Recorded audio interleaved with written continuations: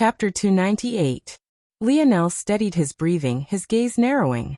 Had he been just a bit slower, he would have been forced to take on an attack from the front and the back simultaneously.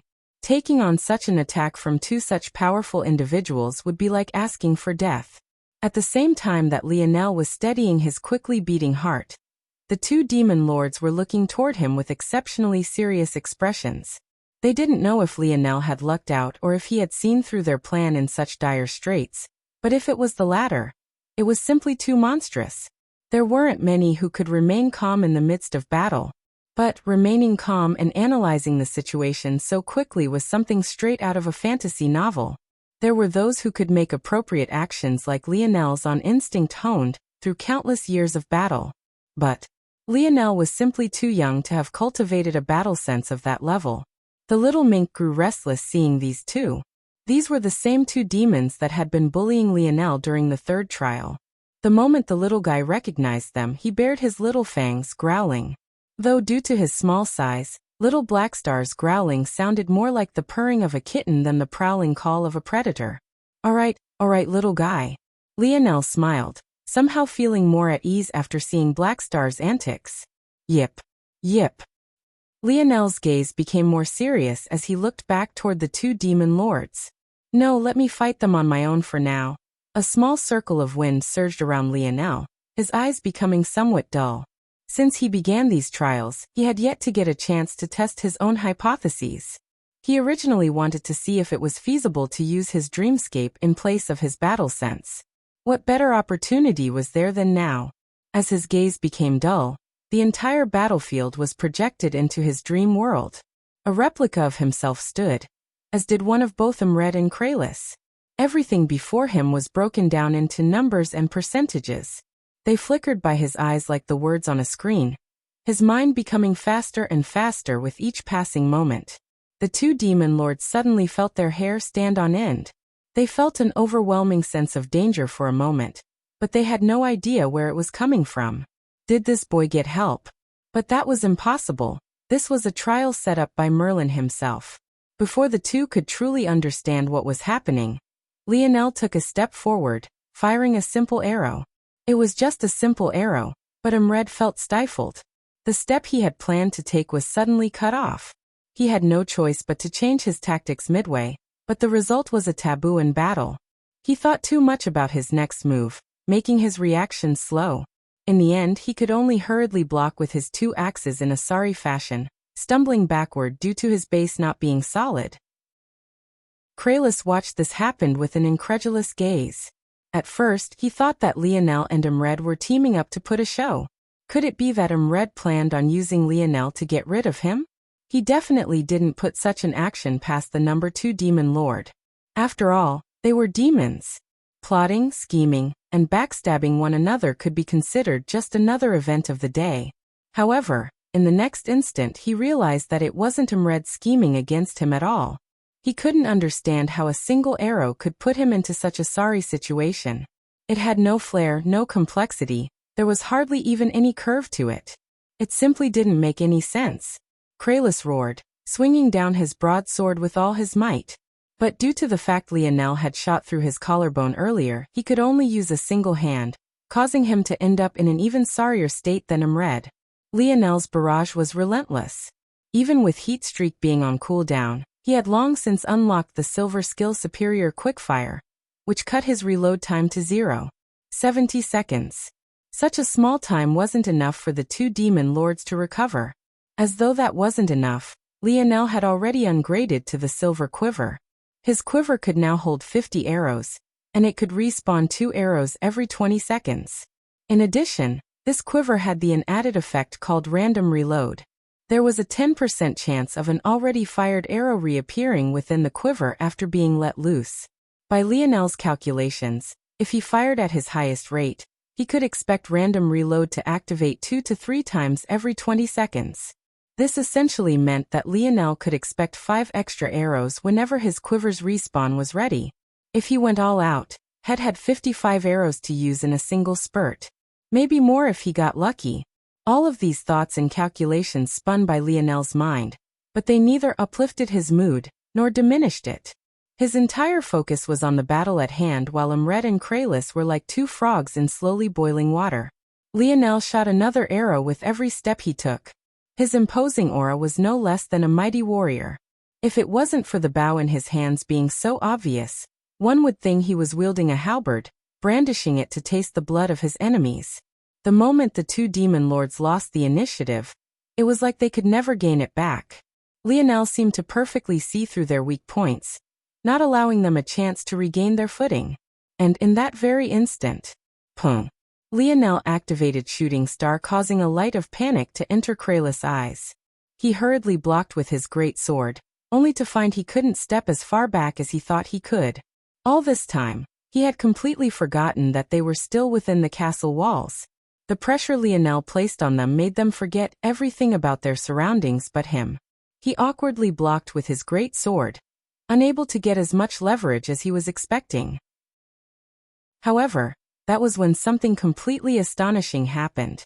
Lionel's arrow skimmed off the side of Kralis' sword, changing its trajectory and appearing before Imred in the blink of an eye. The Crimson Demon felt his life flash before his eyes. He was still reeling from Lionel's last attack. It could be said that the only reason he survived until now was because Lionel had to split his attention between the both of them. How could he possibly challenge two attacks at once? He hurriedly tried to block with his two axes, but it was to no avail. He had never regretted choosing two such heavy weapons in his life. It had always been his pride and joy. But now he definitely regretted it.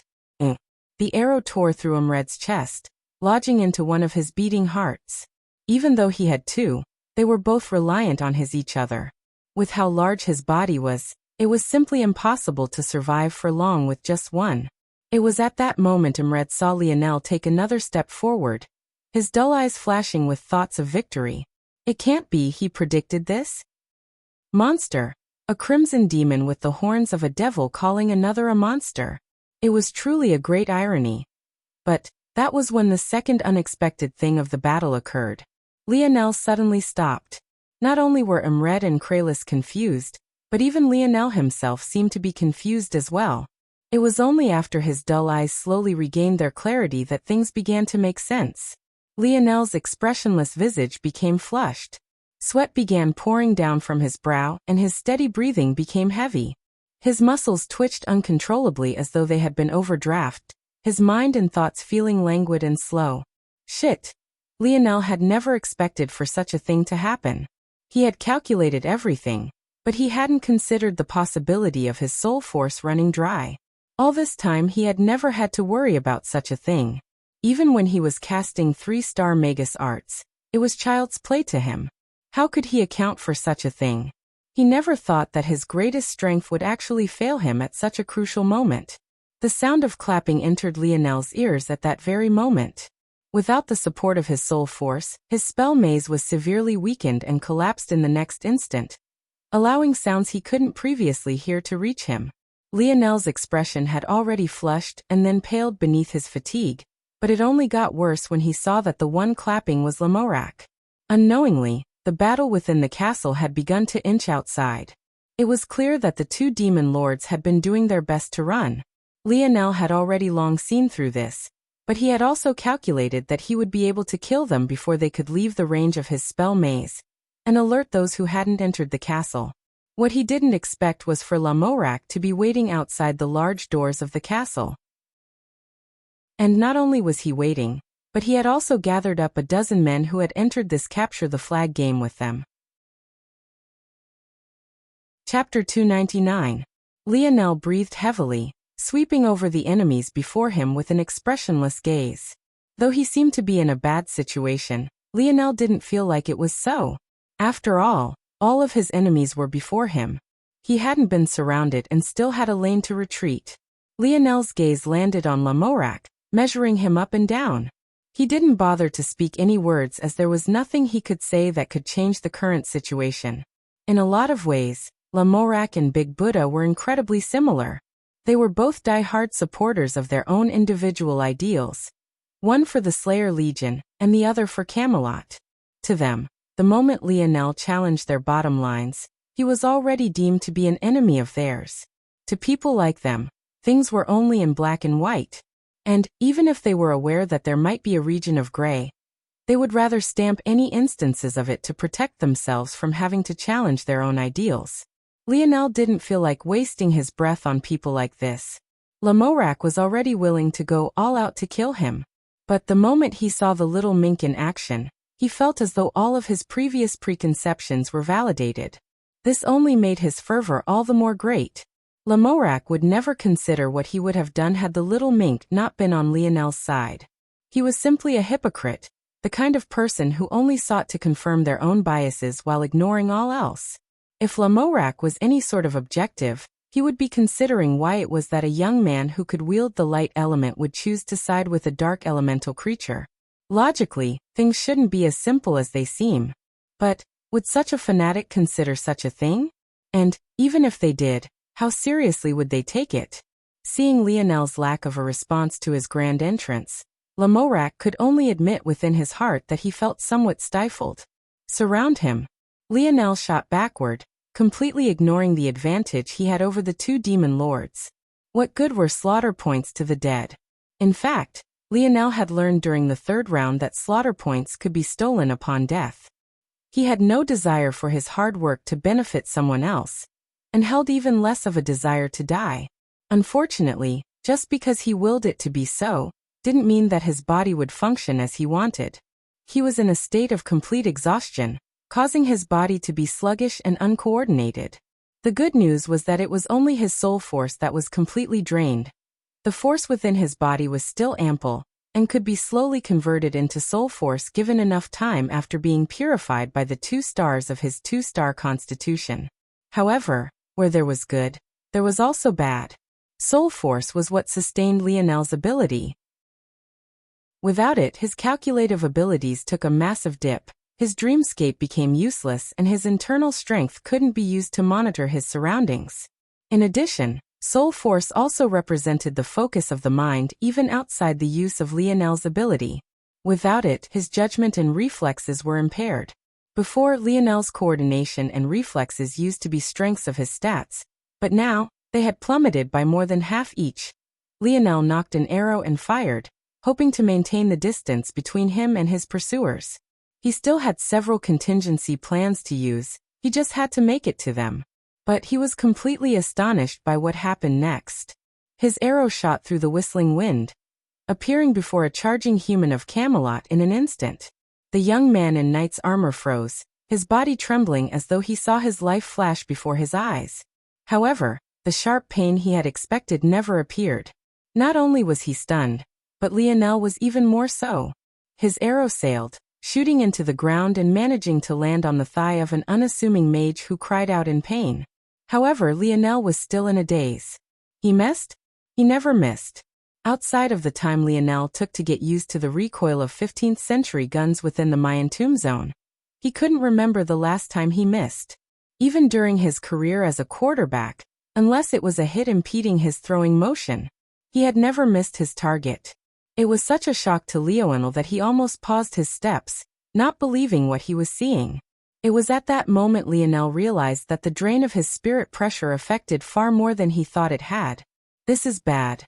Lionel was the only one who realized just how bad his situation was. Others thought it was simply normal if a bowman missed once in a while. Not to mention the fact that Lionel's arrow had still technically hit a target. But Lionel knew that if he stayed here for any longer, his situation would turn dire soon. Mages! Lamorak coldly commanded. Lamorak had waited here all this time. How could he not be aware of Lionel's potential escape route? He might have been more powerful than Lionel, but his main occupation was as a general. The importance of a general star to Camelot just might be greater than a 3-star magus, despite the fact there was more of the former than the latter. However, one had to know that just because one had awakened a general star didn't necessarily mean theirs was at the highest level, nor did it mean it was necessarily serviceable, even. It could only be said that Lamorak's was far beyond a normal level. A volley of arrow spells shot into the skies, falling toward Lionel like a rain of meteors. Arrows of earth, fire, wind and water. It felt as though all the elements of the world were converging onto a single man. The surge of force was so great the front wall of the castle collapsed. widening the doorway until it was dozens of meters across. Little Black Star. Lionel grit his teeth. He knew this move took a lot out of the little guy, but he had no choice. Most of the spells he had prepared in advance had collapsed after his soul force ran out. And obviously he had no ability to cast any more. The little mink stood on his 4 little paws, latching onto Lionel's hair. He growled, his hair standing on end until he seemed to double in size. Just when Lionel was about to be completely overwhelmed, his body was suddenly covered by a thin layer of black fog. Shoo! The violent fluctuations of magic shot through him completely, shattering the ground beneath him, and leaving the ground of the castle in shambles. Chapter 300. Charge. Lamorak watched coldly as Lionel was completely enveloped by a swarm of spells. He was so invested in the death of Lionel that the irony was completely lost on him. Between Lamorak and Lionel, there were still the number 2 and number 4 demon lords. Not only were they both there, but they were both still heavily injured. It could even be said that they were on their last breaths, with Umred being in the far worse condition. Umred had at most a few more minutes to live with one of his 2 hearts pierced through. Not only was he bleeding out, but even if that wasn't the case, a single heart wasn't enough to sustain his massive body. By his side, Kralis wasn't in as bad of a position, but he was still originally weaker than Umred to begin with. In addition, he could only use a single arm with limited use of the other after Lionel shattered his collarbone. To this point, Lionel hadn't done a single thing to harm Camelot. In fact, aside from killing some humans who entered this capture the flag game to target him, all of his kills to this point had been committed against demons. Not once had he actively targeted humans. Yet here was Lamorak, a supposed great knight of Camelot, ignoring 2 demon lords right before him for the sake of taking down Lionel. Maybe in his mind this was still justified. Before Modred appeared, there had always been demons and humans. However, it was only after Modred organized demons and gave them strength and intelligence that they truly became dangerous. To Lamorak, Lionel was another potential Modred. Not only that, but he was a man. As a man of this medieval era, Lamorak still subconsciously placed more emphasis on the role of a man. To him, not only would Lionel become another influence like Modred, but he would become something even more dangerous. This went beyond just the fact Modred was a woman. Others might not be aware, but Lamorak was keenly aware that Modred was King Arthur's daughter. It was precisely due to this tightly held secret that the relationship between their king and queen had been somewhat estranged in the past decade. Due to this relationship, Modred always had some reservations dealing with Camelot. If not for this, maybe things would have gotten out of hand long ago. However, did Lionel have such ties? Not only did he not, but his future was almost ruined by Camelot if not for him taking matters into his own hands. Such a threat, to Lamorak, was even higher than 2 top 4 demon lords. By Lamorak's calculations, Lionel was likely not dead, but he was most definitely severely injured. It was the best time to surround him now. The Knights of Camelot charged into the billowing dust, completely ignoring the 2 demon lords. With Lamorak's senses locked onto them, they didn't dare to make any rash movements against the people of Camelot, or else they knew that this small reprieve they had gained would shatter. They all knew that the quality of elite warriors Camelot had was greater than them as demons. This was the reason they could survive despite being so outnumbered. Even at full health, they might not be a match of Lamorak. However, exactly what no one expected to happen occurred at that moment. Streaks of darkness shot out from the cloud of dust. Though they were faster than most eyes could follow, they came in sets of 3s as though a creature of the darkness had torn space apart with their claws. The front line of knights completely collapsed. Those who didn't die had their armor collapse and their bones broken. Those that were more unlucky were torn in half, their bodies erupting into a rain of blood and gore. At that moment, Lionel shot out from the back of the crater, using it as cover to escape as quickly as he could. The little mink no longer had the strength to cling to his neck or his hair. Lionel could only hold the little one in his arms, careful not to harm its fragile little body. In the instant before those magic arrows landed, the little mink had taken Lionel into his shadow world. Though it was very easy for the little mink to enter that land as it pleased, making him immune to attacks. Taking someone else with him was enough to drain more than half of the little guy's stamina.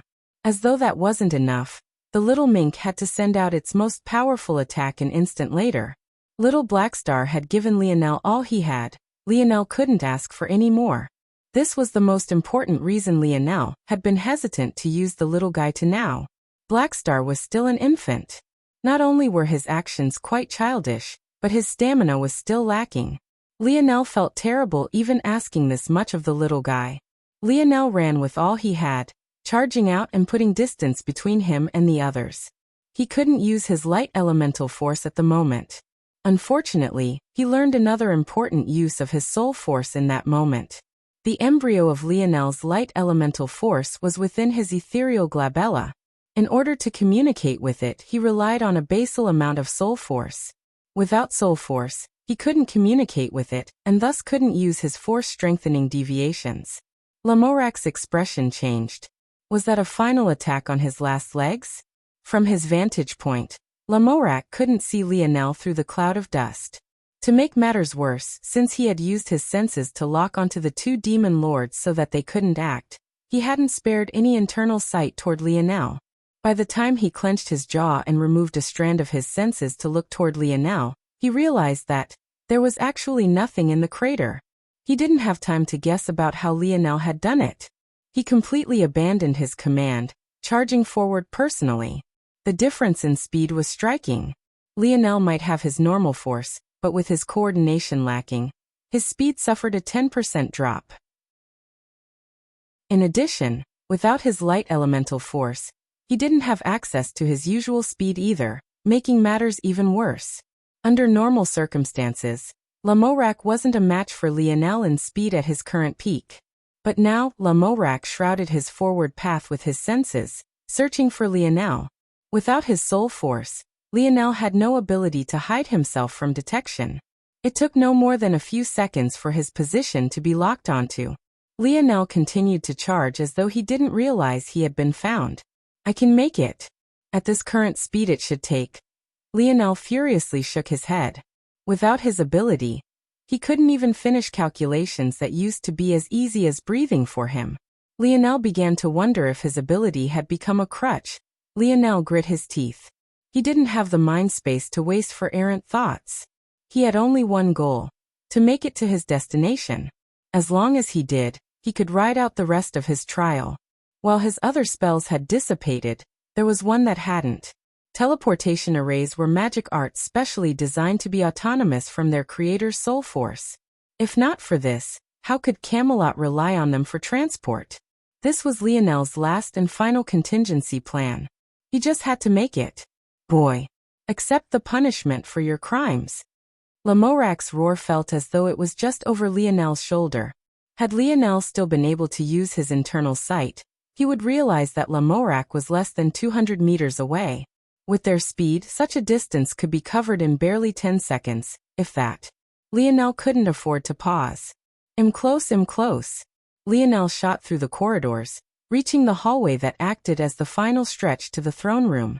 It was at that moment, just as Lionel rounded the final corner, that he felt a mighty force suddenly slam into his body. The air was completely knocked out of him. He felt his bones quake and his inner organs tremble. With the sturdiness of his body after awakening his metal synergy lineage factor, it wasn't enough to severely injure him. But in his current weakened state, it was enough to send him flying backward, skidding along the ground and toward the one enemy he was running with his everything from.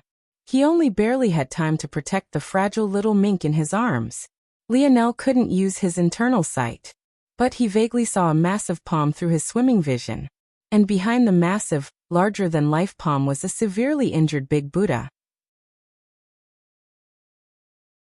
Chapter 301. Lionel groaned, trying his best to stand. He felt his mind spinning. The thumping pain in his mind had been slowly growing since his soul force ran dry. After getting knocked away by Big Buddha, it seemed to have dampened his pain threshold, making it feel as though someone was constantly hammering his head. Lionel stumbled to his feet. In one arm he held onto the little mink and in the other, there was nothing. His bow was too heavy. How could he continue to carry it as he ran? Plus, with the current state of his mind, There was no guarantee that it would even be useful to him now. Under normal circumstances, it would be impossible for someone like Big Buddha to catch Lionel off guard. But these weren't normal circumstances. He truly couldn't believe that a half-dead Big Buddha would rather risk his life and drag up his last bit of strength to push Lionel back toward Lamorak. Was he really that hateful? Was he really so much of an eyesore to this man he once respected? Lionel coughed violently. Luckily, no blood came out. But his body felt uncomfortable all over, and no place felt more so than his heart. He was caught between shock, despair, and rage. The emotions swelled up within his chest to the point it felt his torso might burst at any moment. At that moment, Big Buddha that had been standing before Lionel fell to one knee, weakly gasping for breath. Blood leaked from his lips as his massive hands shrank down once more. It seemed that he had used up the last of his strength sending out that final attack. Big Buddha didn't really understand the situation. His actions weren't so planned as one might think. He only barely managed to lock onto Lionel with his senses, and decided to launch a counterattack with everything he had left. Of course, he could vaguely tell that Lionel was running from something. Being able to obstruct Lionel gave him a faint satisfaction, even as his body seemed like it might collapse at any time. At that moment, Lionel already knew it was too late to keep running from Lamorak. Not only did he need to reach the teleportation pad, but he needed at least a 1 to 2 second delay between the time he reached it and Lamorak's appearance. It was such a small time requirement, yet it felt worlds away at this point. Just a single action of Big Buddha's had brought all of that crumbling. Lionel clenched his jaw, turning his gaze back toward Lamorak's figure. As though realizing the situation, the latter had long since stopped running. He walked with a calm pace, closing the rest of the distance between him and Lionel in what seemed like the blink of an eye. It wasn't long before he was standing just 5 meters from Lionel. Whether it was due to caution or another reason, Lamorak didn't move to kill Lionel immediately. He still had no idea how Lionel had dodged the barrage of arrows previously. In fact, even taking a larger step back, Lamorak wasn't exactly sure what happened between Lionel and the 2 demon lords. His instincts told him that Lionel was a spent force. However, he still remained hesitant. To be able to push 2 top 4 demon lords to the brink of death, Lamorak could only admit that this was something he couldn't have done so easily. Could it be that Lionel was actually more powerful than him? It was a thought that had wormed its way into Lamorak's heart. It made him approach the situation differently than he would have in the past. It seems your actions have given you enemies everywhere. Lionel didn't respond to these words. The act he had put on in Camelot was one thing, but this was the true Lionel. He had no intention of throwing a temper tantrum for the man before him. No matter how wronged he felt, no matter how unfair it seemed, he had nothing to say. He stared toward Lamorak as though waiting for his next action. Lamorak's eyes narrowed. It seemed that he too realized that the Lionel of before had been nothing more than an act. The truest form of Lionel, the one where he could cast off his fears and face the trial ahead with his everything. That was the Lionel before him. A stifling pressure exuded from the young 18-year-old boy. Beneath it, Big Buddha felt stifled to the point of being unable to breathe. Lionel flipped his palm, using his internal sight sparingly to communicate with his spatial bracelet, and bring out the dictionary. Lamorak took an involuntarily step backward, believing that this might be a trump card. How could he know that it was nothing but a walking encyclopedia? From what Lamorak knew, only the treasures of Merlin worked within the trials, so how could he think that the small silver disc in Lionel's hand was anything but lethal? What's the fastest way for me to replenish my soul force? Lionel's sudden words stunned Lamorak. Ping asterisk, replying to seed, dimensional cleanse. Hearing these words, Lionel came to a certain understanding. His spirit always skyrocketed after cultivating dimensional cleanse.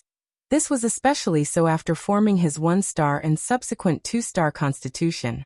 Those benefits had become less obvious after awakening his snowy star owl lineage factor's wisdom branch. But that didn't change the fact. In fact, when Lionel first chose dimensional cleanse, his purpose was to find a technique that could help him capitalize on his ability. Back then, his exact words to Uncle Montez had been, "I felt this one could help improve my ability." I had already chosen before I knew its name. The moment he laid eyes on Dimensional Cleanse, it felt as though it was calling out to him. The only unfortunate part was that the technique was incomplete. Back then, he only had a Tier 9 black reward to exchange for it. How could he trade for the whole of Dimensional Cleanse? Lionel suspected that there were even abilities of his 2-star constitution that he was unaware of even now. Now that Lionel thought about it, he shouldn't have been able to trade for little Tali with a Tier 9 black reward either. Yet, Uncle Montez had still given the little guy to him. He had been ignorant back then, but how could he still be so? What if Dimensional Cleanse was the same? A reward he shouldn't have been allowed to lay hands on. Yet Uncle Montez bent the rules in his favor? Lionel closed his eyes. He didn't have soul force and his ability had entered a state of dormancy. As a result, he could no longer split his mind toward different tasks. He was no different from a normal human with an abnormally strong body. If he circulated Dimensional Cleanse, now he could focus on nothing else. If he was distracted for even a moment, he could suffer backlash and cripple himself. Lionel clenched his jaw. When his eyes opened once more, he looked toward Lamorak with a piercingly cold gaze. Violent winds suddenly shot up around him, as all the force within several hundred meters surged toward him in full force. Chapter 302. Lamorak's expression changed. He didn't know what soul force was. It was a completely foreign concept to him. He had no idea that what Lionel called soul force was the very same spirit pressure he had known all his life. This had been deliberate on Lionel's part. Without understanding what was going on, Lamorak only became more hesitant, allowing Lionel a few extra precious seconds. To the current Lionel, every single one of these moments mattered. Still, it was just for a few seconds. Lamorak wasn't a fool. He knew whatever was happening now would inevitably help Lionel, even if he didn't know what soul force was. If he kept hesitating because of the unknown, the role of predator and prey might flip right before his eyes. Ultimately, he was a veteran general of countless battles. The one thing he didn't lack was decisiveness. Without hesitation, a fiery red and dense force shot up around him like flickering flames. He reached toward his back, pulling a massive, blunt and cylindrical mace from its holster before shooting toward Lionel. He put his everything into this strike, not holding back in the slightest. He put so much power into his attack that the sturdy polearm of the mace bent into an elegant arc, whistling through the air with an opposingly grating sound. Bang! Lamorak was stunned. This time, it wasn't because he missed or that Lionel managed to find a way to evade. Lionel hadn't moved a single inch. His brow didn't twitch, his fingers didn't tremble, his cold eyes didn't waver even as the mace smashed into his body, sending him flying into the sturdy walls of Camelot's castle. Lamorak couldn't help but watch on with a speechless expression. What just happened? Was Lionel suicidal? He knew himself just how much strength he had put into that strike. It was more powerful than any attack he had used against Lionel during their first battle. Back then, Lionel couldn't even take on a casual strike of his. That alone had been enough to fracture Lionel's bones. In truth, Lamorak had been stunned even back then. After all, a normal person would have been blasted into a cloud of gore after one of his strikes, let alone the fact Lionel hadn't been wearing any armor. However, that was all. Besides being somewhat stunned, it wasn't enough for him to lose his mind. This time, Lionel was also not wearing any armor. How could he possibly survive? Lamorak sighed a breath of relief. It was finally over. Just when Lamorak wanted to relax completely, he suddenly realized that the violent surge of internal strength was still spiraling. In fact, now that he wasn't panicking, he was stunned by just how much there was.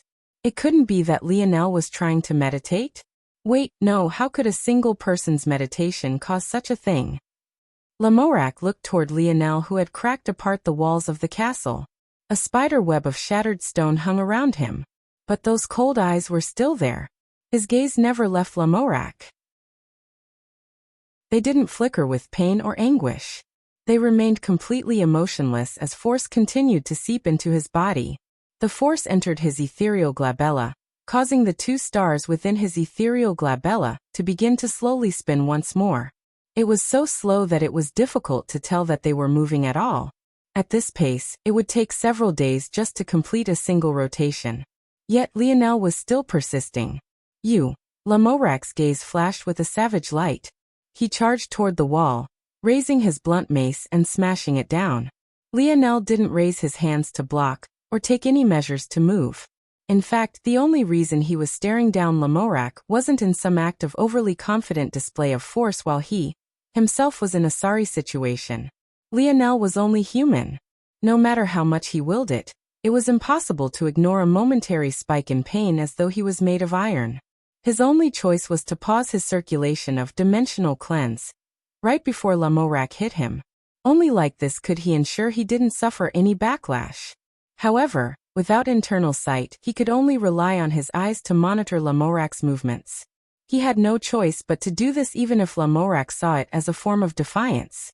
Unfortunately, that was exactly how Lamorac saw it. Every time he put his everything into a strike, he would find Lionel's gaze looking back at him as though nothing had happened. Bang! Bang! Bang! The bones and flesh across Lionel's body shattered, splintered and bled. If it wasn't because he reached the standard state, allowing his current body to match the weak state when his runes were activated, he would have long since been beaten into a meat patty. Lionel was truly barely holding on. Being forced to pause his technique at the instant Lamorac hit him only made everything worse. An already slow process only became slower. His 2 stars were slowly picking up speed, but with the pain racking his body, it felt to Lionel as though the time would never come. Lamorac's gaze was completely bloodshot. He reached forward, picking up Lionel by his throat. His arm bulged, slowly squeezing the life out of Lionel. Even as his face turned red, Lionel continued to stare at Lamorac. From this close, Lamorac felt as though a winter storm was brewing around him, causing goosebumps to run up his tanned skin. Lionel couldn't have been in a sorrier state. His limbs were bent into awkward angles. His chest had bloomed into an open cavity of shattered bone and organs as though a crimson rose, and his blood dropped to the floor like a savage rain. He had never been in such pain in his life. What held him together wasn't a deep sense of pride or responsibility, but simply the will to live. The shame of giving up on his own life still weighed heavily on his soul. Whether consciously or subconsciously, he refused to feel that same shame again. Yet his gaze made Lamorac feel as though he was the one suffering such severe wounds. Maybe the only good things about Lamorac's crazed gaze was that he didn't have the presence of mind to turn any of his rage toward the little mink Lionel had tossed away to a far-off corner. Chapter 303. Lionel's legs hung weakly in the air, his face slowly turning red as Lamorac's hand clamped down on his throat. It felt as though his whole body was washed by pain. It was an endless torrent that rammed through his senses like a tsunami, crashing through his mind in a repetitive, infinite cycle. In his current state, lasting without oxygen for tens of minutes at a time, though difficult, wouldn't be impossible. However, having one's throat clamped down wasn't just about oxygen. It was also about blood flow. Lionel felt his head becoming light. The pounding headache he had earned himself after his soul force ran dry was only getting worse. Yet, maybe in an odd twist of fate, he could just barely ignore because its level of pain was nothing compared to what was happening to the rest of his body. Lamorac became irrationally enraged, staring toward Lionel's unwavering gaze. Whether it was consciously or subconsciously, he felt as though all of his actions were being judged. It was impossible to tell whether he knew he was in the wrong, but all that was important was that he didn't like having to question himself in this way. A roar escaped his lips as he slammed Lionel into the already cracked walls. The result was Lionel's already slipping consciousness swirling once more. Lionel found it difficult to tell which way was up and which way was down. The whole world seemed to swim. He only barely managed to hold on to 2 thoughts. One was the circulation method of dimensional cleanse, and the second was the start and stop timing of this circulation. He knew it was the only way for him to survive. He just needed his soul force to recover. It seemed so close and yet so far at the same time. At some point, the pain began to numb his body. But was this a good thing? Pain was a sign of life. So what was numbness a sign of? Lionel clenched his jaw, weathering the storm of Lamorac's rage. Just a little more, just a little more. Lamorak's grip tightened around Lionel's throat even more, as though trying to twist his head off. However, he found his actions no different from trying to squeeze a thick metal pole. When he looked at Lionel's body, though his flesh was beaten and battered, along with his bones being broken in several places, it all seemed far too shallow for the punishment the Grand Knight had inflicted onto him.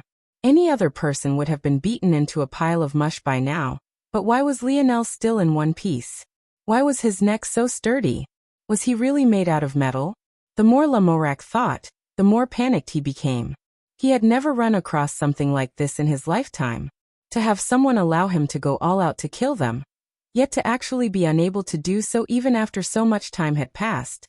The more blows Lamorak landed, the more his panic set in and fused with his rage.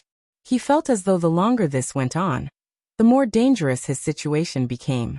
Die, die, die. Lamorak completely lost his composure. The calm Knight of the Round Table had somehow become a madman. It felt to him that as long as he could kill Lionel, then it would all be justified.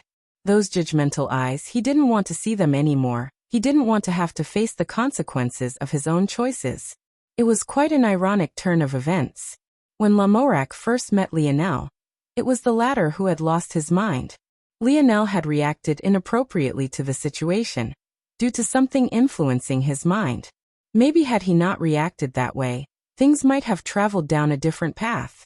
And now, it was Lamorak who had lost his cool. Lionel didn't know how much pressure Lamorak had been under in these past few months. It was his suggestion that turned Camelot against Lionel. Though it didn't seem like it on the surface, this affected the trust between him and King Arthur. Of course, when one was having internal struggles, they had to show a united front to others.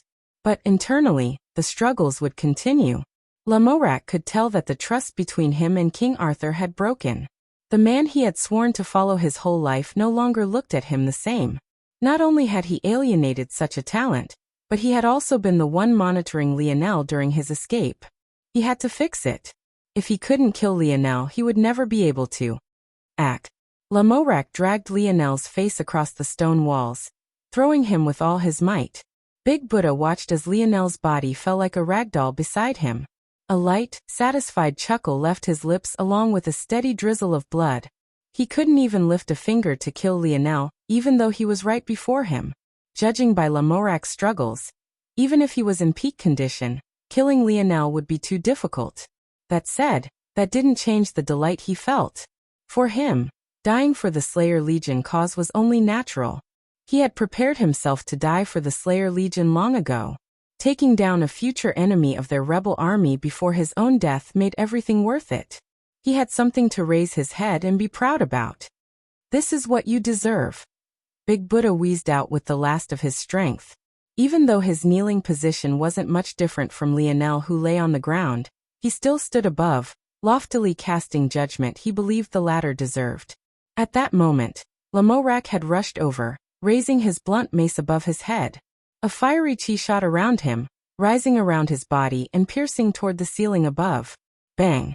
Lamorak didn't pause, not even sparing a glance toward Big Buddha, who had gotten sent flying beneath the air pressure of his strike. He rose his mace again, swinging down with all his might. Bang! Ha ha ha ha! Big Buddha slid down the wall he smashed against, his laughter resounding through the halls of the castle. Yes, it was all worth it. All of it was worth it. Bang! Lionel's body was like a small boat in a raging storm. The only thing he clung onto was shame. It wasn't a shame he felt now, but rather one from months ago. Not again, never again. Even if he died here, it wouldn't be due to lack of trying. Clang, clang, clang. The surging winds around his black-chained spear grew more resounding. They had already shifted violently beneath his choice during the first elimination round. But now, it was even more active, as though trying to make its presence known. Bang! Lamorak's chest heaved. He had been giving it his everything. He had never regretted choosing a blunt weapon in his life. Yet, for maybe the first time he was. If only he had a sword, an axe, a blade of any sort. Would he be in this situation now? It was quite ironic. Just moments before, wasn't Imred lamenting his choice of weapon too? Maybe. Just maybe. It had nothing to do with the weapon at all. Lamorak roared, his muscles bulging as he raised his blunt mace with 2 hands, his aura towering. From below, Lionel looked on, his blood having fused with the cracked ground around him. No matter what happened, he seemed to stare toward Lamorak endlessly. He didn't say a word. His lips were splintered and cracked, yet he held them sealed. The slow rotation of his 2 stars had become much faster. As though pulling at chains that had held them down, the rotation only increased with each passing moment. Bang! Chapter 304. Lionel didn't regret his actions earlier. His regret had become a recurring event with him. He would make a mistake, acknowledge it, then move on. Over time, he wouldn't make the same mistake again, but that wouldn't stop him from making more and continuing to regret them. For all intents and purposes, this was another mistake. Lionel didn't consider the fact his soul force could ever run out. This was only natural. He had become so used to using his soul force with impunity. He didn't even think reaching his limit was possible. It seemed impossible to him. After all, he had a mind with the capacity of a 5th-dimensional entity, even if he was lacking in the power. Running out of strength while battling within the 3rd dimension would seem ridiculous to anyone. However, this was the reality before Lionel. Yet he didn't regret it. In fact, it was something that filled his heart with anticipation and fervor. The power his dreamscape battle sensibility gave him was something he could have never imagined. He toyed with the lives of 2 demon lords. Even if it was Lamorak before him, he would have been able to force the Knight of the Round Table into a corner as well. Lionel was certain of this. It was a power he created himself. It wasn't something he was born with like his metal synergy or his spear domain lineage factor. He had built it with his own 2 hands. There was something about this that filled him with pride. He had earned it. It was his. Whatever consequences might come with it, he would take. And why not? It was his.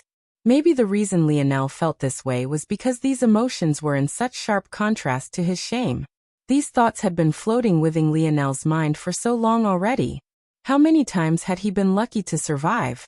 Lionel still remembered the conversation he had had with Roaring Black Lion within the Hive Cave. He might have had very few interactions with Roaring Black Lion, but that one in particular resonated with Lionel. The New World Older seemed to make the pains of the past worse. The bad of human nature seemed to have been peeled back like a festering wound, open to being damaged more and more with every passing moment. Lionel realized how lucky he was to be in his position. Whether it be the talent passed down to him by his parents or the odd twists of fate that had allowed him to keep his life until now. His dreamscape battle sense was one of the first things that wasn't just luck. Sure, his ability was gifted to him, but how he used it was built with his own hands. That budding feeling within his chest seemed to grow. With every strike Lamorak landed on him, these thoughts only reaffirmed themselves. This pain that he was suffering now? Was it worth it? Bang! Was it still worth it now? Bang! How about now? Were you still proud? Did you still hold your head high? Are you not willing to beg for mercy yet? Bang! It was a repetitive cycle. The whistling wind, Lamorak's roar, the sound of metal meeting flesh, Big Buddha's cackling laughter. It was all imprinted within Lionel's heart. Even he didn't understand what this budding feeling was, or what it represented. Maybe that was just how human nature was. People thought about inexplicable things at inexplicable moments. They felt ways they couldn't explain, and ignored what might have been logical at any given instant. However, there would come a day where Lionel understood even if it wasn't now. For now though, he felt a welling sense of pride. Because at least this time, he hadn't given up. Lamorak raged, his mace swinging down with everything he had. He lost himself in his emotion. He didn't hear the sound of his weapon connecting. He couldn't feel it either as his arms grew numb. He couldn't even hear the sound of Big Buddha's laughter. All he saw was Lionel's gaze. That empty, calculating gaze as his body was slowly being beaten into the ground. At that moment, a massive crater had appeared within the castle. As Lamorak pounded down, he sunk further into the crater along with Lionel, not caring for what might happen to the foundation of Camelot. By this point, many of the warriors he had been commanding had long since caught up. They watched this scene with astonished gazes, not knowing what they should be doing. But Lamorak didn't notice them either. All he saw was that gaze, those two pale green eyes. They seemed to be the only part of Lionel's body left untainted by blood. Then he swore. He swore he saw those two eyes smile. Grand. Heal. Lionel's voice cut through the whistling wind. At that moment, the situation changed. A blinding surge of light encased Lionel, repelling Lamorak back several feet. Grand heal. Lamorak didn't believe what he had just heard. In the whole of Camelot, there were only two people who could use this spell, each more respected than the last. One was Pope Margrave, and the second was the man he respected the most in this entire world, King Arthur. It was a 3-star magus art on a completely different level than minor heal. In fact, it was so difficult to cast that it was even set apart from other 3-star magus arts. The reason this art was so difficult to cast was because not only was it a healing spell, but it was simultaneously a defense spell. Upon activation, the spell would give off a massive push force field, forcing any enemies in the vicinity back. Even Lamorak was blasted back tens of meters before he could even react. By the time he realized what was happening and charged forward again, his visage coated with a savage expression, it was already too late. Lionel slowly stood from the crater, his clothing in complete tatters. His movements were slow, yet they held an undisguised strength behind them. His sturdy, bronzed skin shone through the tears in his robes, giving him a wild, untamed appearance. In the past several months, Lionel's hair had grown uncontrollably. Plus, due to the fact it was as sturdy as thin filaments of metal now, it was simply too much of a hassle to cut. By now, it was already approaching the small of his back, completing his unrestrained look. With a flip of his palm, his bow appeared. Even without an arrow knocked, Big Buddha's laughter came to a grinding halt, and those warriors who were in the surroundings involuntarily took a step back. I hope you had fun. Lionel said indifferently. It's my turn now. Chapter 305. Lionel didn't wait for Lamorak's response. He had already taken a step forward and knocked his first arrow. Bronze runes lit all across his body, a halo of violet bronze hanging above his head.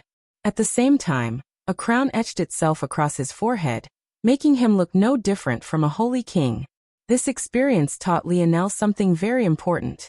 His soul force stamina wasn't just about the amount of soul force reserves he had, but also about how quickly he was able to replenish it.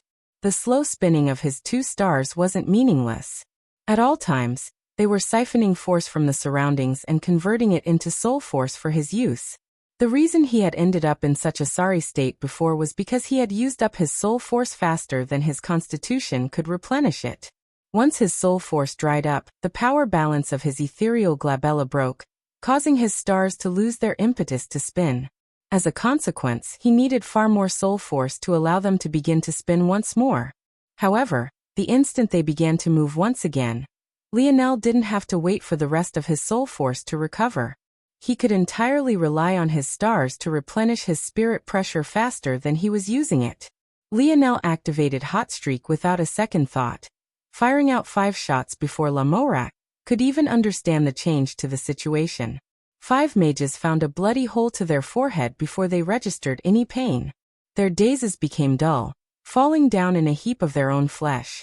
Lamorak was stunned by the sudden change before his eyes turned a furious shade of red. Boy! Lionel's expression turned cold. I have long since been tired of you. These were the second time Lionel spoke these words. But compared to the first time, he meant them even more. He watched Lamorak pick himself up and charge toward him with a cold expression. As though he didn't realize the danger he was in, he continued firing. It felt as though every step forward Lamorak took, another one of his people would fall. No matter how much he raged and shouted, Lionel didn't seem to hear any of it. You monster! Lamorak's steps had almost reached Lionel, but his spirit was tired. He hadn't held back at all while trying to kill Lionel just now. It could be said that he was already a spent force. Yet Lionel was actually alive. It seemed like it was all a joke. He, a knight of the Round Table, wasn't able to kill someone who couldn't even move to defend themselves. Lionel almost laughed at Lamorak's words. Monster? When did I ever target any humans? How many demons have I killed in comparison to humans? Now you want to surround me, prey on me, kill me, and then call me a monster when I retaliate? There was a point in time where I saw you as a rival to surmount. You have no idea how many thoughts I've spared toward you in just the last month. But you've disappointed me. I realize now that being powerful doesn't make one worthy of respect. Lionel smiled. It was a smile of relief, the kind one could only smile after a great burden had been taken from their hearts. His loss to Lamorak had been weighing on his mind for a long time, but he finally felt that weight lifted from him today. Lionel met Lamorak's gaze. He could see that the latter's gaze was still reddened to the point of irrationality. Even if he heard Lionel's words, it was unlikely that he had recognized his faults. But Lionel no longer cared. He fired a last arrow, slaughtering the last of the humans before turning his attention back toward Lamorak. However, Lionel was stunned to realize that this grand knight wasn't even moving toward him anymore. He looked toward Lionel like a wounded beast. Then, did something that left Lionel not knowing how to feel. Lamorak stared toward Lionel with bloodshot eyes. His force surged, building up toward his head. In the next instant, his head exploded. It was a level of gruesome that couldn't even be explained. Blood and brain matter fell from his headless shoulders. And not long later, his body slumped to the ground, keeling over. Lionel stared forward for a long while, not knowing what to say or do. In the end, he could only shake his head and sigh. Was it something about this world that made people act like this? He really wished he could do something about it. When Lionel regained his bearings, his gaze turned cold as it swept toward the one person he had left alive, Big Buddha. By now, the large man had long since stopped laughing. His gaze looked dull. He only slightly trembled when he noticed that Lionel was looking toward him. Was it worth it? Lionel asked. He didn't know why he asked. He didn't expect to get anything out of it, yet he did so anyway. Huh. Big Buddha chuckled. You're alive, how could it be? Lionel shook his head before piercing Big Buddha's throat with an arrow. He looked up toward the ceiling of the castle and sighed. At that moment, within the Merlin trial grounds, everyone was waiting silently. Those who hadn't gone had made a strategic choice. After all, not going was essentially like gaining a free 24 hours of rest. Such a break was incredibly rare during the trials. Obviously, the recovery rewards simply weren't enough, especially for those who chose to use the energy more toward cultivation rather than toward healing themselves. Like this, many kept to themselves. Some tried to pry into the segmented cube Lionel left behind, but it was too difficult to cross the void to reach it. Plus, even if they did, they thought that since Lionel dared to leave it here, it was likely something they couldn't pry into all that easily to begin with. Soon, the time limit approached and many began to go on alert again. Those who had lived through the random event should be coming back any time now. That boy, he's probably dead, right? Most were thinking along these lines. Though the choice to go wasn't made public, it was pretty obvious by those who were here. 2 top 4 demon lords had gone along with 7 other lower-ranked demon lords. On top of that, there was Lamorak who had clearly disappeared as well, and he had even taken what seemed like a small troop of humans. That boy was finished. King Arthur looked up from his meditation with indifferent eyes. He wasn't thinking about whether or not Lionel survived. This was a foregone conclusion in his mind. He was thinking about how he would get his hands on the segmented cube afterward. Unlike others, this wasn't a matter of greed for him. It was rather about the little girl. King Arthur knew Pope Margrave well, and he had information channels monitoring the church. This little girl seemed to be very important to the Pope. He just didn't know why. Since he couldn't understand, it was better that he controlled this card in his hand. As he was lost in thought, a small flash of light swept through. At that moment, dozens of pairs of eyes landed on a young man who appeared with an indifferent expression, his clothes ripped and covered with blood. He held his bow in his hand and swept an unperturbed gaze over those stunned gazes. Lionel had returned. Chapter 306. Hearing the rewards Lionel was given, everyone who had been looking toward him in shock suddenly went green with envy. They had all been here when the Merlin trial moderator, had said that Lionel could stand to receive 10 times the reward should he succeed in passing this random event. However, seeing it displayed before them now made them feel as though their innards were being twisted with countless little blades. So what if the reward had a multiplier to it? In order to benefit, Lionel would have had to survive, and none of them believed that he would do so. Yet, not only had he survived, but he had only returned with barely over half a dozen people. Of the over 40 that went, so little actually returned. King Arthur abruptly stood, his gaze turning red as he looked toward Lionel. No matter how he swept his gaze, no matter how many times he double and triple checked, Lamorak was gone. His brother in arms for so many years, one of the 12 men he trusted his whole life to gone. He didn't fall during war nor beneath a siege of demons or the hands of Madrid, but he fell to the hands of a boy that didn't even have to be their enemy. King Arthur's chest heaved, but it had a slowly rhythmic beat to it. He looked like a beast suppressing his strength, using all of his will to temper down his rage as he stared daggers toward Lionel. At that moment, an unconcealed kingly might exuded from his body. It was the kind that left those who were too weak stifled. Any lesser man or woman would fall to their knees. However, everyone here was an elite of the elite. Even if they felt pressured, they could forcibly withstand it. That said, they couldn't say the same if they were the target of this pressure like Lionel was. Yet, the boy stood there and met Arthur's gaze with his own, remaining expressionless. He didn't say any words of taunting nor bravado. Yet his presence alone seemed to be enough of a slap to the face. To Lionel, this was what King Arthur deserved. A pillar of blinding golden light descended upon Lionel from above. He couldn't bother to care for King Arthur's emotions anymore, and could only focus on accepting this reward. Much like all his other rewards, this recovery reward had a 10 times multiplier as well.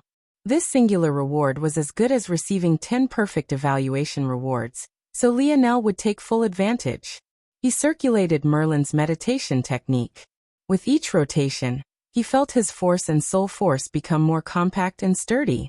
In the past, even when he sent his internal sight into his body to monitor his nodes, he would only see faint wisps of force. It couldn't be helped. His force nodes were measured in lengths of singular cells. The fact he could sense force at all was a testament to how talented his sensory abilities were. But now, Lionel could sense a heavy flow within his body. Though it wasn't as exaggerated as turning to liquid, what it did become was a thick fog. Lionel realized that this thickening not only increased the amount of force he had, but also made it easier to control. He no longer had to rely on a faint sense of where his force was and what it was doing. It was now as bright as day to him. In addition to helping him meditate, this reward was a great help toward healing his lingering injuries. Though Grand Heal was excellent, it hadn't been able to completely solve all of Lionel's troubles. In fact, if Lionel thought about it, it actually did much more for him than he thought it would.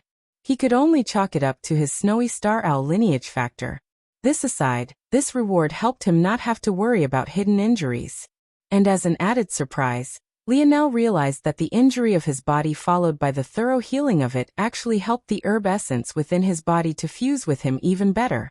He felt that he was already faintly reaching the peak of the standard stage, and might even have another breakthrough soon. Just the standard stage alone was enough for Lionel to resist Lamorak's barrage for several minutes, and that was without activating his runes. He couldn't even imagine what would happen if he broke through again. Would it even be possible for anyone within the third dimension to hurt him at all?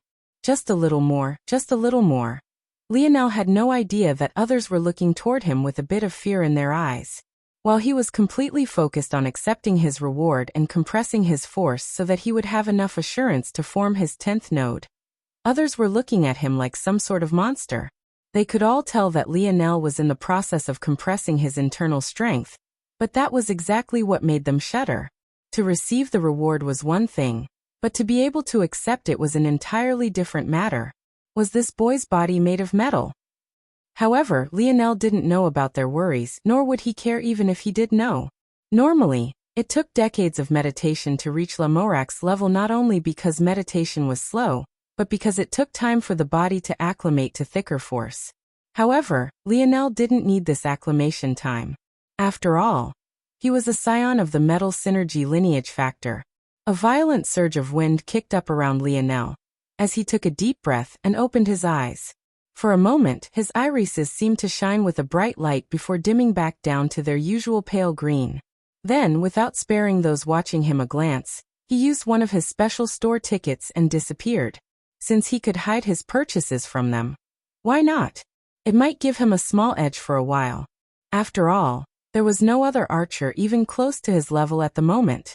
When Lionel entered the special store, he was faced with an immediate dilemma.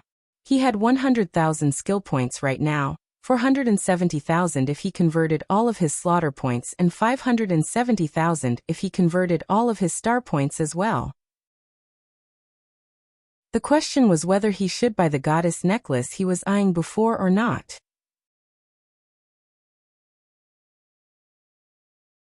Chapter 307. Though Lionel could be considered to be a rich man now, he knew that he had to be cautious with how he used his skill points. Another random event wasn't going to come anytime soon, especially since Lionel felt as though something was artificially accelerating these trials along. Whether it was how quickly the first elimination round came, or the fact a random event was triggered at all, both were signs that these Merlin trials just might not last as long as they had in the past. All of these treasures seemed blinding to the eye, but Lionel knew well that they were practically useless to him. After he left this zone, they would all disappear. So wasting time on them was exactly that, a waste. The only value this necklace had to him was in his dream sculptability. But if he used all of these skill points, Lionel knew he would be able to unlock at least 2 of the 4 seasons. That kind of boost to his strength couldn't be looked down upon at all. This seemed like a smarter choice, but Lionel hesitated again. 370 slaughter points is so many. It would be quite literally impossible for me to gather this much again. Lionel wasn't wrong. There were only about 200 warriors that entered the trials this time around. By all logic, gathering this many again would be impossible, unless another multiplier event was given. But, even if that did happen, there was no guarantee that Lionel would be the one to benefit this time. He had gotten lucky this time, but that didn't mean there would be a next time. Plus, there was also the fact that Lionel couldn't run from the fact he almost died. Had he not reached the standard stage and thanks to Merlin's recovery rewards, or had Lamorak not been a blunt weapon wielder, who knew how things might have turned out? It seemed smarter to just wait. What if the exchange rate for slaughter points increased again to 10,000 to 1? If that happened, Lionel could clear his whole skill tree with ease. Lionel took a deep breath. This choice was definitely a difficult one. Lionel looked down at the napping little mink in his arms. The little guy had gained a recovery reward through him, so his situation was much better than it had been in the past. After a while, Lionel made a decision. He converted 170 of his slaughter points into skill points. Then a menacing cold suddenly swept around Lionel, and through his bones. He felt as though his whole world had been cast into an endless white filled with nothing but a chilling bite. Lionel's gaze went blank for a moment. Artistic conception. These words were whispered into his mind. The universe was filled with all sorts of beautiful mysteries. The birth of a child, the budding of a flower, the rise of the sun. If one had to describe why each one of these was beautiful, it might be difficult to do. This sort of clear but difficult to grasp, comprehend and describe beauty. This was artistic conception. When one listened to a musical score, the feelings that welled up in the heart, the emotions that preyed on our deepest desires, the lurking memories that surged up from our subconscious. This was artistic conception. This was where the strength of the universe cycles lay. Everyone could see the beauty in the seasons, but how many could capture them? How many could relay the beauty they saw to others? How many could make the 4 seasons their own? A thin layer of frost began to form around Lionel, coating his hair and his brows while even turning his lips a vague shade of blue. It was only after a long while that he awoke. But the look within his eyes seemed to have grown several levels deeper, as though there was unknown and unfathomable depths hidden within their pupils. So this is the 4 seasons realm. Lionel was shocked. It wasn't by the power, but because of just how much the 4 seasons realm reminded him of his dreamscape battle sense. It was a hard to describe feeling, and even more difficult for Lionel to fully grasp. But he felt like there was a thin, translucent line connecting the two that he couldn't quite put his finger on. In fact, he vaguely felt that his dreamscape battle sense was even a level more powerful. If others heard Lionel's thoughts, they would think he was a madman. But this was simply how he felt. Of course, Lionel still knew that his dreamscape battle sense was lacking in many aspects. For example, the efficiency was too low, almost like a written code that used up too much of a computer's memory. An elegant piece of code, and a complex one could both execute the same task, but the former would always be faster and less strenuous. Lionel felt like he was in the same situation now. His dreamscape battle sense was an excellent technique, but the organization of his skills was lacking. Due to this, it took too much of his soul force to pick out the perfect technique to respond with, and as such, it drained him too quickly. In addition to this was just reliant artistic conception. Lionel was relying on the comprehensions of someone else right now. So how could this possibly represent the true strength of the Four Seasons realm? Plus, Lionel didn't necessarily feel like he had to choose one or the other. If his dreamscape battle sense and his universe cycle comprehension could be fused into one, just what kind of monster would he become? Lionel took a deep breath and left the special store. Chapter 308. When Lionel appeared, everyone felt the change within him. They could all sense the biting wind and the chilling aura. It was as though his will was being manifested in tangible form. Those who knew what this meant looked on in shock. It was precisely because they knew exactly what they were seeing that they felt as though their understanding of the world had been turned upside down. Comprehending the Four Seasons realm was one matter, but manifesting this understanding so clearly for all to see was a completely different matter. It was easier to accomplish this when it was one's own comprehension. But when relying on the comprehension of another, this feat became several times more difficult. The fact Lionel could do this was too confusing. Even King Arthur didn't know what exactly it meant. However, it could be said that if those of the Morales clan were present, their shock would be no less. Unfortunately, no one had the time to think about their next move. The small gray platforms began to rumble. This time Lionel was ready. As he fell toward the massive gray platform beneath him, his gaze was like lightning, seeing through the intentions of all those around him. Still, he couldn't help but smile bitterly.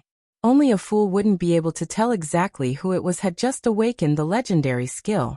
Shoo! Lionel's pupils constricted. 3 arrows came at him from 3 different directions. It was as though everyone had come to a tacit understanding that he was the greatest threat. But this time, there was no little Nana by his side, and the little mink was currently sleeping within the segmented cube. However, Lionel didn't panic. During the random event, Lionel had cast Grand Heal. But by all rights he shouldn't have been able to. After all, within the Merlin trials, the only skills one was allowed to use were the ones they unlocked with skill points. And since Lionel had chosen a bow as his main weapon, he obviously couldn't cast spells like those who had chosen wands. Yet he had done so anyway.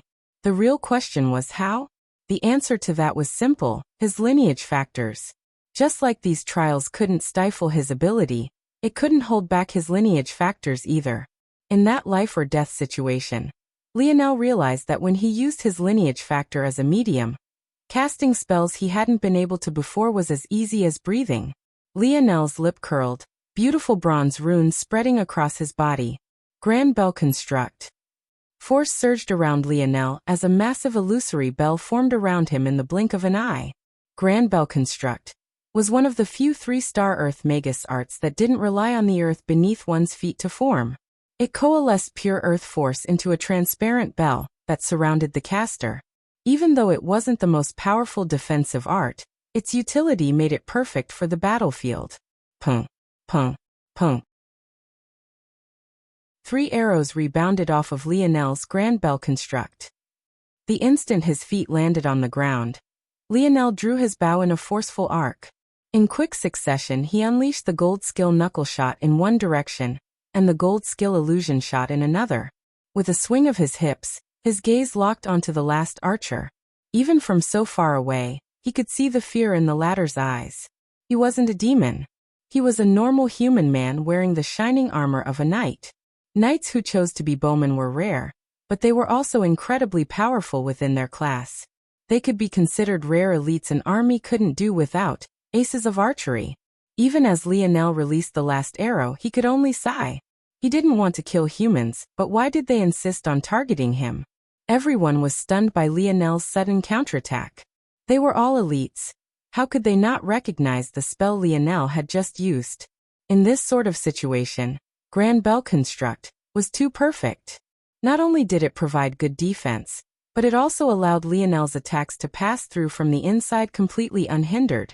Though it gave up some defensive strength in order to allow this, its utility in the midst of battle was completely unmatched. However, whatever success Lionel had didn't last for long. At that moment, a towering aura shot through the skies. Even Lionel couldn't help but turn his head toward a certain direction. Despite the fact he could just as easily lock onto this person with his internal sight, it felt that it was improper of him to do so. It was no surprise to Lionel that this towering aura was coming from King Arthur. Clad in white armor fitted with roaring white tigers, his blonde hair billowed beneath his surging aura. The sword in his right hand seemed to shimmer like the brightest gold. Every step he took caused the platform to quake. With reddened eyes, he slowly walked toward Lionel. No matter who he came across chose to take a step out of his way. Not a single person seemed to want to get in his way at this very moment. The humans of Camelot looked toward Lionel with reddened eyes. Their rage could be imagined. How long had the Knights of the Round Table held up the hope of their nation? How much had they taken on their shoulders? All of them were brothers in arms. Yet for Lamorak to fall not at the hand of a demon, but a fellow human, it ate at their hearts and organs, making them shed hot tears. In Camelot, the tears of men were rare. Maybe this was the same no matter which society it was. With rarity came a certain heaviness. It was a weight that suffocated the atmosphere, bearing down on it, until even the air one breathed felt like scorching lava. As a king, Arthur couldn't shed the tears he wanted to. He put the whole of his rage into his sword, causing a sword force that could cut mountains to sing through the skies. He wanted Lionel dead. He wouldn't rest until he was. Chapter 309. Lionel calmly watched as Arthur built momentum, dispelling Grand Bell Construct. Since he wanted to fight, Lionel would fight. He felt no sadness nor any remorse. Lamorak deserved to die. Lionel took a step forward, his aura billowing upward, clashing with Arthur's. A surging violet aura stood above his head, fusing with his halo. In that moment, even King Arthur's felt stifled. In a corner of the platform, Modred watched on with twinkling eyes. Despite the fact her father was so enraged, she didn't seem to feel any sort of particular way about it. She watched on like any other normal spectator. In truth, she was the most curious about Lionel. It seemed that her favorite lover in recent months actually seemed to have quite some history with this boy. But she still couldn't understand how they were related. Though Monet tried to hide it, it was pretty obvious to Modred. This was especially so after that big Buddha character didn't come back from the random event. Modred smiled. The contrast of her cherry lips to her pale features was especially striking. "It seems you all have forgotten about me." Her voice was especially sweet, but it was barbed with the thorns of a rose. She raised her wand, her slender fingers wrapping around it.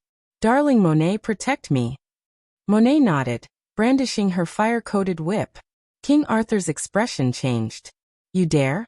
Modred smiled as though she hadn't heard a thing, a violent dark energy surging around her. She needed slaughter points. Why would she wait around for a stupid battle of manly pride to finish? Since King Arthur wasn't paying attention to her anymore, this was the perfect chance for her to act. Modred tapped forward with her wand.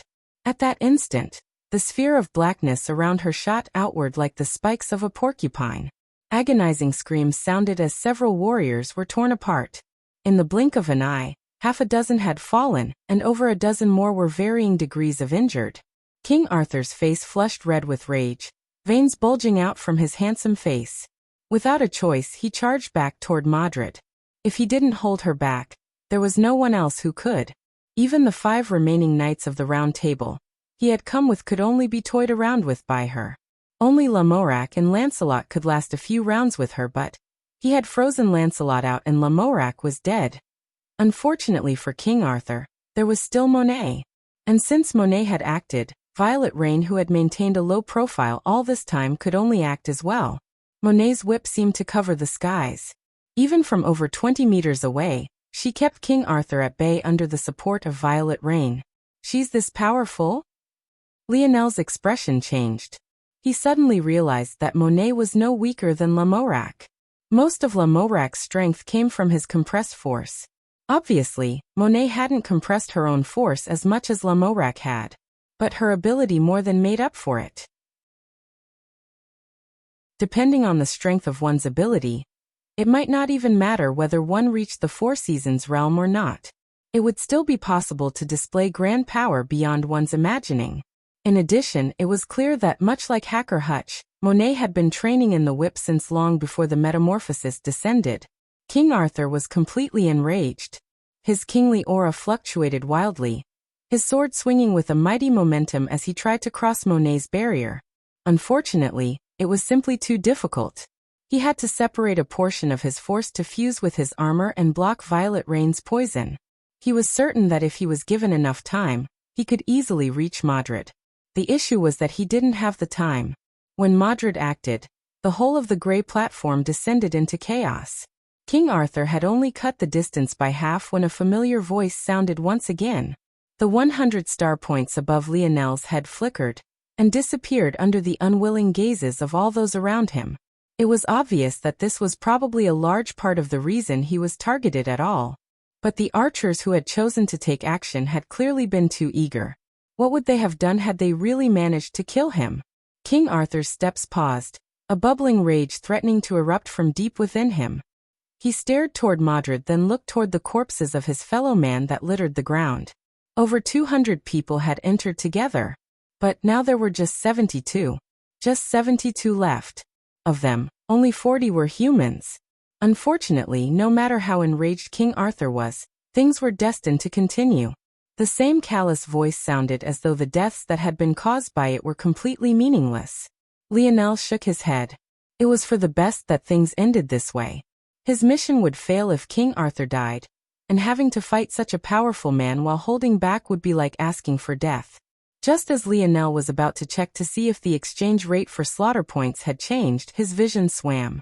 At first he panicked. But no matter how hard he tried, he couldn't seem to keep himself awake.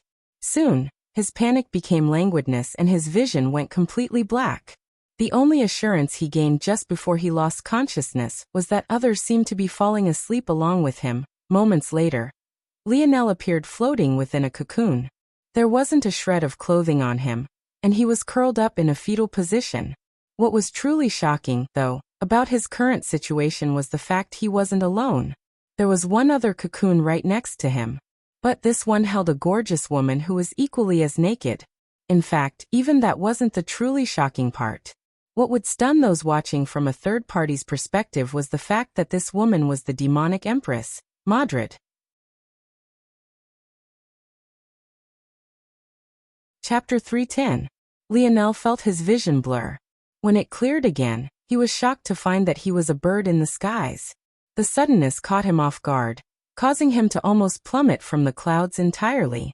After he regained his bearings and figured out how his wings seemed to work, Lionel soon realized that his eyes seemed capable of peering through everything. Whether it was seeing to the ground as though it was right before him, or even seeing through the walls of tall buildings, he could do it all. In fact, he realized that if he focused, he could even filter out noise and focus on individual conversations. This must be the fourth trial? But what am I supposed to do? All of the trials up to this point had been related to battle. Lionel had been entirely prepared for another long drawn-out battle. He never expected to be thrusted into a place like this. Still, Lionel realized that he had to remain calm. To this point, the only trial the voice of the Merlin trials actually explained was the random event.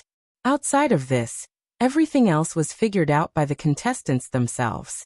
As much as this was a trial of brawn, it was also one that tested one's observational abilities.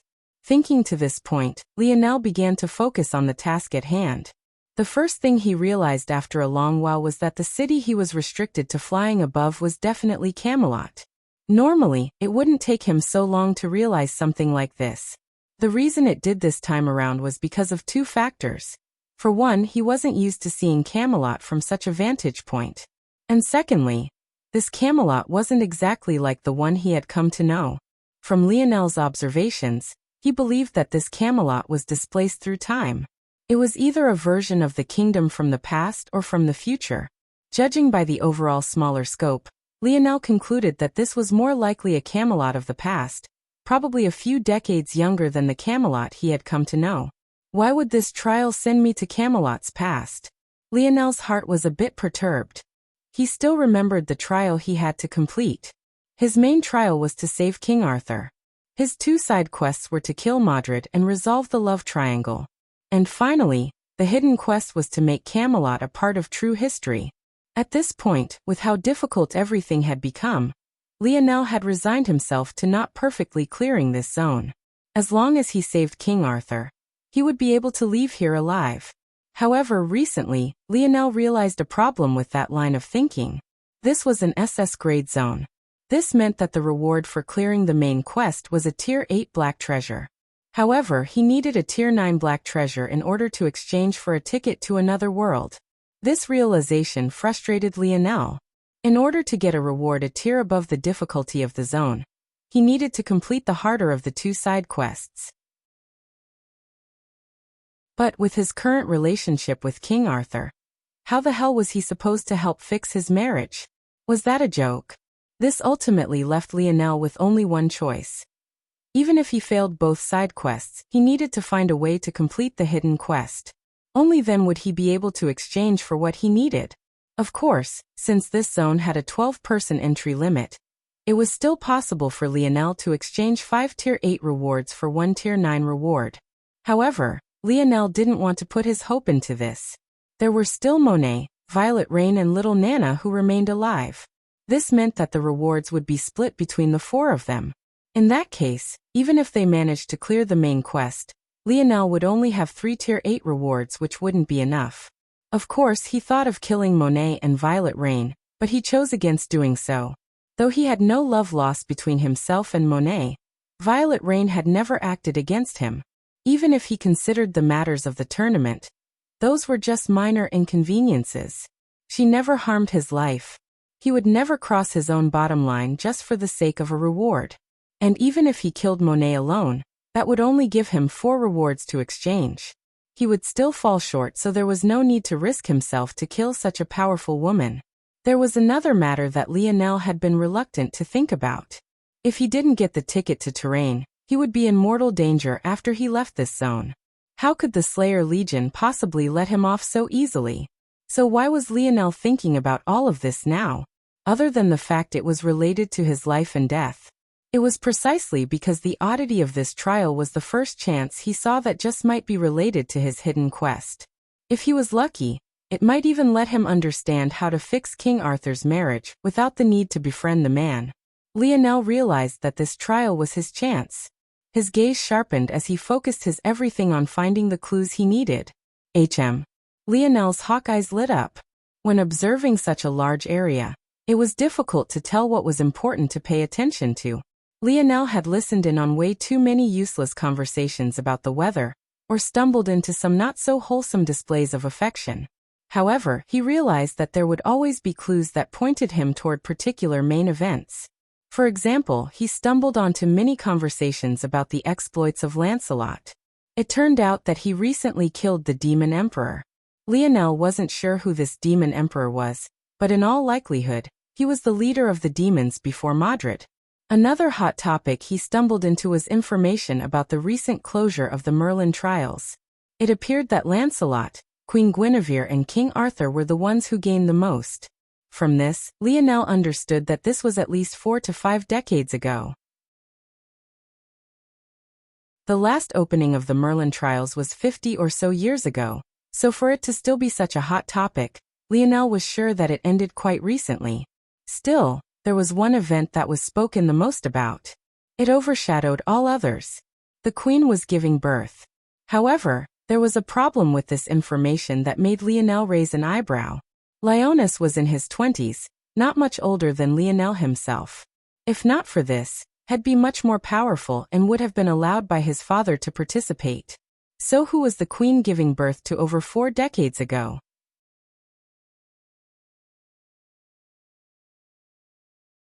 Chapter 3:11. Lionel realized that this birth must be the main event of this world. So he focused in on the castle. Lionel was shocked to find that the instant he did, time accelerated around him. This is a good thing, Lionel concluded. It must mean I'm on the right track. Though time accelerated, Lionel caught everything that occurred. Everything unrelated to the birth was cut out, but Lionel was able to capture everything about the birth itself. He saw the happiness of the king and queen. He saw the difficulty of the birth. He saw how Queen Guinevere almost lost her life giving birth to this child. And he finally saw the child being born, a beautiful little baby with large black eyes. Unfortunately, this baby was sickly. She had overly pale skin and a feeble breath. She would often nap for long portions of the day, only letting the world see her large, blinking eyes for a few minutes a day. Arthur and Guinevere were devastated. As the most powerful pair of mother and father in the land, how could they not pour their everything into the health of their baby girl? At that time, after exhausting all their options, they turned their attention to the budding religion of the land, led by a pope who was rumored to be even more talented than King Arthur himself in the light element. Pope Margrave, please do your best. Queen Guinevere held the little baby girl in her arms. By now, the little girl was already 2 years old, yet her development was severely stunted. Despite already having grown to the age of a toddler, she had yet to be capable of walking on her own, and her size alone made it seem as though she was still a newborn. This left the 2 new parents completely heartbroken. They didn't understand what they had done wrong. Even when their little girl had been in the womb, they had traveled far and wide to find treatments to take care of her. Guinevere had been fed the best tonics and given the best medicines for all 9 months. They hadn't missed a day of nurturing their child. Yet, their little girl had come out like this. How could they not be heartbroken? Pope Margrave looked just as handsome as he always did, but a hint of immaturity marred the momentum of his dignity. He smiled lightly toward the 2 parents and spoke. I am of course willing to do my best. I only hope that the royal family will protect the church. We only hope to spread our beliefs to the people. King Arthur's expression slightly hardened. His kingdom was just budding. Though religion could help to stabilize the people, it could also serve as an adverse variable. The faith of the common people was a hard thing to overcome. If it was weaponized, the consequences could be imagined. However, when Arthur looked toward the tear-stricken face of his wife and his frail child, his heart wavered. You have this king's word. Arthur spoke resolutely. Pope Margrave smiled and nodded, taking the little girl into his arm. Lionel watched the next sequence of events with shock. Arthur and Guinevere believed that their little girl was being treated with light elemental magic, but this wasn't the case at all. When he had left the eye of the family, Pope Margrave brought the little baby girl to a quiet room. Twisted world. Lionel watched as a surge of darkness shot up around Margrave. The room that had once been bathed in light became surrounded by darkness. Lionel panicked slightly, thinking that the Pope was going to harm the little baby girl. He had unknowingly become attached. He even wanted to see the little baby girl become better. However, deep inside, he knew that it was impossible. He had already been to the future. It was either this little girl died or she became Lionel's side. The latter was confirmed by what happened next. Rather than being harmed, the little girl which had been napping suddenly became lively. Her sickly little body gained some strength, and even let out an adorable little giggle. It was the kind of childish laughter that could warm the heart of even the most cold individual. She raised up her little hands, grasping at Pope Margrave's face. Pope Margrave smiled and let the child play with his finger. He seemed to get a slight happiness from the little girl's eagerness. Lionel finally understood. He had watched it all from start to finish. It was true that King Arthur and Queen Guinevere had done everything they could to nurture their little baby girl. But all this time, they had always used the light element. Whether it was the tonics Guinevere drank or the medicines she ate, All of them were of this element. It wasn't really their fault. From their understanding, the light element was the best at healing. In their narrow worldview, it was likely that if they hadn't done all of this, their little girl would have died even sooner, or been even worse off. But the truth was that their little girl was healthy. In fact, it was their fault that she was sickly at all. Had they not been feeding her medicines from her opposing element for so long, this little girl would have been just fine. In fact, quite ironically, had they been neglectful parents, the little girl would have been in an even better position than she was now. When the Pope came out with their little girl, and the mother-father pair saw how much more lively their little girl was, they couldn't help but shed tears. Even King Arthur, who hadn't cried even when Lamorak died, felt his eyes water. They profusely thanked Pope Margrave and put their all into helping the church grow. All of the worries Arthur had were thrown out of the window. Who cared if he was raising a wolf in his own den? As long as his baby girl was healthy, he didn't care about anything else. Camelot celebrated as their little princess grew. The worries they had about the little one not making any appearances vanished with the wind. Everything was perfect, until the little princess came of age and had her affinity tested.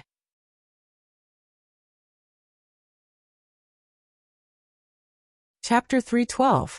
The idea of someone standing against the world seemed like something great and valiant to do. Just thinking about it made one's blood boil. There were maybe few other things that could elicit a person's pride than this.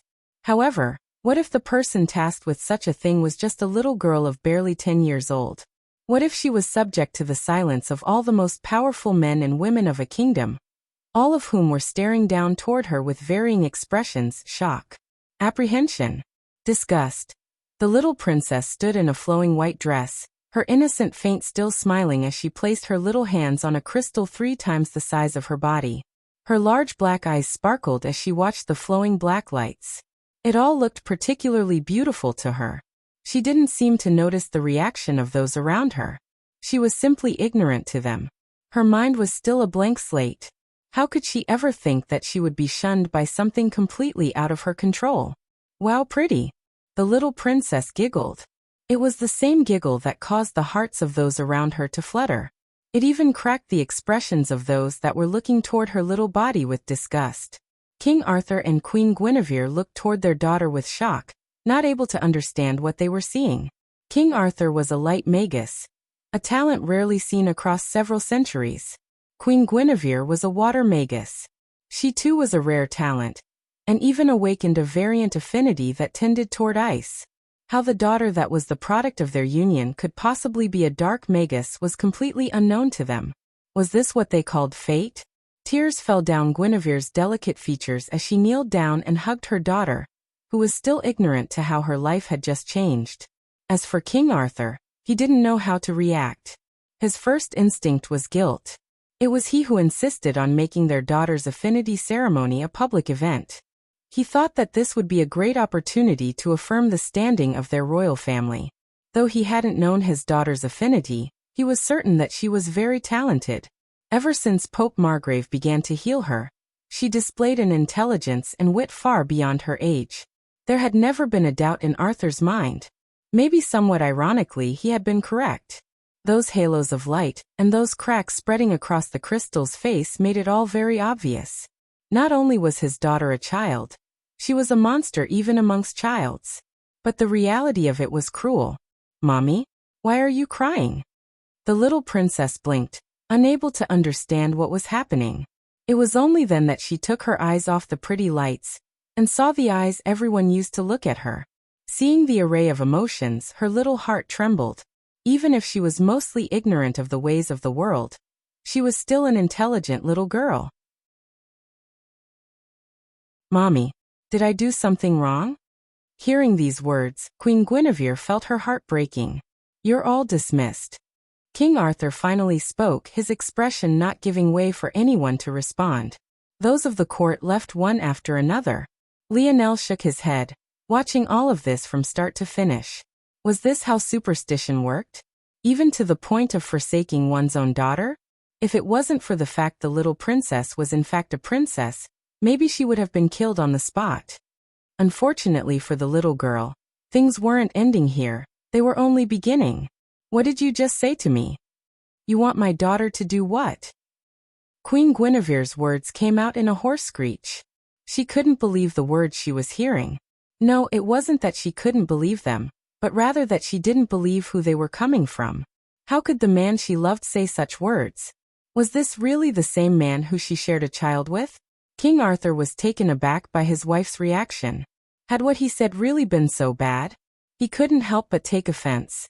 Guinevere, why are you acting like this? I only want to protect our daughter. By keeping her out of the public eye? Guinevere's lips curled into a sneer. All you want to do is protect your precious kingdom. If you have to sacrifice your daughter's freedom and happiness, you wouldn't mind, right? Guinevere, you're living in a fantasy land. Do you really think it's possible for her to live a normal life right now? What kind of freedom could there possibly be in her situation? Her? You can't even say your own daughter's name anymore? Does she disgust you now too? King Arthur's eyes reddened with rage. Why wouldn't this woman listen to what he was saying? This decision is final, he roared. Guinevere's sneer only deepened. A deep divide seemed to split the two despite the fact they still stood within the same room. Please do put your foot down, O esteemed Majesty. This is what you always wanted, right? The power to stand over and rule the world? But don't you find it a little sad that you spent all this time fighting for this power, and now you're so scared to lose it that you don't even dare to stand beside your own daughter? What a great king you are. Guinevere's words held a biting cold to it. Her irises involuntarily shone a bright blue as she momentarily lost control of her own magic. King Arthur seemed stunned by what he had just heard. His chest heaved, but he didn't have the words to reply. He stormed out of the room, the boom of the closing door resonating throughout the castle. Ultimately, King Arthur's words were final. Lionel watched as the little princess grew up. He watched her optimism wither and her liveliness dim. The palace maid seemed to keep a wide berth. Her own father was too ashamed to see her. Her mother was the only light in her life, but the pain of the splintering relationship with her husband left even her as a mere shell of her former self. It could only be said that the little girl was alone.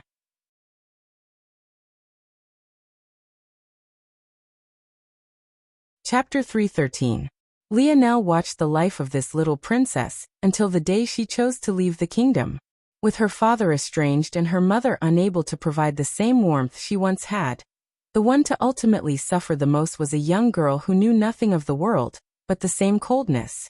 At that moment, Lionel felt his world swim once again. When his gaze cleared, he found himself floating within a cocoon, facing a young woman that was in the same position. However, while he was awake, she seemed to still be in a deep sleep. The cocoon around Lionel popped. First his clothing came back, then all of his equipment. Even the bow weighed heavily in Lionel's hand. By now, Lionel had gained a faint understanding of the trial. He was meant to understand and empathize with his opponent. The faster he did so, the faster he would awaken and the greater advantage he would gain. If he wanted to win, all he had to do was put an arrow through Modred's head. She couldn't resist him even if she wanted to. She was clearly still immersed in what he assumed were memories of his life. Lionel sighed. What a cruel trial. Lionel didn't particularly understand what the point of this trial was. Did Merlin want to show him that the people he killed to gain the rewards he had were people too? Did Merlin want him to understand his enemy before he killed him? Was there another purpose Lionel had yet to think of? Lionel knew that killing Modred now would be too beneficial to him. If he killed Modred and killed Monet before he left this place, that would allow him exactly the 5 rewards he needed to exchange for a tier 9 reward. Lionel sighed again, closing his eyes. He didn't even need to think about it. He knew that he couldn't do it. He wasn't naive enough to believe that Modred was a good person just because she had a tragic backstory. No matter how understanding he was, it was still clear and obvious to him that her actions in the past several decades had definitely caused a lot of pain to a lot of people. Though Modred looked like a young woman, she was definitely over 40 years old. Even if he saw the reflection of that little girl within her, Lionel knew that she was no longer than innocent little girl, and shouldn't be treated as such. Still, Lionel had his own bottom line. So he waited. Seconds turned to minutes, then hours, and even days. Lionel knew that Madrid's challenge was comparatively more difficult than his own.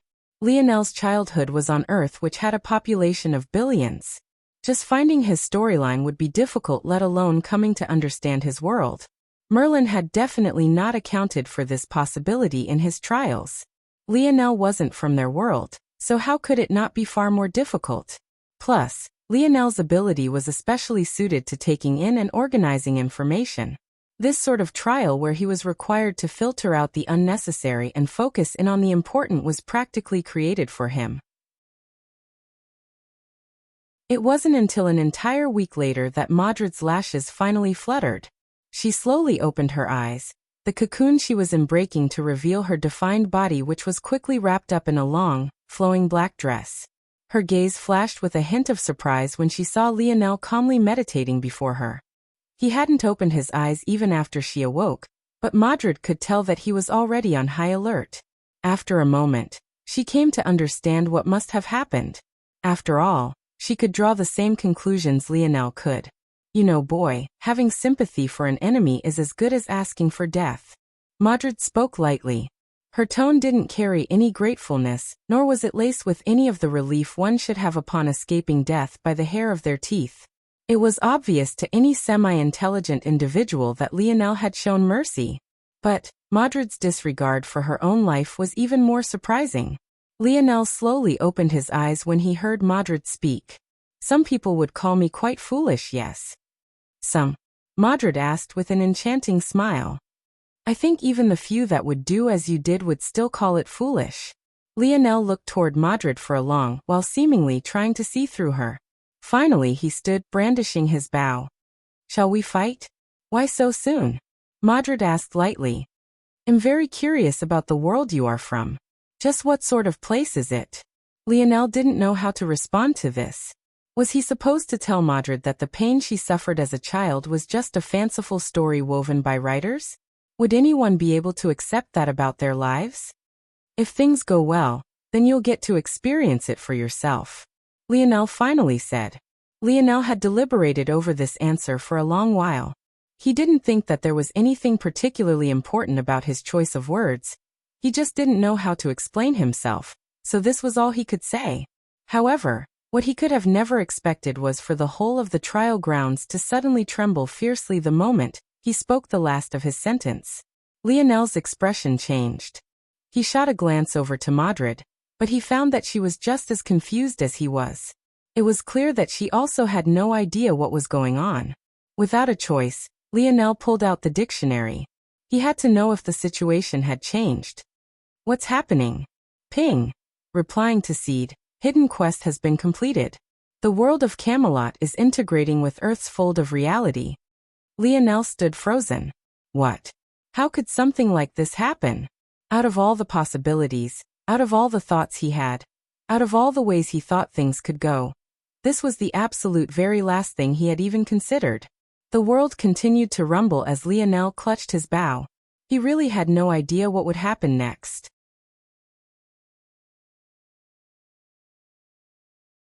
Chapter 3:14. Lionel wasn't sure if this was a good thing or a bad thing. What did it mean for Camelot to integrate with Earth's fold of reality? Did that mean that its history was becoming Earth's history?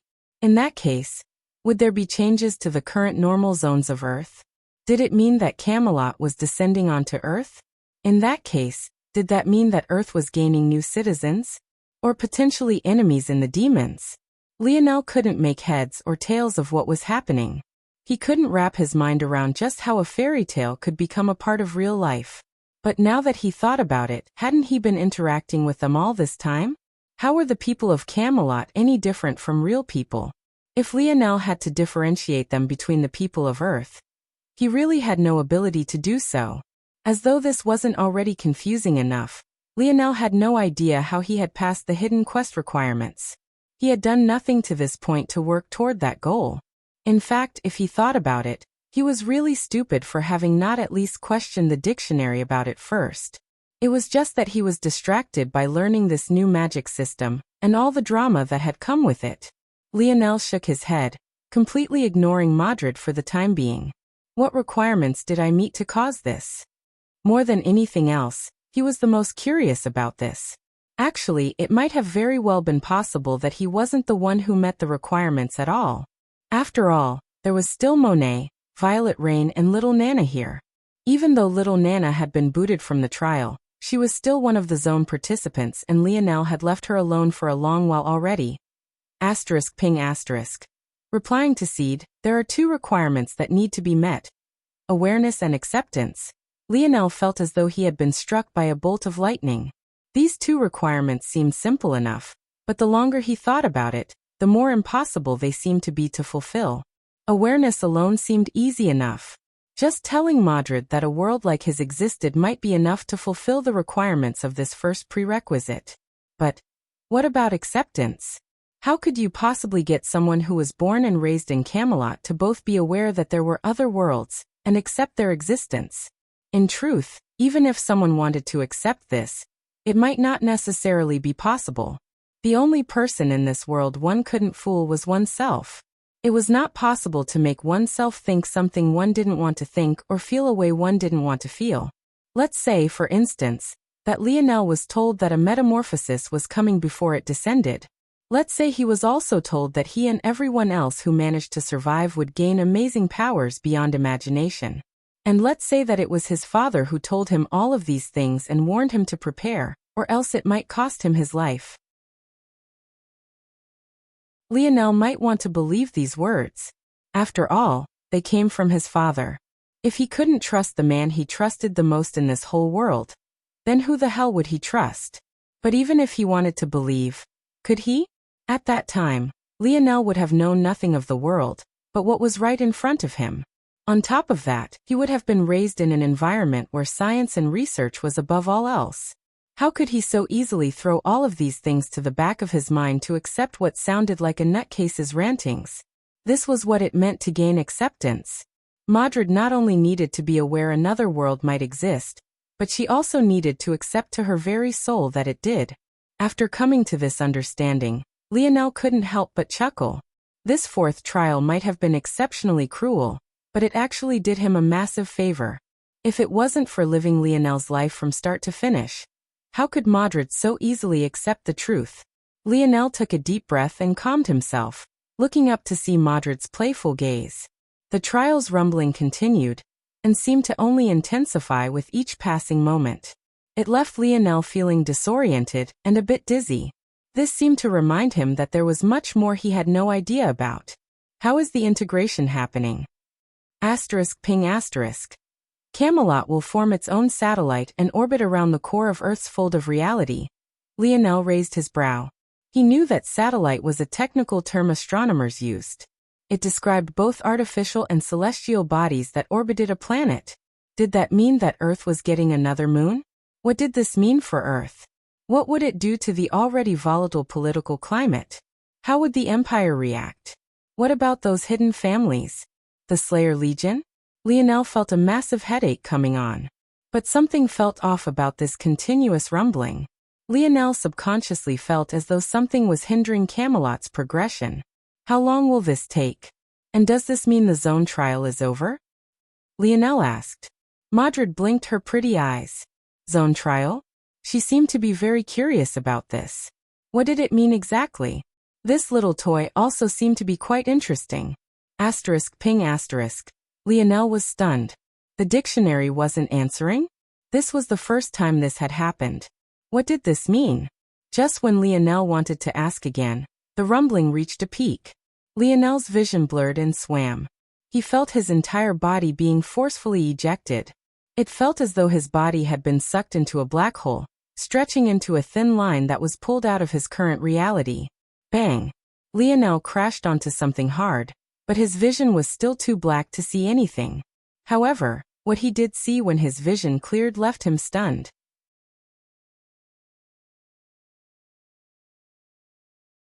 Chapter 3:15. Lionel had crashed into a ground of gray, cracked land. There seemed to be no vegetation anywhere around except for some sporadic weeds that seemed painted with an ink black. This place was actually the no man's land between Camelot and the Demon Empire. Lionel's first reaction was as expected. How could he not be infuriated? He had been that close to being able to afford to comprehend the complete Four Seasons realm. Even if it was someone else's comprehension, the benefit to his strength would have by no means been small. Yet, now that he had been ejected from the trial, it was all over. However, Lionel didn't have the luxury to dwell on this, because what he saw next took up all the headspace he had. He felt like his breath had been completely sucked away. Was this what the apocalypse looked like? Right where the entrance to the trials had been there was a massive sinkhole. It seemed to extend to infinity, having unfathomable depths. If this was all there was, it would be enough to panic.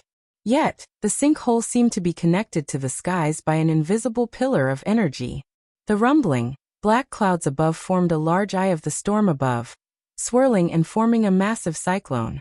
The sight of large masses of cumulonimbus clouds moving along with flickering lightning and heavily falling rain made it feel as though each clap of thunder was crashing against one's heart. This alone would have been enough of a shocking scene to put anyone in awe. However, when Lionel activated his internal sight to its fullest degree, he realized that this place that looked as though a mighty god had struck down with his spear from above wasn't so simple at all. He could sense endless fragments of countless laws. Each of them formed whole or partial force arts representing a different strength.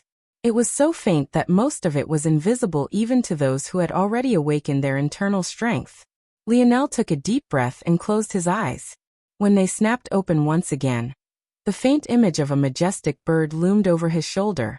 No, it was less accurate to say that it was a bird, but rather a bird's gaze. Two pairs of wisdom-filled eyes hung above Lionel, while the faint outline of its avian body was hardly detectable. The instant Lionel activated his wisdom branch lineage factor in full force, the world before him seemed to explode into one filled with stars and flashing lights. Those vague outline of force arts were all reflected in his mind, flickering with a beautiful mystery. Lionel had never used the wisdom branch of his snowy star owl lineage factor like this. There was never a need to, using it passively was enough. But he had never expected that there would actually come a day that he would need it. Or rather, he hadn't expected that day to come so soon. There's a chance. Lionel was certain that these laws were the ones that represented the Merlin trial grounds. Together, they were what formed the domain that had kept them trapped for so long. If he found the arts he needed, it might be possible to reverse engineer the legendary skills. Just when Lionel was feeling excited, an overwhelming danger suddenly prickled at his nape. In his current state, his senses were impossibly high. He could tell in an instant that he was being targeted even before the strike was in range to be fatal. Lionel sprang upward and rolled to the side, making sure to extend the distance between himself and the sinkhole. A violent crack of light landed where he had sat, tearing into the ground for several meters before coming to a stop.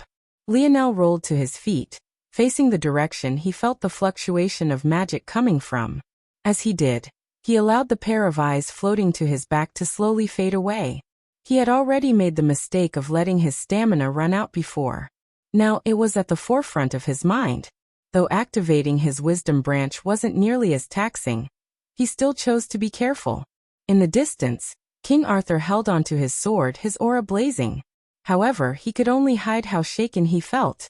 In the instant before those eyes faded, he felt as though he had been pierced through. It felt no different from a blade running through his chest. Just what kind of ability was that? When Lionel came out of his own world, he realized that he wasn't the only one that had been forcefully ejected from the trial. He immediately noticed that the numbers had dwindled by half. It was clear that not all the trials ended the same way his and Madrid's had. The heavily falling rain rebounded off the bodies of the warriors. After King Arthur's move, no one else did anything. It was as though they were all aware that this was the calm before the storm. Lionel wasn't the only one who noticed the oddly floating force arts, though he was the one who could definitely see them the most clearly. Everyone here were the elite of the elites. How could their internal sight be normal? They all realized that this was an opportunity. My luck is so bad, Lionel couldn't help but want to shed tears.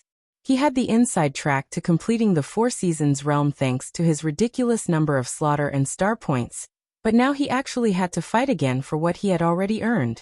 As though that wasn't enough, he seemed to still be public enemy number one. As though that wasn't bad enough, The segmented cube had also fallen a distance away, and it was still in its large form. Lionel definitely couldn't leave without it. Not only was that a treasure his father had entrusted to him, but little Nana was still within. It was then that the situation changed once more. Through the rumbling thunder and heavily falling rain, the sound of cracking glass and falling beads entered the ears of all present. Though it was odd to describe it in this way, this was the image that Lionel immediately formed in his mind. When he looked up, he found numerous cracks in space. Within these spaces, flickering gems began to make themselves known. Very soon, it became obvious that these weren't flickering gems at all. They were treasures. These were the very treasures that had been part of the special ticket store. Lionel's expression changed. If Camelot is becoming a part of true history, doesn't that mean I can take these treasures out?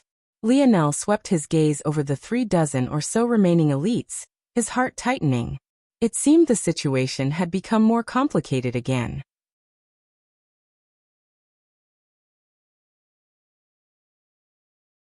Chapter 316. Lionel took a deep breath. This was no longer the trial grounds. While this meant that he was no longer restricted by cooldowns and limited by skills, it also meant that this was the same for everyone else. This made this situation several times more difficult than it had been in the past.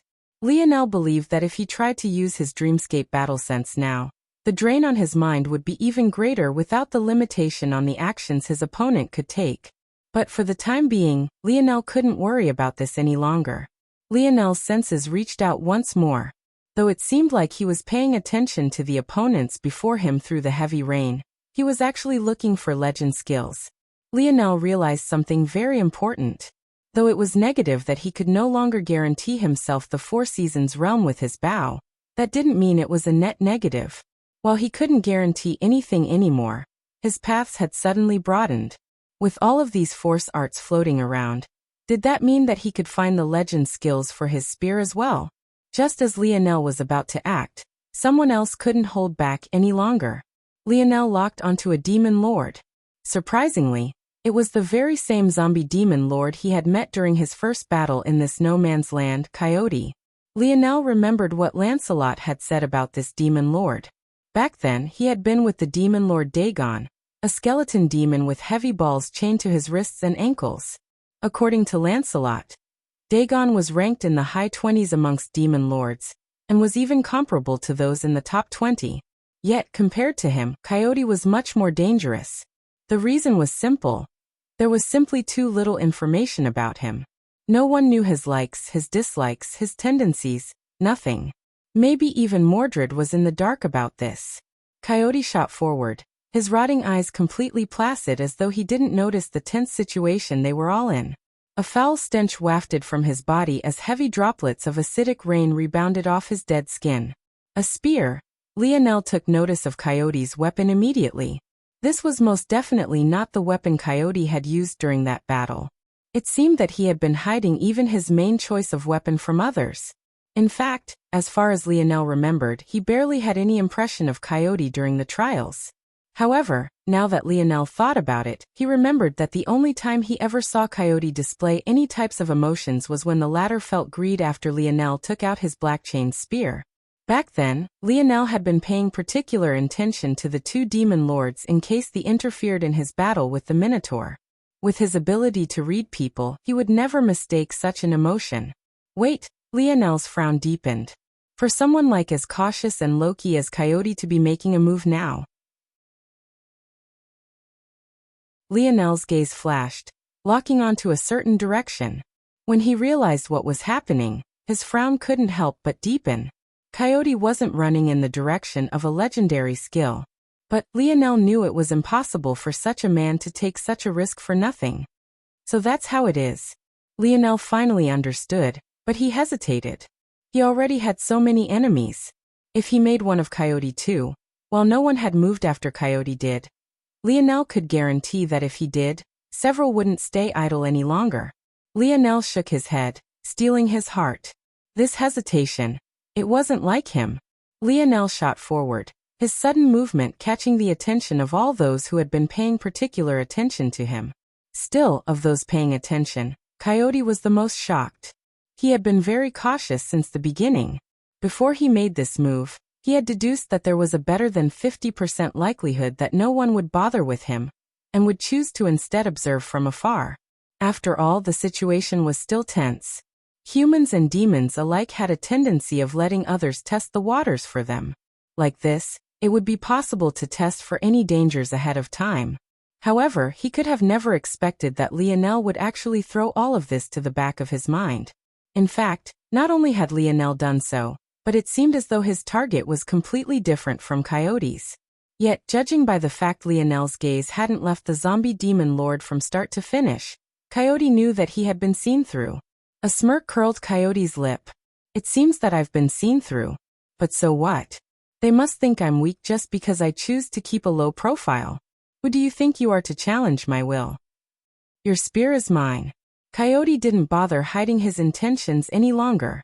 With a hard plant of his foot, he deviated his intention direction slightly, shooting toward the empty space between himself and Lionel. Those with weak internal sight wouldn't be able to see anything but a foggy space. However, it was clear that both Lionel and the zombie demon lord had seen something others hadn't. Lionel was just 50 meters from his location. The sloshing of the growing mud beneath his feet didn't seem to impact his speed in the slightest. But it seemed that he had underestimated just how much King Arthur wanted him dead. Minor teleportation. Lionel knew the spell well. Not only did it take up a large amount of stamina for a usual magus, but it took half a minute, and sometimes even more to cast. It was simply impractical to use during battle, unless one was at the level where casting multiple spells in conjunction was possible. For King Arthur to use this spell now only meant one thing. He had begun preparing it long ago and saved it for the express purpose of obstructing Lionel. No matter how kind-hearted and understanding Lionel was, he couldn't help but feel a flicker of rage from the depths of his heart. From start to end, it was always this so-called King Arthur obstructing him in every way and fashion. Did this king really think that he was a pushover? Did he look like a man that could be targeted for death time and time again without consequences? Lionel's aura billowed, his bow disappearing in favor of a heavy spear. Clang, clang, clang. The sound of the black spear's chains drowned out even the thunder in the sky above. Lionel could feel that his spear had been waiting to be released for a long time. He had repressed it for a long time already. It was finally time to unleash it. Lionel's gaze seemed to pierce through the space separating himself and the king. Even if he couldn't kill this bastard, Lionel didn't mind teaching him a harsh lesson he would never forget. How could he wield that sword so arrogantly without an arm?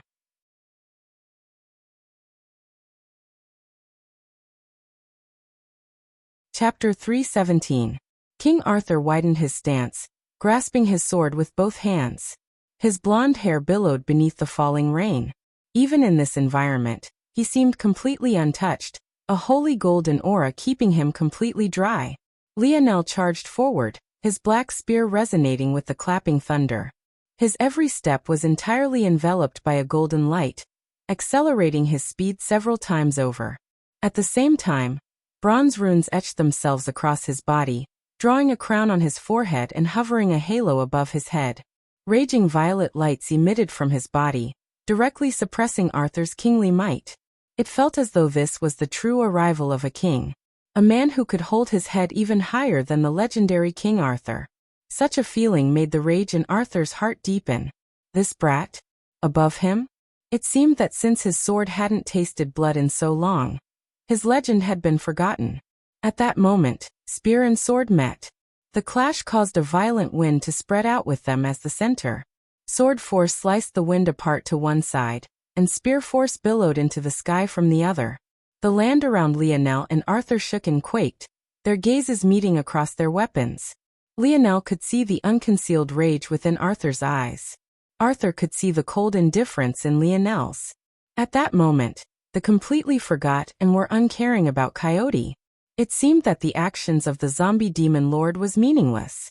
The 5 remaining knights of the Round Table, including Gawain, watched on, hands on their weapons. There were certain battles they knew they shouldn't interfere in.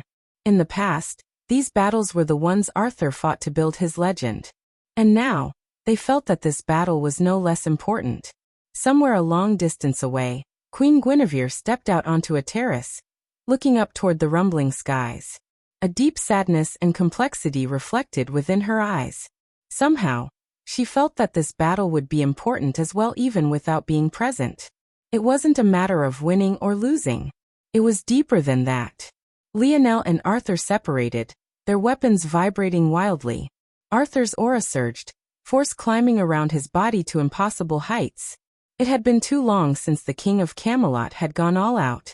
Many had forgotten just how powerful he had once been. It seemed impossible that a child of not even 20 years old could face him. But the Lionel of now wasn't the Lionel of the past. After receiving so many rewards, his force had been crystallized to an elite degree. Even the Lamorak of the past couldn't match him. And he was even faintly approaching Arthur's level. If he could already hold his own to a certain extent before. What about now? Holy judgment. Holy judgment. Not caring for the thoughts of others, Lionel immediately cast the very same spell Arthur had. Today he would prove a point. This arrogant king. He needed to learn that he couldn't be arrogant just before anyone. Brilliant swords formed in the skies, however Lionel's formed several times faster. Before Arthur's spell was even complete, Lionel's golden swords had descended, shattering their arts to nothing. Saintly light. Saintly light. Lionel responded coldly. A pillar of light descended toward Arthur before his spell completed, forcing him to dodge out of the way and cancel his own cast. The ground shook and groaned, leaving a pit in the spot he had just once been. Sacrificial cross. Arthur raised his sword, a blinding light forming at its tip. However, just when he was about to slash downward, a cold voice floated to his ears, tearing at his eardrums. Sacrificial cross. Lionel's spear slashed downward with a powerful momentum, then across with an arrogant burst. A cross of blinding golden light shot forward, tearing toward King Arthur. The king brandished his sword, hurriedly blocking, but he couldn't stop himself from sliding backward tens of meters, the web of his fingers tearing apart. Lionel brandished his spear, taking a step forward. His hair billowed, seemingly untouched by the heavy rain. His halo hung above his head, and his piercing violet eyes peered toward Arthur as though to question him. Is this the product of your arrogance? Is this what you were so proud of? Light domain. Light domain. A sphere of light appeared before Lionel, quickly expanding until it became a dome that shrouded over 20 meters. It completely crushed Arthur's own spell, shattering his sphere before it even expanded outside of his body. Lionel held his spear in his right, raising his left. He pointed a finger forward, causing beams of light to form all around him under the influence of light domain. In this world of darkness, he seemed like the only source of light, willing the light element to manifest itself to his beck and call. Arthur's gaze had turned a furious shade of red. It seemed as though his pupils might drip with blood at any moment. As he brandished his sword, blocking Lionel's furious assault of light, he felt as though something deep within his chest was being chipped away at. He knew he wasn't this weak. Lionel knew he wasn't this weak either. But his pride wouldn't let him stop casting spells. His pride wouldn't allow him to accept that Lionel was his better in this aspect. No matter what spell he cast, Lionel could do it faster and form it with greater strength. Lionel's barrage became faster and faster.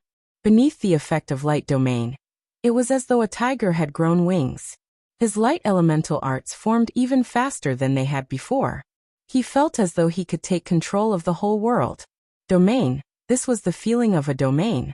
An absolute control. An undeniable sovereignty. The spear within Lionel's hand began to shake and rattle wildly. It felt as though it wanted to break free and soar into the skies, looking over all from above. A certain enlightenment shook Lionel's heart. For the first time, he felt the call of the spear in his hands.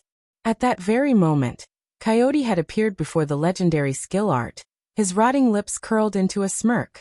What no one expected was for the situation to change once again the instant Coyote grasped the legendary skill in his hands. The sound of shattering glass resounded once more, but this was several times louder than when the treasures appeared. It was as though a massive glass statue had fallen from the skies and crashed onto the ground below.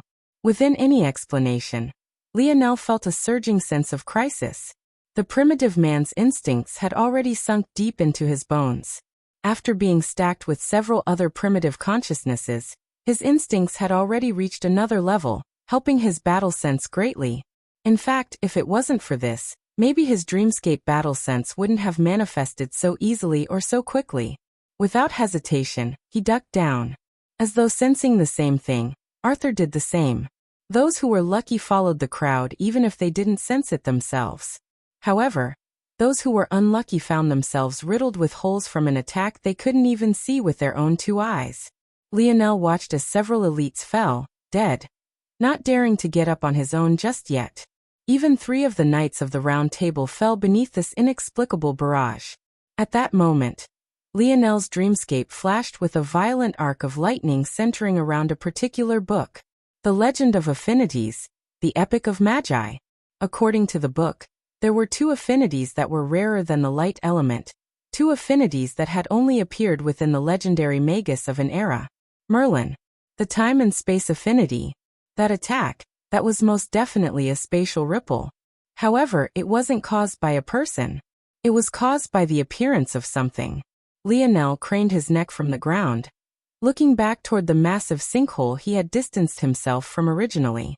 When he set his senses forward, a massive force art reflected in his mind. It was so large and unfathomable that he felt his mind swim just after glancing at it for but a moment. However, what was more surprising was that it reminded him of something he had forgotten about. Memories flashed within Lionel's mind. He finally remembered his healing branch. He had already awakened it. And the 4th-dimensional art hanging within his dream world. It was the reason he had been able to. Not only was it the reason, but it was eerily similar to the force art before him now. Lionel's heart palpitated. He knew for a fact that this force art was the core that made up Merlin's trial grounds. All this time, the 4th-dimensional art within Lionel's world was at 99% complete, but no matter what he did, he couldn't seem to get over the edge and reach 100%. Yet, simply glimpsing at that 99% complete art in a dazed state was enough for him to instantly comprehend his healing branch. Just what kind of effect would it have on other things? Just what kind of effect would it have at 100%? 1% might sound like a small distance away, but Lionel knew that this final percent was more difficult to complete than even the first 99% as a whole. If he managed to finish it, the effect wouldn't be as small as double or even triple. It might even be tens of folds. Lionel realized in that instant that the most valuable thing here wasn't the legendary treasures, or even the legendary skills. It was the force art right before him. However, Lionel didn't seem to be the only one who realized this. The moment this art appeared, the eyes of Pope Margrave and the dual sword-wielding Pierce, who had both maintained a low profile to this point, lit up.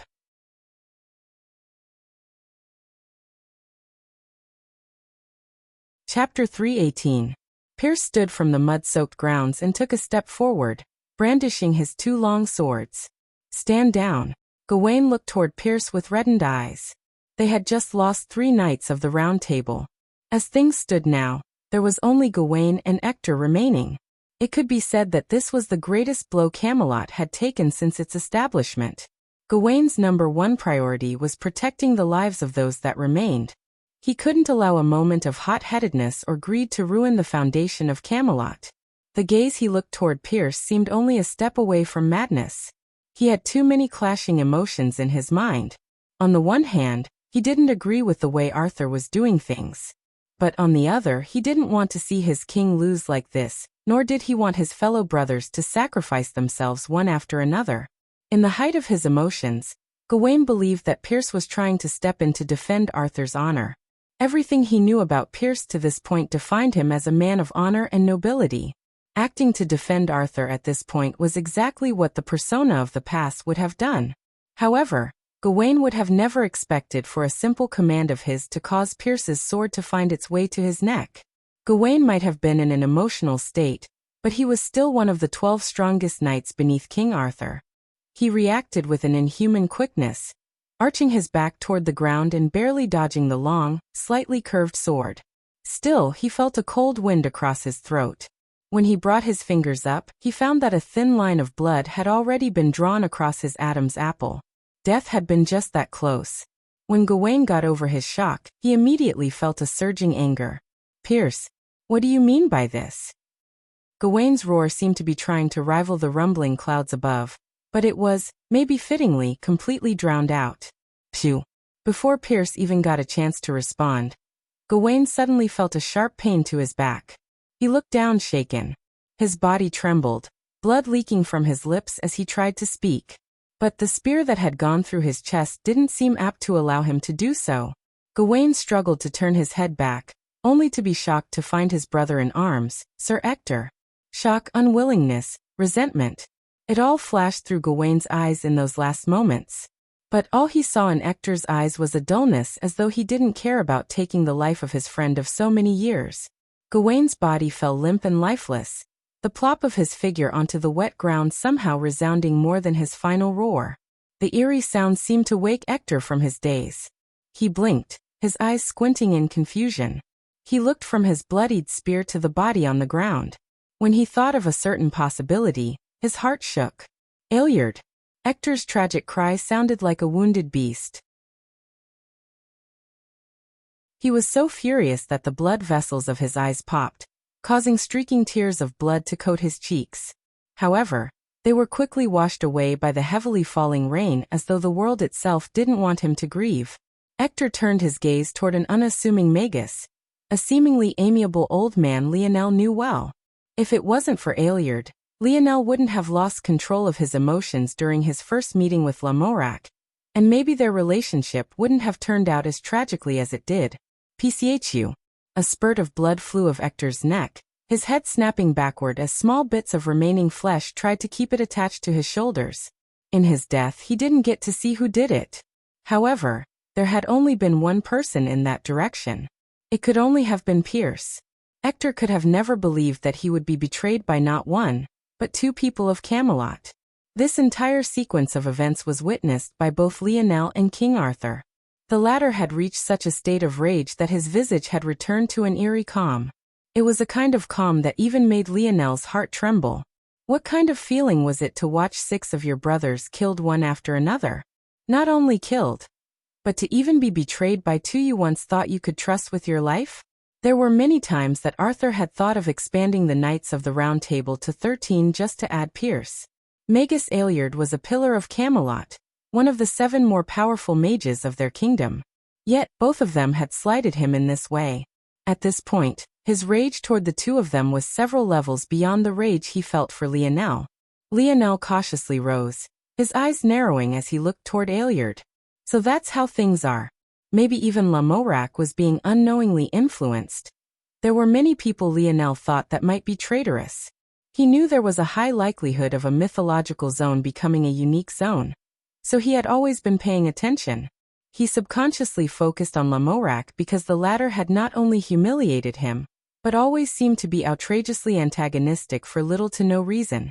Then, after he saw Mordred's backstory, he realized that the Pope might very well be involved as well. But he had forgotten one thing. Aelyard had been there that day too. And he was a mage that specialized in mental attacks.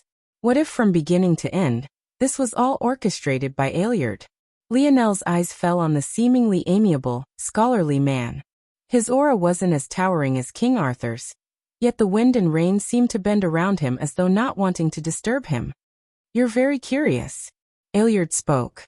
Despite the billowing winds, heavy rain and rumbling clouds, not to mention the hundreds of meters that separated them, Lionel felt as though he was speaking right into his ear. "You've been branded by the bishop. Why are you not following his orders properly?" Lionel's pupils constricted.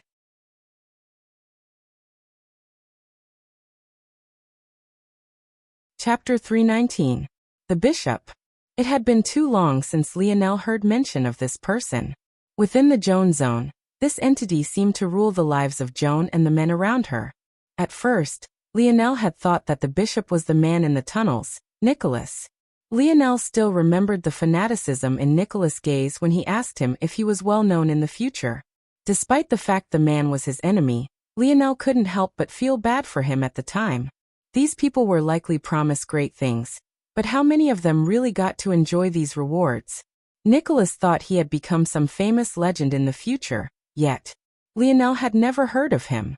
Wasn't that too sick of a joke? The moment Lionel heard Aelyard's words, he realized that this really was related to the matters of the Joan Zone. In all likelihood, his previous conjecture that their purpose in the Joan Zone was related to their successful entry into this mythological zone was most likely also correct. But what made Lionel more apprehensive was that Aelyard said he had been branded. Was he talking about the force art he had drawn on the back of his left hand? But hadn't he gotten rid of it? How was it that Aelyard still thought he was branded? The moment Lionel returned to Earth's pseudo-fourth dimension, the art's effects were shattered. Could it be that Aelyard had sensed its previous influence? Lionel looked toward the back of his left hand. He could still see the vague outline of the once prominent scar, but the magic it once held had long since disappeared. Lionel looked back up, facing Aelyard. "So you're the one who made Lamorak target me?" he asked coldly. Aelyard didn't respond. He seemed to feel that this conversation was meaningless. Lionel's gaze narrowed. It seemed that he had been a puppet on a string from the very beginning. Whether it was his battle with Lamorak, his terrible reaction back then, even down to the fact Aelyard's disciple Ellis had been the one following him and guiding him all this time. It might even be possible that Aelyard was slowly manipulating things in the background to make more and more people turn their blades toward Lionel within the trial grounds. The more Lionel thought about it, the more he felt his heart chill.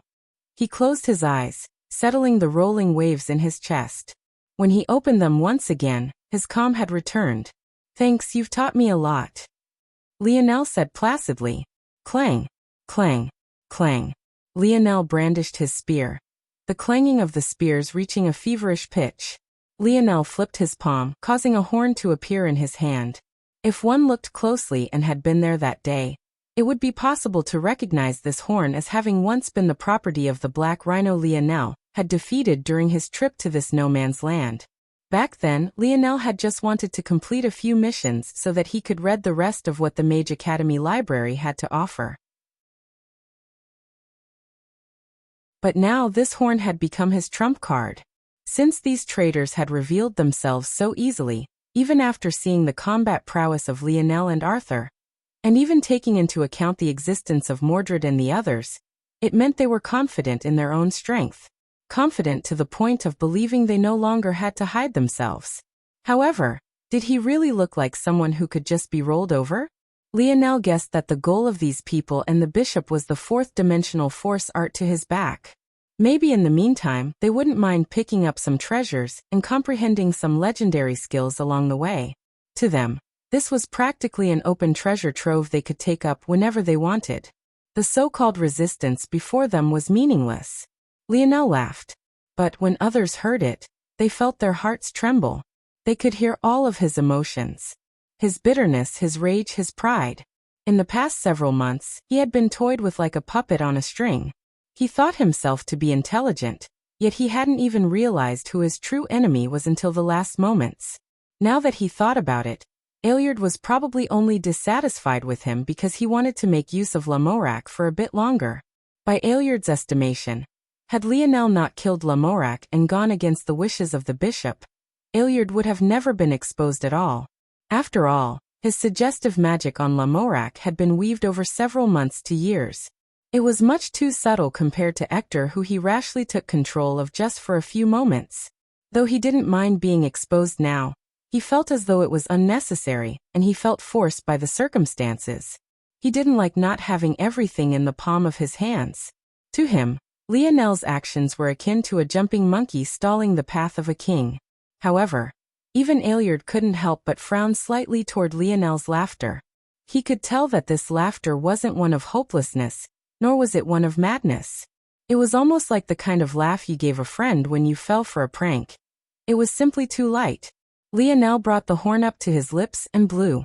At first, the horn was a deep black luster. It curled up for over a meter, and weighed almost 100 pounds. However, after Lionel blew, several gorgeous patterns lit up across its surface, shimmering with a beautiful pale green light. The billowing wind from Lionel's blow tore into the skies, causing the thunderous storm to pause for just a moment. Aeliard's pupils constricted. It wasn't just him, but so did Pope Margraves. As the two most accomplished mages on the battlefield, they realized exactly what just happened. This was definitely beast-taming magic, but they had never seen it used in this way. Lionel calmly put the horn away as though he hadn't done anything special. In its place, he pulled out a familiar golden rod. Though it no longer held France's flag on one end of it, Lionel would never forget this pole.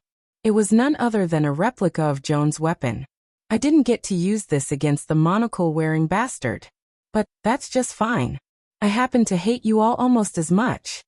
Did they think that he, Lionel Morales, was someone they could easily deal with whenever they wanted to? He would make Aeliard and the other lackeys of this so-called bishop pay a price for their arrogance.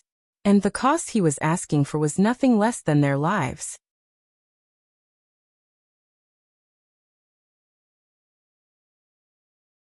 Chapter 320. The blaring horn seemed capable of separating even the thick clouds above. Those close to it felt as though they had suddenly been thrust into the center of a storm.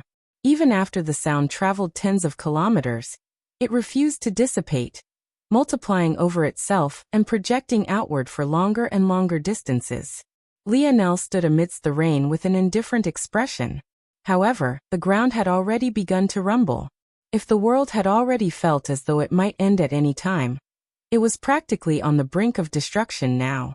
Aeliard's expression had been bordering on smugness just moments ago.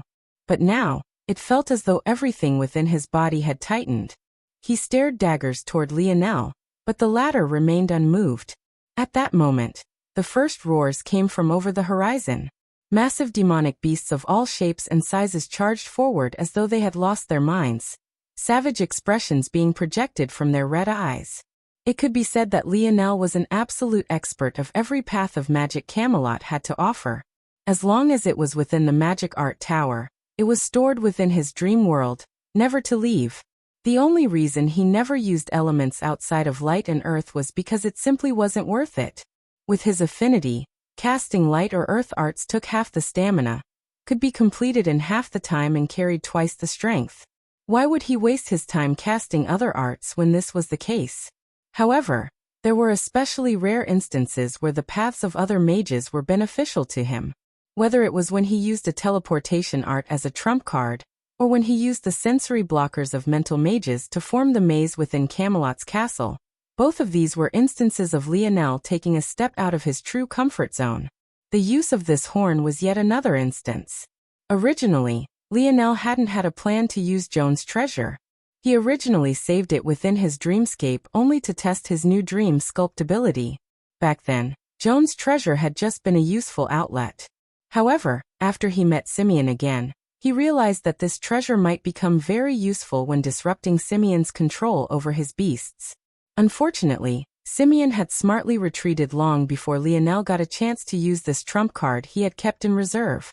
When Lionel came to this SS grade zone, he found himself pushed into a corner again and again. He realized that he needed trump cards or else this really might be the place he died. The problem was that alone, Joan's staff was useless. Lionel didn't dare to use it on humans for fear of the backlash. He affirmed this unwillingness after reaching this world. With the strong mental strength of mages, who would dare casually try to take control of their minds. Even Aeliard had to be especially careful. Due to this realization, Lionel thought that Joan's staff might very well become useless to him, until he met Simeon again. But when he was browsing the mage arts of the magic art tower, he suddenly stumbled into the world of beast mages. Overall, they were a small profession, often overlooked entirely. Many of them were just glorified mailmen, used to take control of messaging birds to communicate between long distances.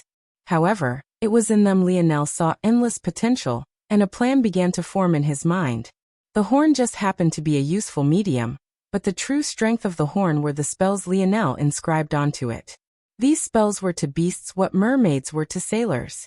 The moment they heard it, they couldn't help but be lured to Lionel uncontrollably. Lionel had been saving this card in his back pocket for a long time. waiting for an opportune moment to use it. In fact, looking toward Lionel now, King Arthur felt an endless bubbling fear within his heart. What if Lionel had blown this horn from within the walls of Camelot? What would the result have been then? This was maybe the first time King Arthur had ever felt such a way. If Lionel had wanted to raze Camelot to the ground, could he really have done it? There was one point that made all of this all the more shocking. In order to stall Camelot and force them to keep some warriors back to defend their lands, Mordred had commanded beast tides to attack human settlements. Of course, she couldn't control these beasts. She could only direct them in particular directions, almost like a glorified herder. However, due to Mordred's actions, not only were there higher concentrations of beasts in this region than there was usually, they were also in large groups. Could it be that Lionel had taken this into account as well? Just who was this boy? Lionel raised his golden road. A powerful, surging spirit pressure shot into the skies, separating into dozens of thin lines of energy. Arthur, Mordred, come here. Arthur frowned. His initial instinct was to reject Lionel's words. But what the latter said next made his blood freeze. Come here, or the first person I trample will be you. Lionel's voice turned completely icy, carrying an air of majesty that seemed to project directly from the halo above his head. If it wasn't about his own life, he would let Arthur be trampled to death. As for saving Mordred, that was for two reasons. For one, he still felt a hint of sympathy toward this beauty. But more importantly, she was the key to fixing her father's marriage. Mordred's lashes blinked somewhat flirtatiously. Her tastes were usually quite young to begin with, as she had once told Monet. In fact, she had never even considered being with a man, nor was she attracted to them. But she had quite a good impression of this child. Even within the rain, she glided forward elegantly, completely ignoring Arthur as though he didn't exist. At this point, the battlefield was caught in an odd stalemate. Unfortunately, the first of the beasts had already crossed into their fields of vision.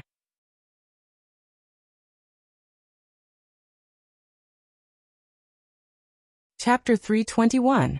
Aeliard and those with him wanted to charge toward Lionel, but they were hesitant to do so. Though they had previously looked down on Lionel, this didn't mean that they thought they could defeat Lionel in a few exchanges. They knew that they would have to at least put forward a small effort. The root cause of their confidence was their larger number of quality experts. Whether it was Pierce, Margrave or Aeliard, they could all battle King Arthur, and had better than 50% odds in defeating him. This was without even counting any other trump cards they may or may not have. However, if they charged for Lionel now, they would become embroiled in battle. By then, the beast tide would definitely be upon them. They weren't naive enough to believe that Lionel would summon these beasts without the ability to control them, and they could see that it was most likely related to the golden rod in his hands. At that point, they would have to battle not only Lionel, but an endless swarm of beasts. Could it be that they would really fall just like this? Aeliard stood opposing the growing group by Lionel's side. Just moments ago, one could have never expected to see such a sight. Not only were there humans by Lionel's side, but even the number one demon lord, Krakos, and a few others of his side had converged. These demons had fully expected Lionel to reject them. Yet he said nothing. When the beast tide reached them, the immediate area around Lionel became a safe haven. As though the land around them was sacred to the point even mindless beasts didn't dare to step on it. The swarm took a curved path around them, charging toward the group of three men. Pope Margrave, Pierce and Aeliard stood in an inverted triangle position, protecting Aeliard to their backs. Solemn expressions coated each one of their faces. Individually, these beasts were nothing to them. But when they came in swarms like this, just how long would they be able to last? But they had to. Their goal had been planned out for too long. If they failed here, the consequences would be unimaginable. They couldn't afford to bear them. Pierce's twin blades were like twin scythes, leaving blurred images beneath the rain as trails of crimson blood followed their every movement. Pope Margrave held his cross to his chest, chanting solemnly with his eyes fluttering close. A barrier of light enveloped Pierce and Aeliard, replenishing their stamina with each passing moment. Aeliard himself had several veins popping across his forehead. Every time a surge of spirit pressure came from him, another beast seemed to be ripped from Lionel's control. crashing into the others and starting a battle to the death. Lionel watched all of this with a pair of cold eyes. He didn't care about Aeliard wresting control from him. In fact, Lionel hardly resisted against it. Without a medium like the Golden Staff, it took Aeliard far more effort and stamina to succeed. Lionel was happy to let him do it. It only meant that this battle would end all the more quickly. He knew well that the three were holding on hoping that his stamina would run out first. But was there such a good thing in the world? Unless he was pushed to dire straits, Lionel would never make the mistake of running out of stamina again. As the Battle of Camelot was raging, Lionel didn't have the mind to care for two things.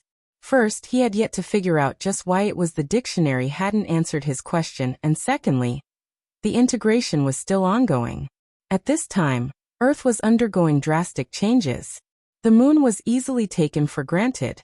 However, the truth was that it was responsible for some of the most important constants of Earth. It could influence the atmosphere, the tides, and even Earth's tilt and rotation. A slight change to any of these things could throw Earth into a heat wave or another ice age. If this was true, what would happen if a second moon suddenly began to form?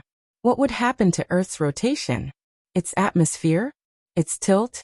Its climate? This was exactly what was happening now. Camelot hadn't even fully formed yet, but the chaos had already begun to shift. The first and most obvious change were the tides. On some coasts, it completely receded. On others, it surged and began to roll over, forming massive tsunamis that reached into the skies. The climate began to flip and wildly fluctuate, causing massive currents of hot and cold winds to form through the atmosphere. The clashing of these changes soon formed major sites of tornadoes and hurricanes.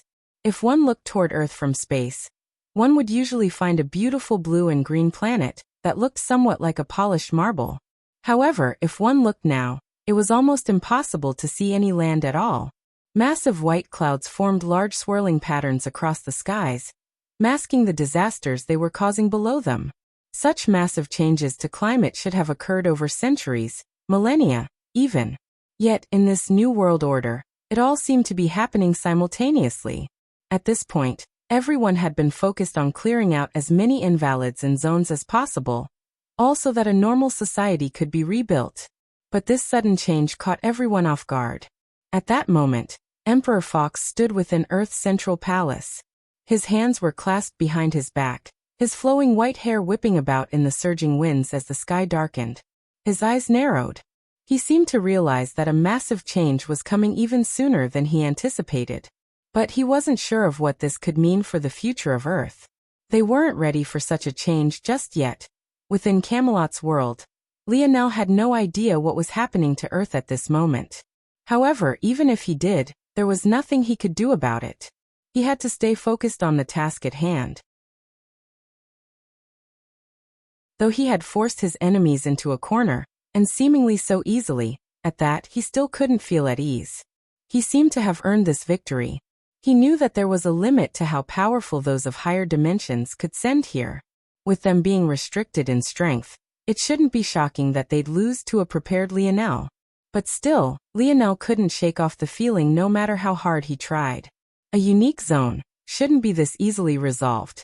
As Lionel was lost in thought, a figure had begun to stealthily move within the group of individuals he was protecting. Lionel didn't seem to react to this change. In fact, even Arthur and Mordred, who were both elites among elites, didn't sense this change. After a moment, it became obvious why. Not only was this person exceptionally good at hiding their intentions, but they had been standing near Lionel from start to finish. Yet, even after several moments of this endless attack of beasts, this person had still not made their move. At that instant, Pope Margrave coughed up a mouthful of blood. He had reached his limit.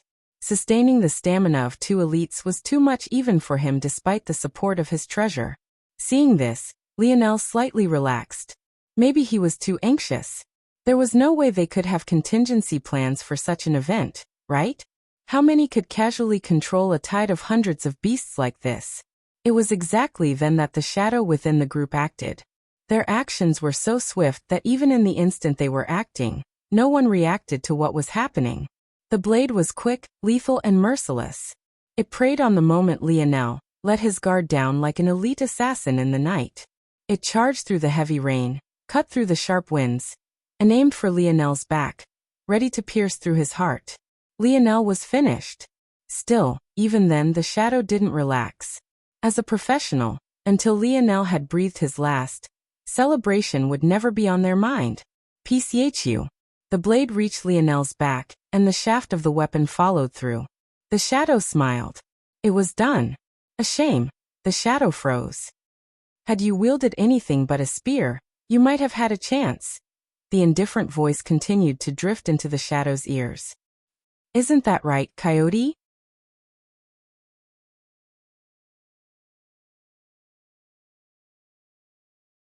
Chapter 322. Coyote was stunned. It was only after he registered that this eerie voice he was listening to now was Lionel's that he understood that he had failed. However, he couldn't wrap his mind around how he had. His spear had very clearly entered Lionel's body even to the middle of its polearm. How could Lionel possibly be fine? At that moment, Coyote suddenly felt that something was wrong. Though the shaft of his spear had disappeared, he didn't feel the resistance he should after driving his spear through someone. My spear. Coyote was stunned. His spear, its tip had completely crumbled. In fact, even the portion he hadn't tried to drive into Lionel's body began to break down, crumbling into ash before his very eyes. Lionel turned his head back to watch this scene indifferently. It was clear that this was exactly what he expected to happen. To try and use a spear against the owner of the spear domain ring was practically asking for death. Any spear not acknowledged by the ring on Lionel's finger would crumble beneath its influence. Clearly, Coyote hadn't met these lofty goals, so he was destined for failure the moment he stepped forward. Coyote couldn't even react before he felt a blade go through his throat. He was simply too close to Lionel, and he had suddenly found himself without a weapon. Why would Lionel give him a chance to recover and escape? He had already flipped his palm and swapped out his spear for an arrow. Coyote could only die with grievances, having no idea how he had ended up in such a situation. Arthur and Mordred looked toward Lionel with shock, not understanding what they were seeing either. However, Lionel didn't have the time to mind their reactions. He had already turned his attention back toward Aeliard and his companions.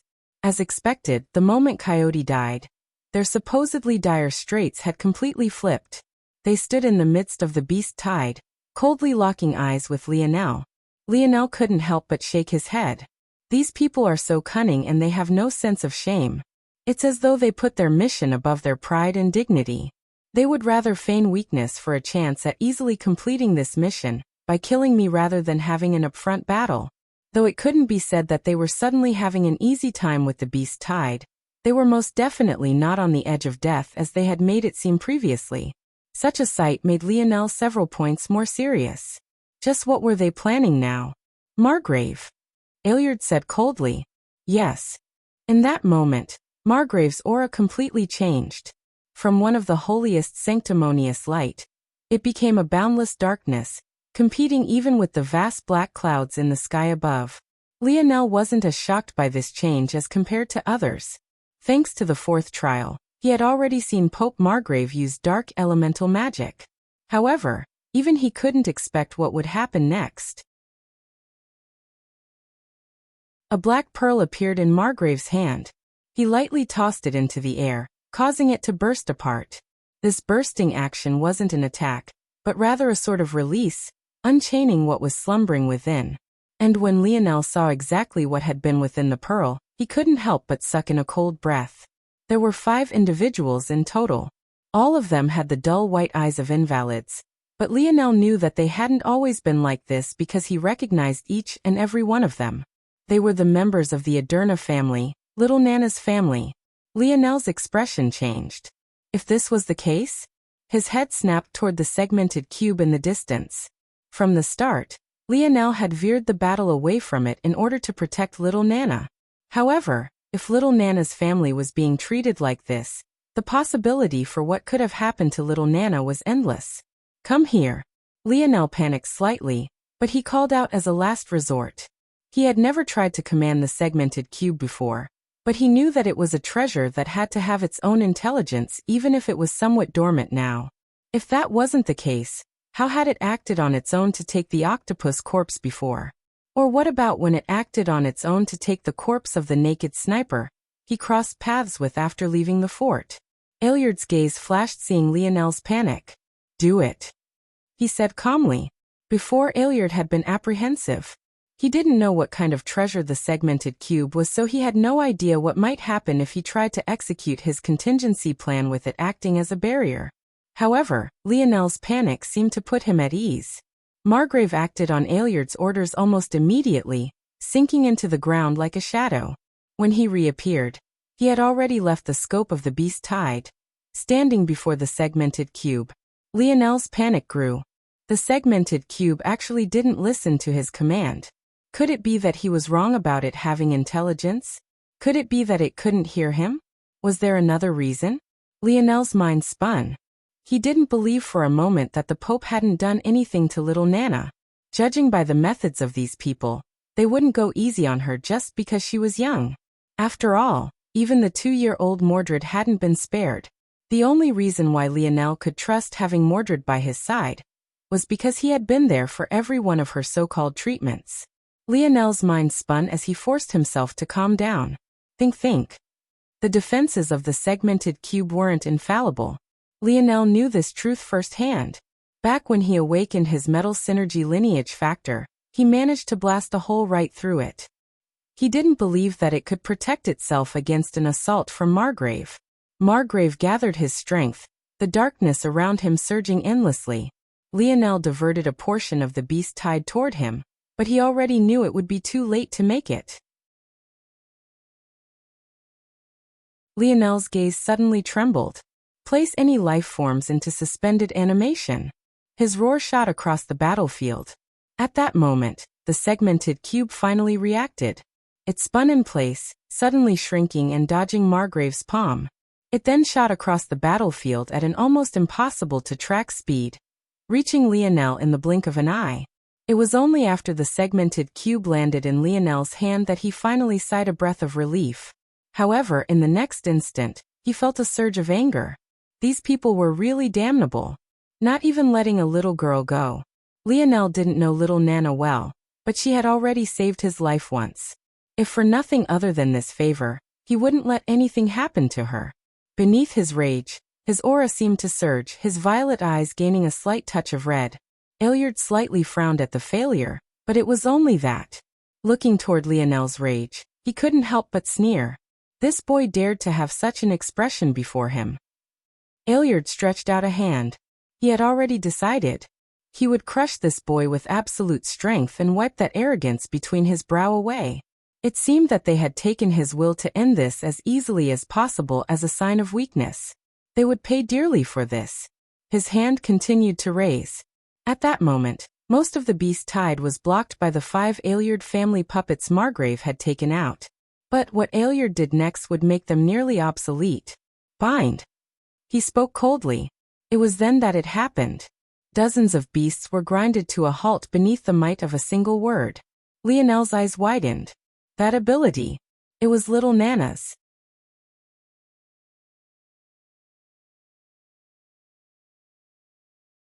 Chapter 323. Lionel's gaze went completely red. Within the Joan Zone, he had already seen those like Pierre and Nicholas gaining abilities through force arts. They drew these arts directly onto their bodies, gaining power through their pain and sacrifice. However, what Lionel had always understood was that these abilities had to come from someone. He didn't know who they came from, but he knew that this was the only way things made sense. Remembering little Nana's fear when Margrave asked her to come to him, Lionel's fists clenched so tightly that veins threatened to burst along his forearm. Maybe if it wasn't for his impossibly strong physique, that's exactly what would have happened.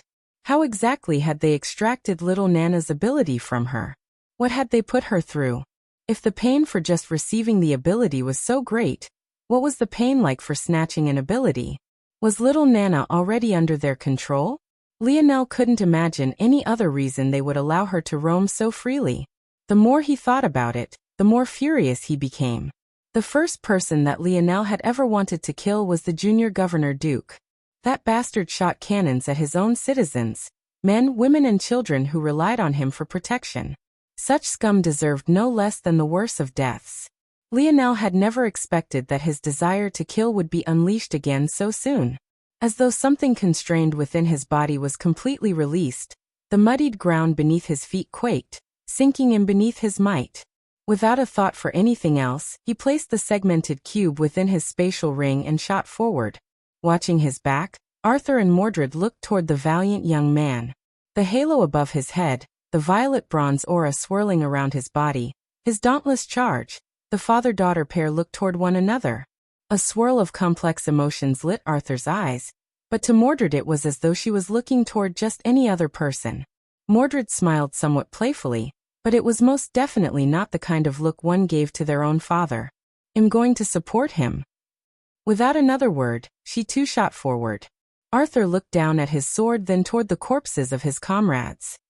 He sighed a sigh that seemed to resonate from the depths of his heart. Rain finally fell onto his body, pelting across his valiant white armor and drenching his golden hair. Maybe it was only at that moment he decided to come back to Earth. Then he too charged. Those who had remained in Lionel's circle of protection looked toward each other. They were just an odd mix of humans and demons. The most powerful among them was probably the #1 demon, Lord Krakos. They were unsure if they should act as well, but there was truly no choice in the matter. They weren't fools. They felt that if they lost this battle, they would regret it for a lifetime. Lionel didn't pay attention to who was coming with him. Maybe it was that he didn't care, or maybe this was the charisma of a king. When a general led a vanguard, did he need to look to his back to ensure his knights were following? When a king entered a room, did he need to check to make sure everyone had bowed? When an emperor looked over a world, did he need make all understand his sovereignty? Lionel didn't need to look. With a flip of his palm, the arrow vanished, being replaced by his black spear. Clang, clang, clang, clang. The sounds seemed to resound even more now than they had in the past. It was as though it could feel Lionel's emotions, his valiance, his kingly aura. Lionel appeared before the 5 Aelyard family puppets. But before he could act, he heard a giggle by his ear. "I'll take them on, little one."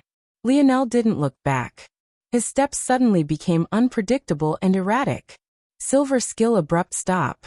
Silver skill explosive first step. Gold skill irregular steps. Lionel brushed by the 5 as though they weren't there at all. In that instant, Pierce appeared before him, his 2 long swords blurring into long shadows beneath the falling rain. "Leave him to me." Another voice trailed behind Lionel, carrying a fury no less than his own. Pierce's betrayal was like a knife to King Arthur's heart. He felt like everything he had built as a king was crumbling before him. All the sacrifices he had made, all the tears he had shed, all the blood he had spilt. None of it seemed to matter anymore. He had lost 6 of his brothers. He had long since lost his daughter. His wife was hardly his own. And now, his kingdom was crumbling before his eyes. What did he have left? King Arthur roared beneath the rain. It drenched him from head to toe. He poured his everything into his strike. If he couldn't strike Pierce down today, he would never be able to take a first step. Lionel used Arthur to surge past Pierce, his eyes training on Aelyard. He entered the range of the mental mage, his mind having returned to a state of eerie calm. This was the man who had caused him so much trouble from the very beginning. He was the one who set La Morac against him. He was the one who caused the death of so many innocents. He was the one who treated the life of a little girl as though she was just expendable cattle. Aelyard's lip curled. "You're courting death." He raised his hand again. "Bind." Lionel felt formless shackles cover his body. He could tell that these restrictions were many times more powerful than when Nana used them. It might have been because she was still too young, maybe it was because she still had too little understanding of her own ability, or maybe it was because Aelyard's abilities as a mental mage stacked well with Nana's ability. Whatever the truth was, anyone would feel as though it was impossible to break these shackles. Despite controlling a tide of beasts, Aelyard still had plenty of stamina left to deal with Lionel. "Die." Lionel's gaze remained expressionless, his eyes boring holes in Aelyard. Clang, clang, clang, clang, clang. The sounds of the chains became more furious. Beneath a king's domain, you dare to be so disrespectful. The words seemed to boom through Aeliard's mind. At that moment, Lionel finally heard the spear's name. In that instant, he had finally grasped a portion of his first spear domain. Chain domain. Clang, clang, clang, clang, clang, clang. A dome of black light expanded around Lionel. Across its surface, illusory chains whipped about like vines and whips, resonating with the rumbling thunder above. The binding restrictions Aeliard placed down suddenly found themselves being ironically restricted. In the blink of an eye, they weakened by more than half. With a flex of his body, Lionel shattered them, landing on the ground. His hair billowed wildly as he stepped toward Aeliard, a halo of violet bronze hanging above his head. Aeliard's calm expression finally cracked. But to Lionel, his reaction didn't mean a thing. He had come to kill.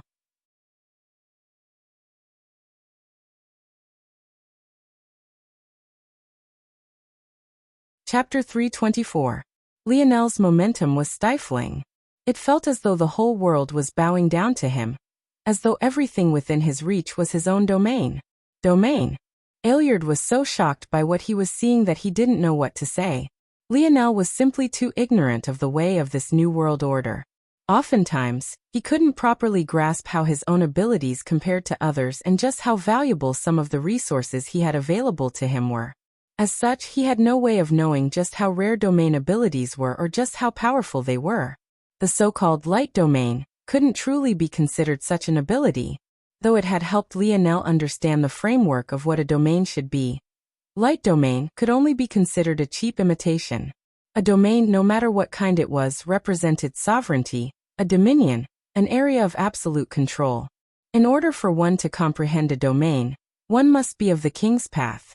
However, not only did Lionel not know this, he had no idea what a king's path was to begin with. This couldn't be considered to be Lionel's fault. At Earth's current level, it wasn't worthy of coming into contact with such a thing. In fact, even fourth-dimensional worlds and most fifth-dimensional worlds would never come into contact with such a thing. Even if there was a child with such abilities born into such a world, their talents would more than likely go completely unnoticed. Understanding the king's path wasn't just about having the ability, it was also about being of high enough standing to learn about it to begin with. And even then, the so-called king's path was just the tip of the iceberg. With all of this said, it was thus shocking that Aeliard was even aware of the existence of such a thing. And the truth of the matter was that he wasn't. He had no idea what the king's path was. The reason his reaction was like this was only because he had a small bit of knowledge about domains. And this small amount of knowledge was already enough for him to shiver in fear. Lionel, however, didn't care about Aeliard's reaction. To him, having a domain wasn't a big deal. This chain domain was just one of hundreds of domains he could comprehend. In fact, it was among the very weakest. With such a perspective, how could Lionel realize the kind of treasure trove he was sitting on? All he cared about was burying Aeliard. Bang! Lionel shot forward. At that moment, Aeliard felt as though he was moving through quicksand. He felt a weight on his body that seemed beyond simple gravity. It was as though limiters had been placed on his body, not allowing him to display his full potential. Aeliard forced himself to calm down. Even though this was a mighty domain, it had its own weaknesses. It was clear that it was still very immature. For one, even though this was a restriction-type domain, it could only work on the physical body. It had little impact on his spirit pressure, or the mage arts he could cast. The only unfortunate part was the little Nana's ability only worked on the physical for now as well, which meant that within this domain, it was impossible to use this ability against Lionel. Still, after thinking to this point, Aeliard had already calmed down completely. The range of Lionel's domain was only about 10 meters currently. This meant that he couldn't stop Aeliard from continuing to bind the beasts. As long as the beasts couldn't interfere, he didn't believe he couldn't deal with an immature brat. At that moment, the ground before Lionel turned into a shadow, quickly manifesting Margrave, who had returned to protect Aeliard. Lionel didn't seem fazed by this. He had already been prepared. It was impossible to expect Mordred to stop both a group of 5 elites and Margrave at the same time. From the moment Lionel stepped onto this battlefield, He was prepared to face the both of them at once. Margrave immediately realized that his physical speed had been limited by Lionel's chain domain. However, he reacted quickly, surging with dark elemental force. It was clear in an instant that his strength in the dark element far surpassed his skill in the light element. Shadow-like tendrils shot up from the ground, shooting toward Lionel. At the same time, Ilyard's eyes flashed, manifesting numerous invisible drills that pierced toward Lionel's mind. Lionel charged forward as though he couldn't sense the danger. A sinister light flashed within Ilyard's eyes. He wasn't surprised by this result. This was the same fool who couldn't even block a simple mental agitation spell just a couple months ago. It was impossible for him to be able to see through the intricacies of mental mage magic already. Lionel's spear swept forward, a strong spear force and light coating its tip. It slashed apart Margrave's attack as though it was formed of tissue paper, allowing him to close in on the former pope in the blink of an eye. Margrave felt the restrictions coating his body. He couldn't move as he willed, and even if he could, how could he, a lifelong mage, match Lionel's speed? Shadow shield. Numerous triangular curved shield appeared between Lionel and Margrave. Though Lionel shattered the first two with absolute ease, the third and subsequent fourth slowed his steps greatly. It seemed as though his momentum would come to a grinding halt at that very moment. It was then that Ilyard's invisible attack entered Lionel's range. If one could look into the world of a mental mage, it looked as though 6 cone-shaped drills were spinning toward Lionel, each more sinister than the last. One was even directed right toward Lionel's brainstem, looking to kill him with a single lethal strike. The strike seemed inevitable. Even as Lionel shattered the last of Margrave's defenses and closed in on the man, the latter was relaxed as though he could already see Lionel's corpse. However, it was at that moment that Lionel's eyes closed and reopened. It seemed like it occurred in but a moment, just a singular split moment. In fact, if the two men didn't know better, they would think that Lionel had simply blinked. But there was no mistaking the sudden change to the air. Ack! Ilyard held onto his head, shrieking in pain.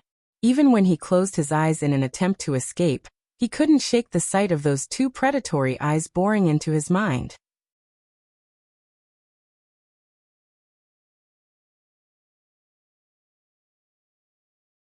Chapter 325. Lionel didn't seem to hear Ilyard's cry of pain. He had already closed in the distance to Margrave. Darkness due. Light domain. Lionel's indifferent voice cut through it all. The original creator of Light Domain didn't spend years of research constructing this spell, so that it could enhance light elemental arts. Though it worked out this way, it could only be considered a mere afterthought, an unexpected position outcome. The main reason it was created wasn't to boost the light, but to restrain the dark. Lionel could tell that the reason Margrave was so good with the dark element was because it wasn't a simple affinity.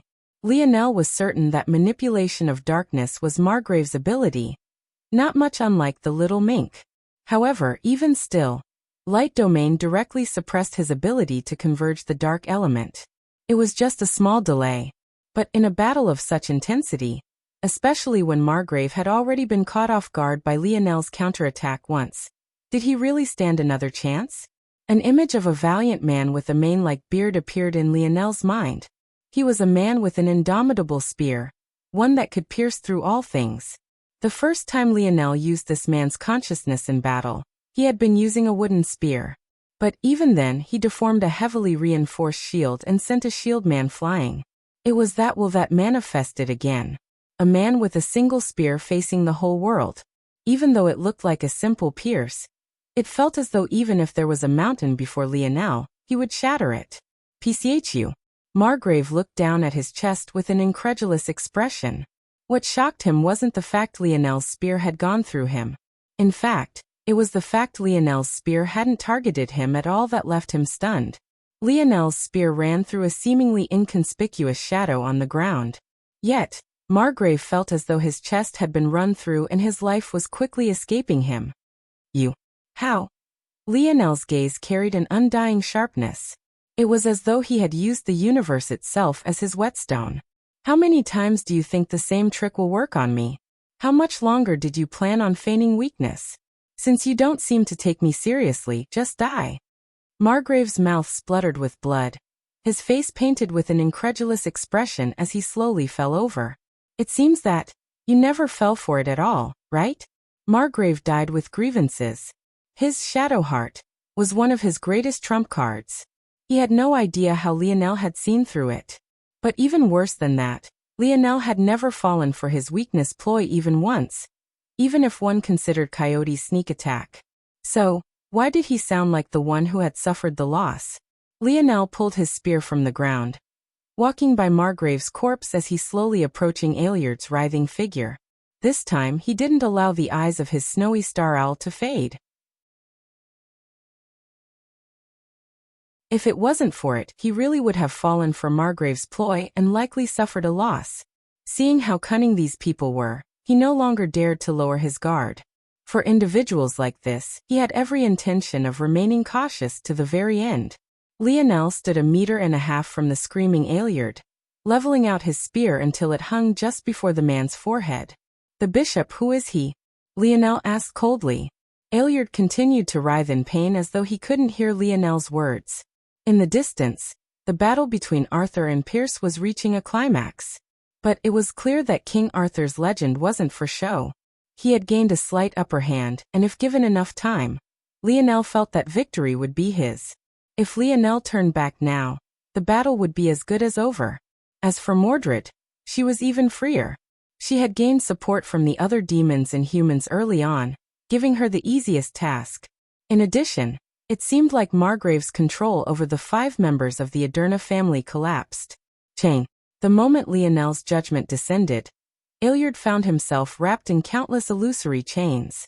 It seemed that whatever tricks they had completely collapsed. This time, Lionel really had been too cautious. He had underestimated the kind of effect his snowy star owl lineage factor could have. If it wasn't because Aeliard's comprehension of mental mage arts was so far beyond Lionel, his mind would have been directly shattered. Lionel's palm flipped, causing a snow globe to appear in his hand. Aeliard seemed to finally react to this sudden change. He tried to shift backward, but the chains that bound him made him look no different from a pitifully escaping worm. Lionel shot a kick forward, clipping his chin and knocking him out completely. Only after Aeliard had been trapped within a state of suspended animation did he sigh a breath of relief. He didn't know if he could extract any information out of Aeliard, but what he did know was that he couldn't continue to remain in the dark like this. Lionel turned back, only to find Mordred and King Arthur dealing a final blow to Pierce. A breath he didn't know he had been holding was finally released. Were things really over now? It seems that Nana's family hadn't died, they were just taken control of. Lionel had thought that Margrave was a necromancer, but it seemed like that wasn't the case. Or maybe they had only kept Nana's family alive, so that it was easier to control her. If that's true, it's likely that whoever can extract abilities and copy them to others needs their subject to be alive. Lionel made the only conclusion he could with such limited information. It was clear that this bishop valued Nana's ability even compared to others. This was ultimately a good thing for Lionel. He had so many enemies already. Maybe being a friend to a hidden family wouldn't be a bad thing. Still, he didn't get ahead of himself. He had seen no lack of ungrateful people in this new world order. Who knew if the Aderna family would appreciate his help? A wave of fatigue assaulted Lionel. His nerves really had been stretched too thin for too long. He shook his head, knowing that it still wasn't time for him to rest. Lionel slowly trudged toward the sinkhole, focused entirely on the massive spherical force art that loomed above it. Even compared to the one within his dream world, it was massive. No matter how Lionel looked at it, he had no idea how to take advantage of this thing. And even though he was right before it, he had no idea why it was those higher dimensional beings wanted it so much. It was impossible for Lionel to copy it with his dream sculpt ability. Last time, he had relied on the enlightenment given by the maturing force core to succeed. Not to mention the fact there was no such boost here. Even if there was, with how much more complicated this art was, there was no guarantee he would succeed before his stamina ran out. Lionel sighed. What is this? And how do I take advantage of it? As usual, Lionel tried to rely on the dictionary. But his expression changed once again when he didn't get an answer. Was this thing broken? What was happening? Lionel frowned. If the dictionary was really broken, this was too big of a loss. Maybe Lionel's palm flipped over, and another snow globe appeared. He looked from the snow globe to the sinkhole and spherical force art before him. Won't know unless I try.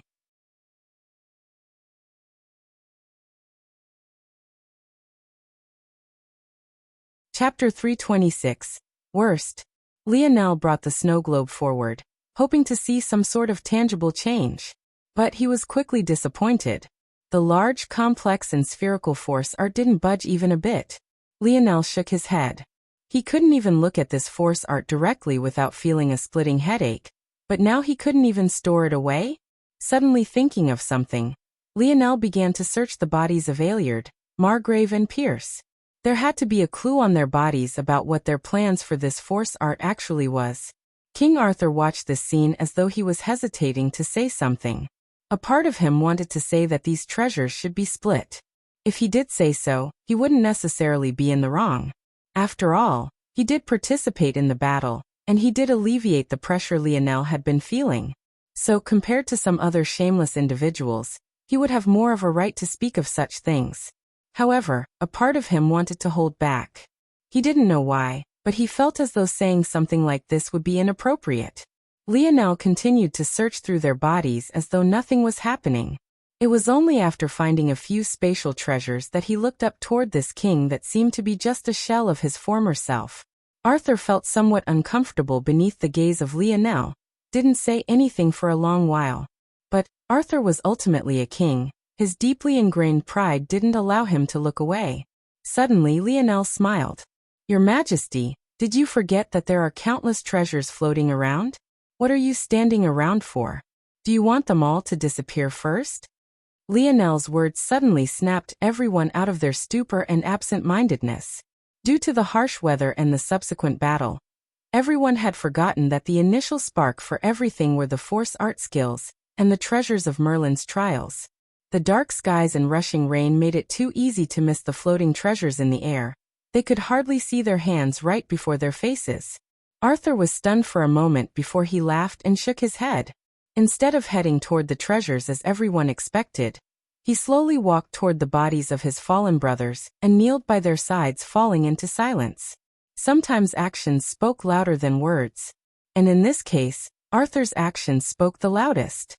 No one knew what would happen to Camelot. The weather had only been growing worse, and the rumbling of the ground had never stopped. In fact, it was only growing more intense. In such a situation, Arthur was actually still thinking about treasures. Even he found himself to be laughable. It was impossible for a person to change in an instant of time, but it seemed possible for someone to take a first step. Arthur placed Pierce's head before his brother's, falling into silence. Lionel watched this scene from afar and didn't say much. Mordred's gaze flashed for but a moment before returning to normal. She seemed more interested in Lionel than anyone else. Everyone. Lionel spoke. I want hog everything. You can rely on your own abilities to snatch the treasures that remain. But since there are so few of you remaining, I hope there won't be any more killing. The future is still uncertain right now, so do your best to preserve yourselves. Lionel knew that the integration with Earth's fold of reality definitely wouldn't be smooth, though this situation was much better than it could have been. Since Camelot was appearing with its own land and resources, it wouldn't be encroaching on Earth, at least not immediately. But who knew how long that would last? As things stood now, Lionel didn't feel any sort of special attachment to Earth, and he definitely didn't have one for Camelot. He just hoped they wouldn't massacre one another to the last man. With those words said, Lionel turned his attention back to the rings in his hands, completely ignoring the gaze of Monet and Violet Rain.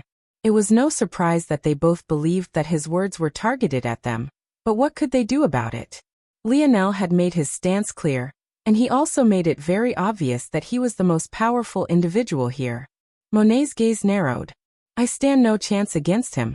Unless the fourth dimension descends, it'll remain like this. Every would cause an overall evolution of its world and people. Monet felt that even with the strength of her ability, She would need it to evolve again for her to stand a chance against Lionel. But by then wouldn't Lionel's ability also evolve? The variables were too many and the future was too difficult to read. Whether or not she would succeed in surpassing Lionel, when that time came, was still questionable. Lionel, however, had no intention of letting those he had already surpassed threaten him in the future. "There's nothing in here," Lionel frowned. Within Margrave's spatial ring, the most important thing he found were crystals that held various dark elemental spells. This was technically a good thing.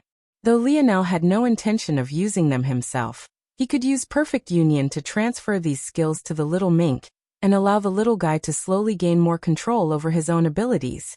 However, even if it was good, it wasn't what Lionel wanted to find. Aeliard's ring was even more useless to him. It contained more sinister mental mage spells than what Lionel could find within the Mage Academy, but other than that, there was nothing. Lionel's frown deepened, because Pierce's ring was even more useless to him. It contained sword techniques and he obviously didn't wield a sword. The truth was that Lionel was less off-put by the fact he couldn't find anything than by what the fact he couldn't find anything meant. All of this meant that he once again couldn't see through the purpose of the bishop and his fanatics. And this was a worst-case scenario.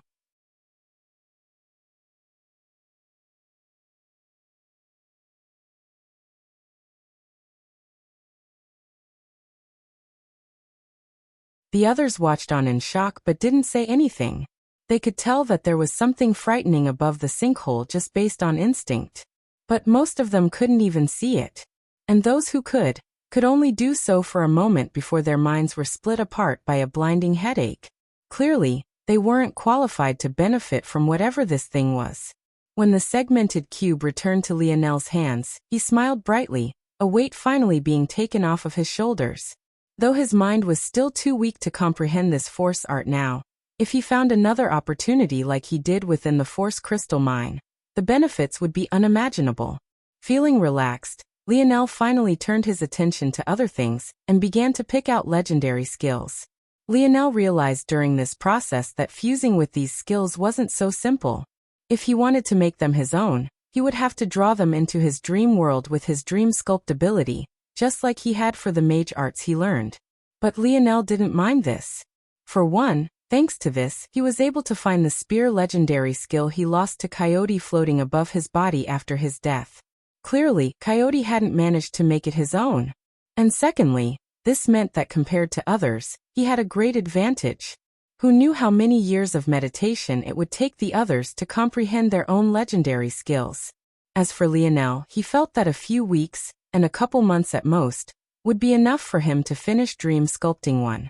Within a few years he would have finished with them all. Still, this made Lionel realize just how magical Merlin's world was. Somehow, with the use of skill points, star points and slaughter points, he managed to make the process instantaneous. This level of skill was far beyond Lionel's comprehension, and something he could only look up to. But at the same time, Lionel felt like the secret to allowing this was within the fourth-dimensional force art he had used the help of the segmented cube to take. Lionel managed to find the remaining 3 legendary skills for his bow, and the one ultimate skill that helped fuse them. Then he repeated this task for the spear. He originally planned to stop there, but when he found the ultimate skill for his spear, he stumbled across the summer legendary skill for fists. There's no one here who relies on fist techniques. Remembering his time with Heckle and the boxing techniques he learned, Lionel smiled and decided to snatch the 4 legendary and 1 ultimate skill for fists as well. Who knows, it might come in handy one day. Lionel's heart felt light. Though the trip to this zone had been dangerous, he had benefited a lot. Aina, Lionel looked up toward the rumbling skies. It seemed like the apex of this transformation was coming. With its conclusion, Lionel knew that his zone quests would end as well. Lionel. A sudden voice snapped him out of his thoughts. He turned to see that it was Krakos, the #1 demon lord. Yes? Lionel asked. Choose. Krakos' words were blunt and without flowery wastes of breath. His voice itself, despite his massive size, actually sounded quite scholarly and soft though. It was quite an interesting contrast. Lionel looked toward what was in Krakos' hands only to find numerous floating treasures, all of which had been trapped within spatial dimensions. Oh, Lionel's gaze lit up. I want stand-on ceremony then. Lionel smiled and took a familiar necklace. It seemed that the treading goddess necklace would still fall into his hands in the end. At that moment, the feverish rumbling of the world reached a peak. The sound of shattering glass reverberated through all their ears. Then everything went black.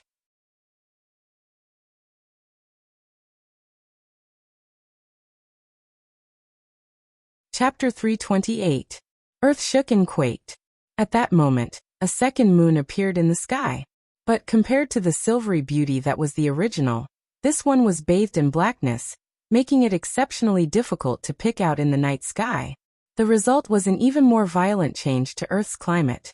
It was impossible to tell exactly what would happen, and just when these changes would come to an end. That said, these things had little to do with Lionel. Lionel's vision blurred. When it finally cleared once more, he found himself in a familiar white space. One would think the first thing Lionel would do would be to rush forward and demand the treasures he had earned. But, instead he collapsed to the ground, taking deep steady breaths. These past few months had truly been too hard. Even though only a week or so had passed in the real world, to him, it had been over a year. His 19th birthday was also quickly approaching within this true timeline. He looked up toward the endless vastness of white and smiled. He didn't know why he did, but he just felt like he should. How long are you going to lie there? Lionel grinned, hearing the familiar voice. Just a bit longer, Uncle Montez. Lionel mumbled. Eventually Lionel sat up.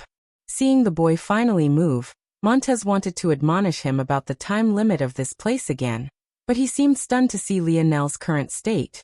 The current Lionel looked practically like a beggar. His clothes were torn and caked in blood, mud and rain. It was as though he had spent several years on a battlefield and only just came out. In fact, this wasn't even that far from the truth. Still, what shocked Montez even more was Lionel's hair color. Despite the state of the rest of his body, Lionel's hair seemed untouched and unblemished. It didn't even have the slightest speck of dust on it. After a moment, Montez hid his shock and shook his head. You look like a mess. Lionel's grin didn't fade. Well, your nephew here suffered quite a lot in the past few months. Montez laughed. I can see that. Without another word, Montez took out a scroll and unfurled it. The moment he did, his playful demeanor vanished. In silence, he read the details of the zone and what Lionel went through. When he finally looked up, he couldn't decide whether this boy had heaven-defying good luck or bad luck. The first time he entered a zone, he accidentally cleared a 4-person subdimensional zone on his own. The second time he entered a zone, it nearly became a unique zone. And the third time he entered, the worries from the second zone became reality. You cleared a unique zone? Lionel shrugged. I was a bit lucky. Montez didn't refute this. Unique zones weren't a joke. Sometimes, they could be more difficult to clear than zones several levels above them in difficulty. It could only be said that Lionel was lucky that Earth was still a pseudo-fourth-dimensional world. If not for this, he would likely be dead. What did you do with the Aderna family members? Montez asked. Lionel rubbed his nose. They're in a safe place. Montez looked toward Lionel for a while before bursting out into a fit of laughter. He already understood what Lionel was doing. If he just released the Aderna family, he'd have to split the reward. But if he kept them within the suspended animation state, they would still be considered dead until all of this ended. That way, he'd be able to monopolize more treasures. He didn't feel bad about this at all. If not for him, they really would be dead. Plus, what they didn't know wouldn't hurt them. What are the rewards for clearing a unique zone like Uncle Montez? Lionel's eyes sparkled. Lionel was actually quite excited. The better the treasures were, the easier time he'd have in finding Aina. He didn't know what happened a few days ago, but he suddenly felt that she was in trouble. This sort of feeling left him anxious. Though he had buried it to now, he was all too eager to make his way to Terrain. However, Lionel didn't expect his question to make Montez solemn once more. What is it? Lionel probed. Don't tell me you're going to cheat me again? Montez sighed. It's nothing like that. It's just that the logistics around rewards for unique zones are a bit special. Montez shook his head.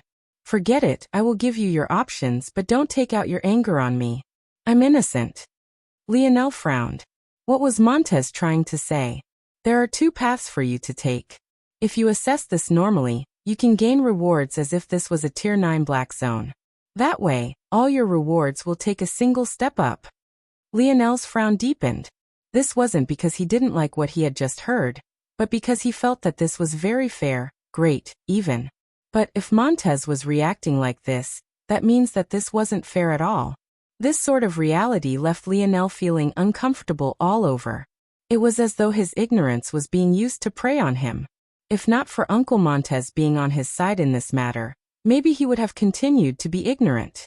The second option is to hand in all the evidence you gained of the unique zone over. Should you choose to do this, your rewards will gain another massive boost. Not only will this zone be treated as a Tier 9 black zone, but you can also pick out a true bronze grade treasure of any tier. Lionel abruptly stood from the ground, his gaze flashing. Montez was a bit stunned by Lionel's momentum, but he remained expressionless, silently waiting for Lionel's choice. They want to bribe me to cover this up? Lionel sneered. It seemed the longer he spent in this world, the more garbage he unearthed.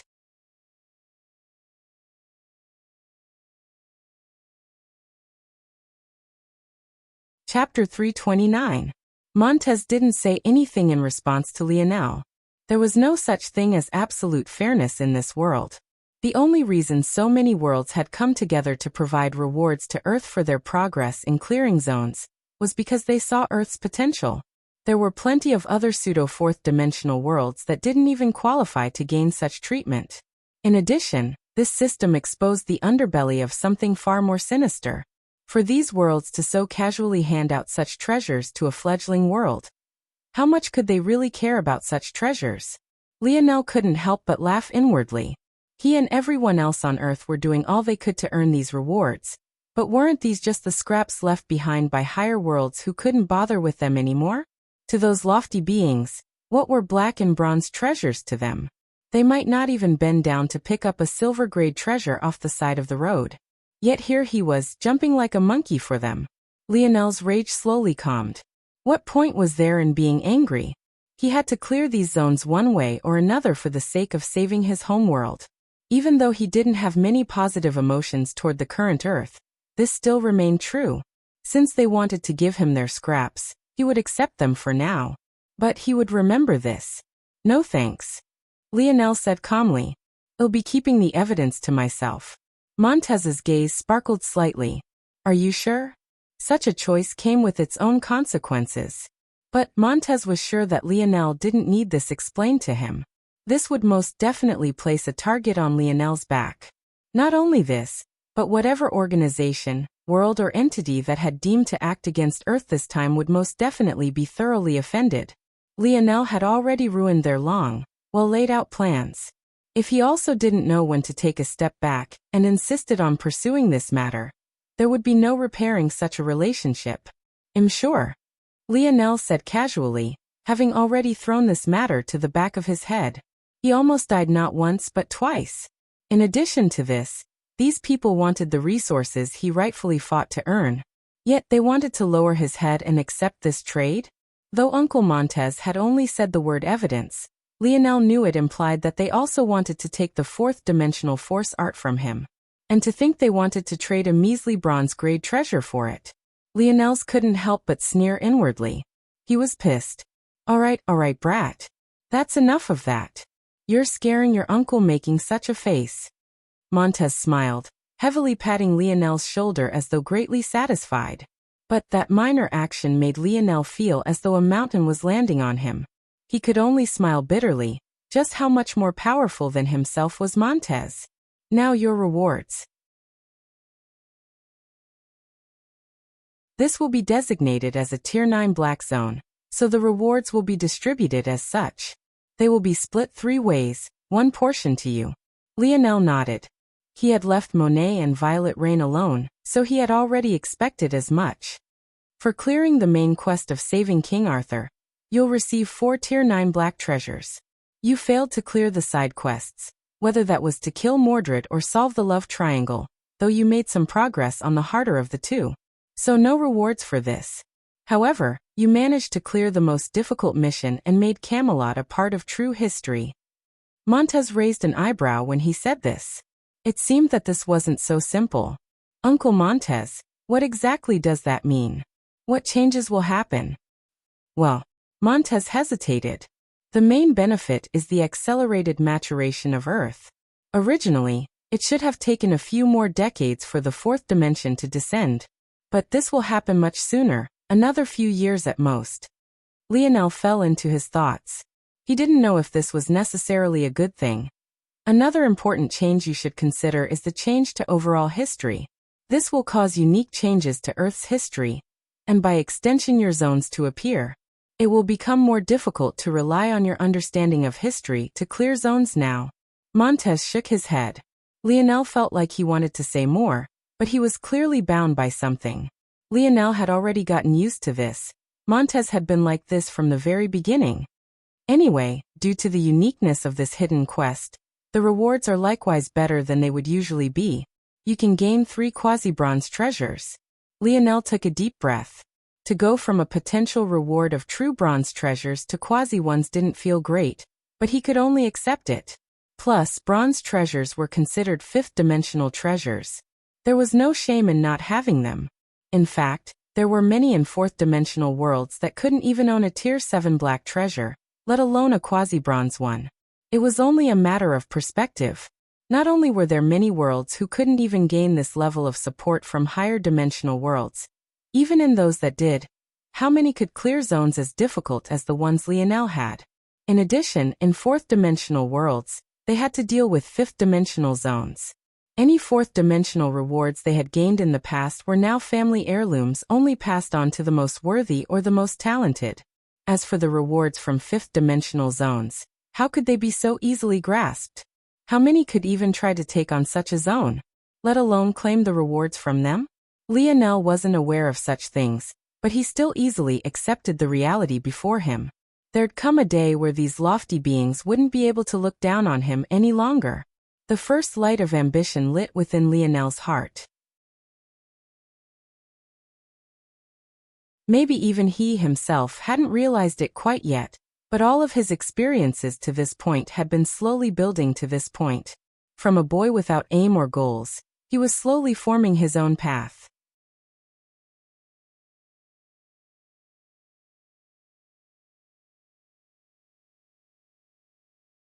Chapter 330. 4 Tier 9 black treasures and 3 quasi-bronze treasures. Lionel already knew what he would use his first Tier 9 black treasure on. He didn't even need to think about it. So he could be considered to have 6 choices to make. Should I choose treasures that will make my 10th node easier to form? Lionel felt that he was at a point now where he could finally attempt to follow through on his crazy idea. He remembered that there was a point in time he thought that he would need to form his 10th node before he could battle Lamorak. But now he realized that he had severely underestimated himself, so he was quite curious about just how powerful he would become. I'm not lacking in force. I still have the stalactite drippings from the hive. Force is probably what I lack the least of. Lionel still had many treasures he had gained from the hive that he had yet to use. For example, his mellow dew stalactites. They formed a drop of dew that contained an incredibly high density of force every so often. They were perfect for a final push of force when needed. Uncle Montez, if I want the rest of Dimensional Cleanse, what do I have to do? Montez's gaze flashed for a moment. When he scanned Lionel up and down, he was shocked again. You already formed the 2-star constitution? Lionel didn't really know how to respond to this. The creator of Dimensional Cleanse had always said that it would be difficult, but Lionel never struggled with it, so he never thought it was a big deal at all. Is that very difficult? Lionel asked.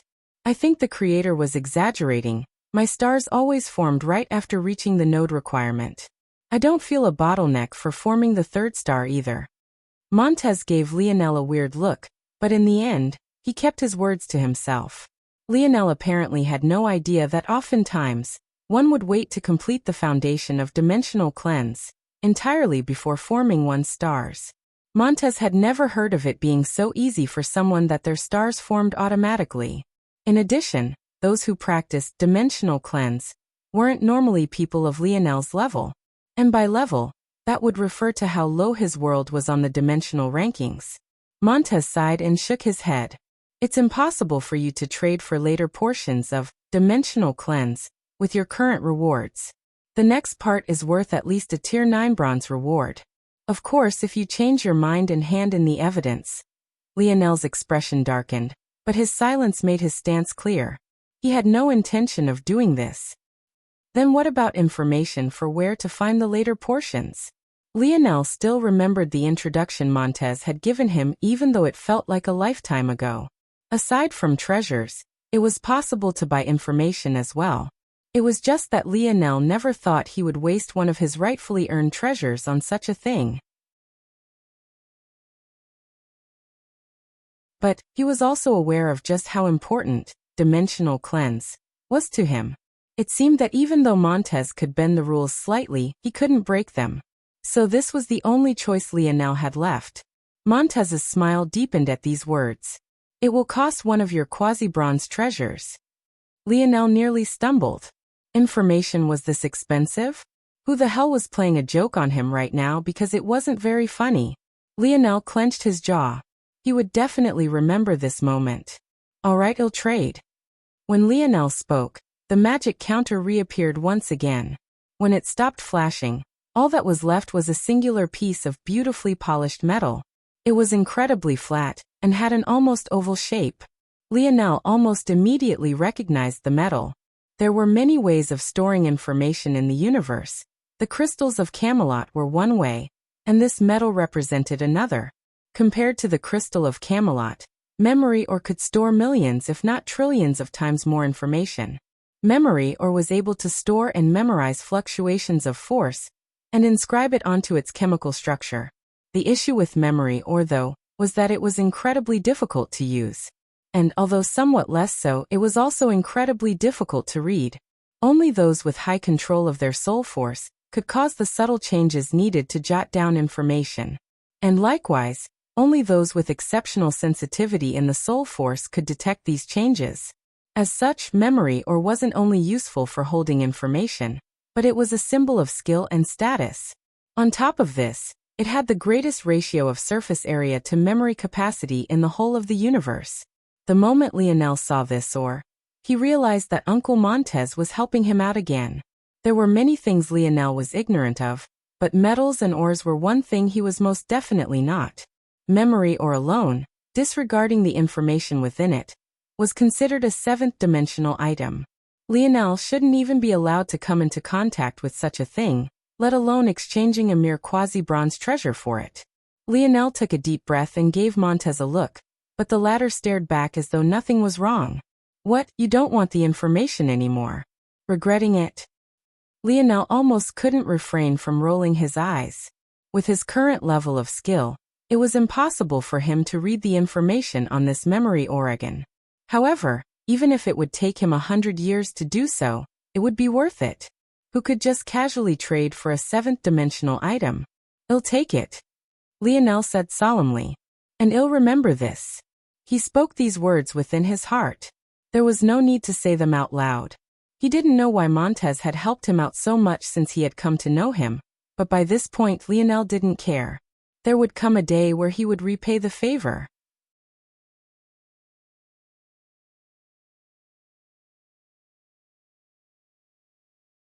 Chapter 331. Lionel carefully put this memory ore away.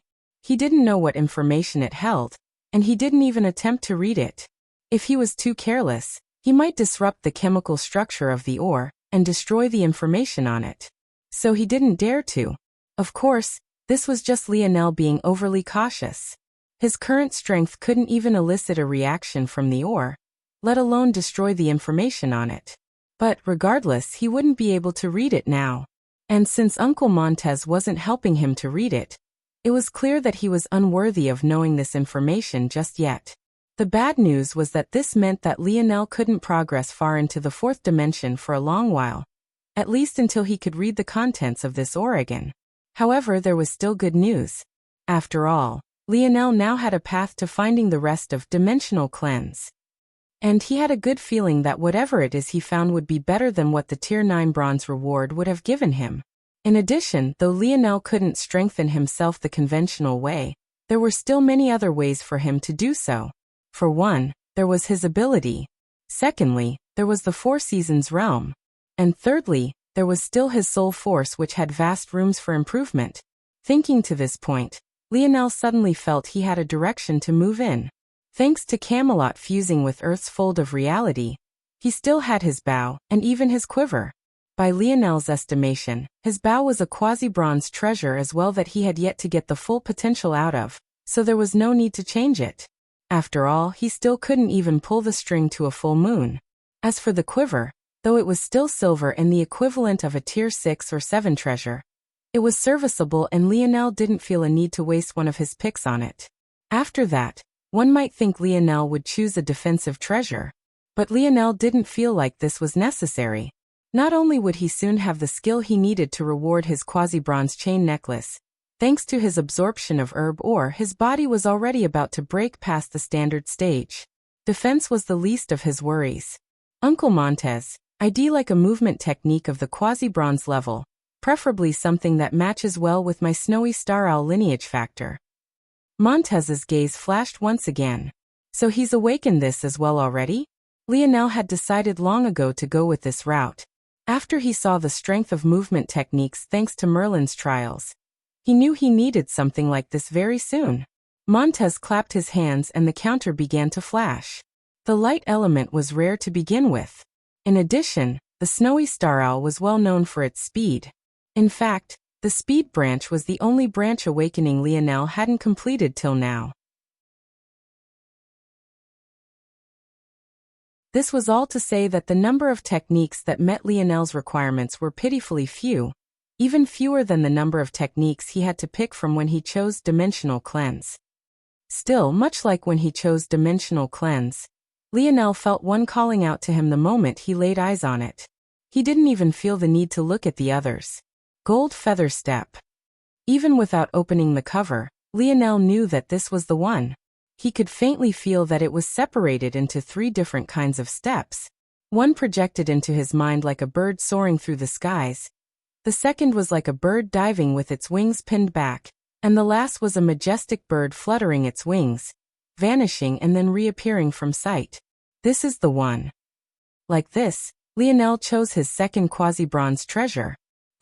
Uncle Montez. Lionel's gaze became absent-minded for a moment as he held on to Gold Feather Step.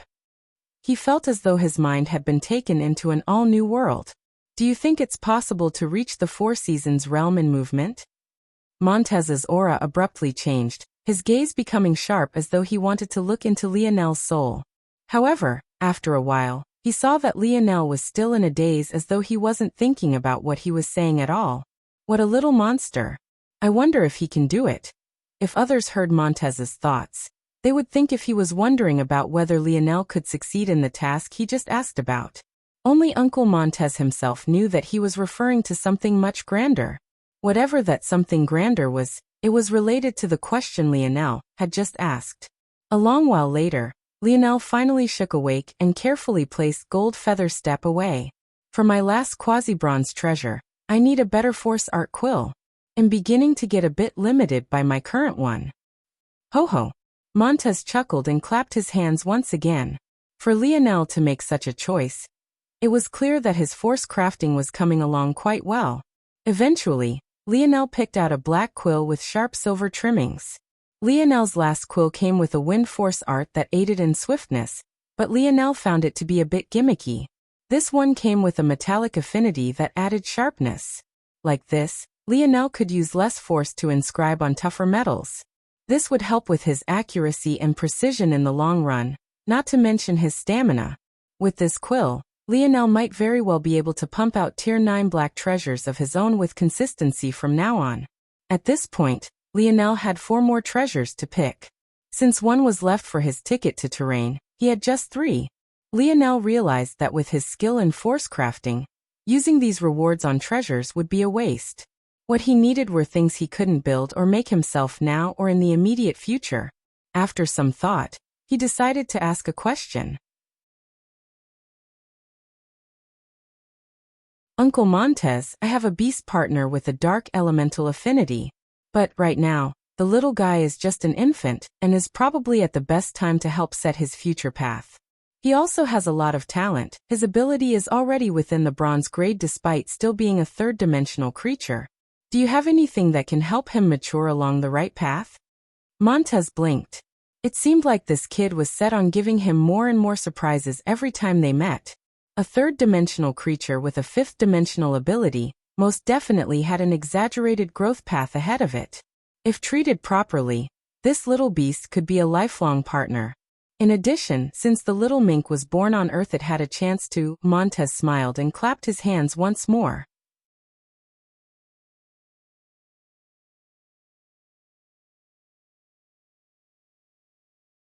Chapter 332. Abilities were an incredibly important part of a person's potential. Even among those of the highest echelon, entities that existed within the sixth of seventh dimension. Often, their most powerful tool were their abilities. Abilities could transcend strength. An existence like the little mink who had a fifth-dimensional ability could display combat prowess far beyond the realms of reason. In addition, the little guy also avoided the suppression one would experience upon entering higher dimensional worlds. However, at the same time, subduing such a partner was incredibly difficult.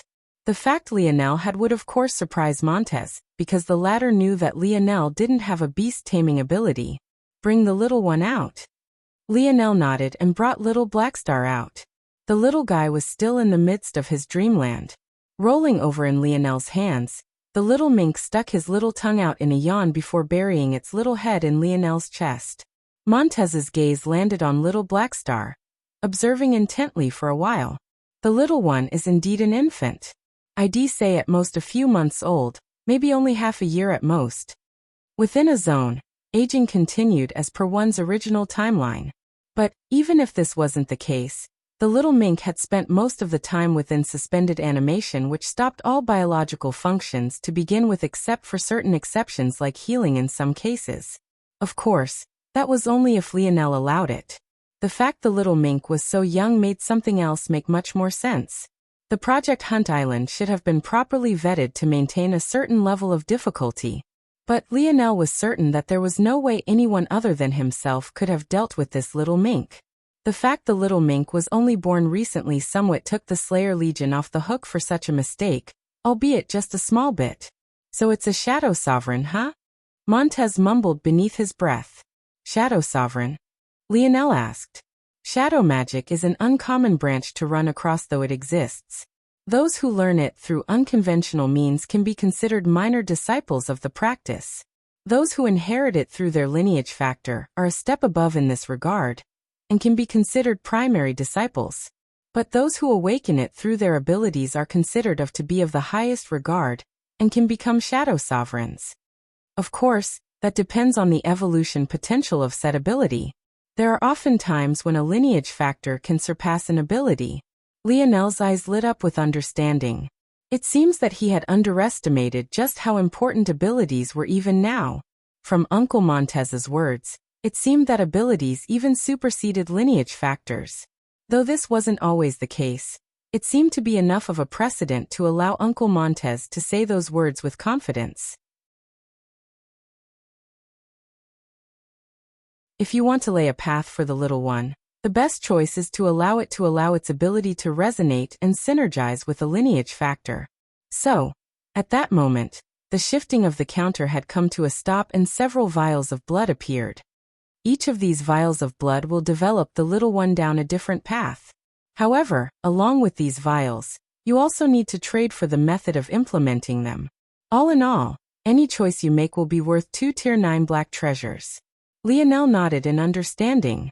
He didn't know anything about using blood to enhance one's ability, but from what he understood about the human body, just drinking it obviously wouldn't help integrate the blood properly.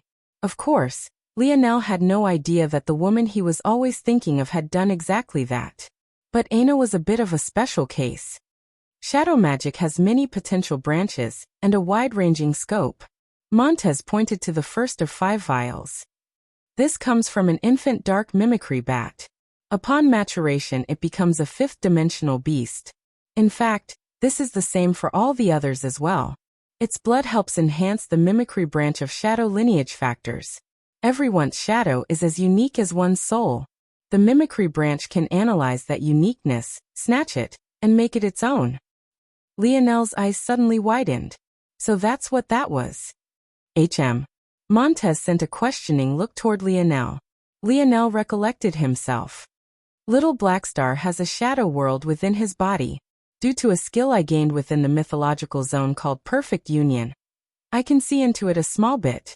But, maybe because the skill is pretty low level, I can only get a vague understanding of it. But I once saw a life that I was sure wasn't Little Blackstar's within it. I was racking my brain, thinking about what it was. But now I feel like it must have been a form of mimicry that Blackstar hasn't quite learned to use yet. Though Perfect Union sounded, well, perfect, it had ultimately been just a silver skill from Merlin's trials. How could it be as flawless as described? The life that Lionel saw within Blackstar's shadow world had baffled Lionel for a long time. But within the trials, he had chosen to ignore it and focus on what he did understand. After all, he was fighting for his life. He didn't have the luxury to slowly figure things out. And now that Lionel thought about it, that life form reminded him a lot of. Lionel's eyes glowed. Within the Force Core Mine, Little Blackstar had fought Simeon's numbered warriors, and killed one of them with a sharp force ability. Lionel hadn't been able to pinpoint what was so familiar about that life until Montez spoke just now. That much meant that Little Blackstar could elicit the ability of that man. But, how much he could glean or use and to what level of strength was still questionable. It was just the first vial of blood, but Lionel was already greatly intrigued.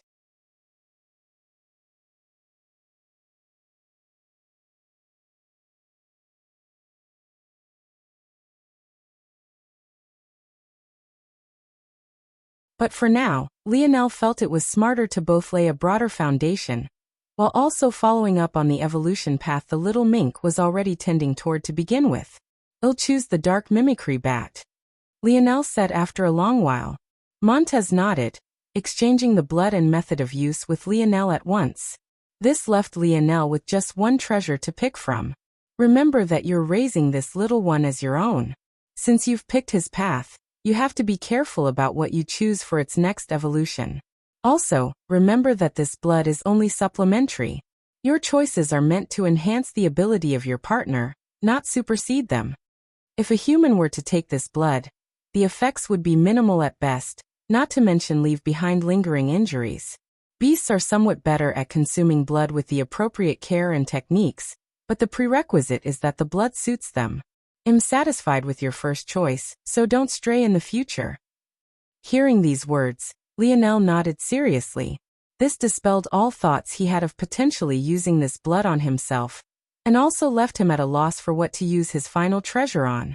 Lionel fell into his thoughts once again. At first, Lionel didn't know what he wanted. But after a while, he remembered a certain chariot that once made him grind his teeth in rage. Back then, he had suffered a big loss at the hands of Captain Sela. He swore that when he got the chance, he would definitely get a movement treasure of better quality. Thinking of the Slayer Legion, Lionel's gaze flashed with a cold light. After a while, Lionel's cold demeanor faded into a grin. "Uncle Montez, I need a ride." At that moment, a familiar island was surrounded by a depressing gloom. This island was none other than the very one the Slayer Legion had found the Camelot Zone on. However, compared to the past, it looked much different. Raging winds and violent storms had taken hold of the island.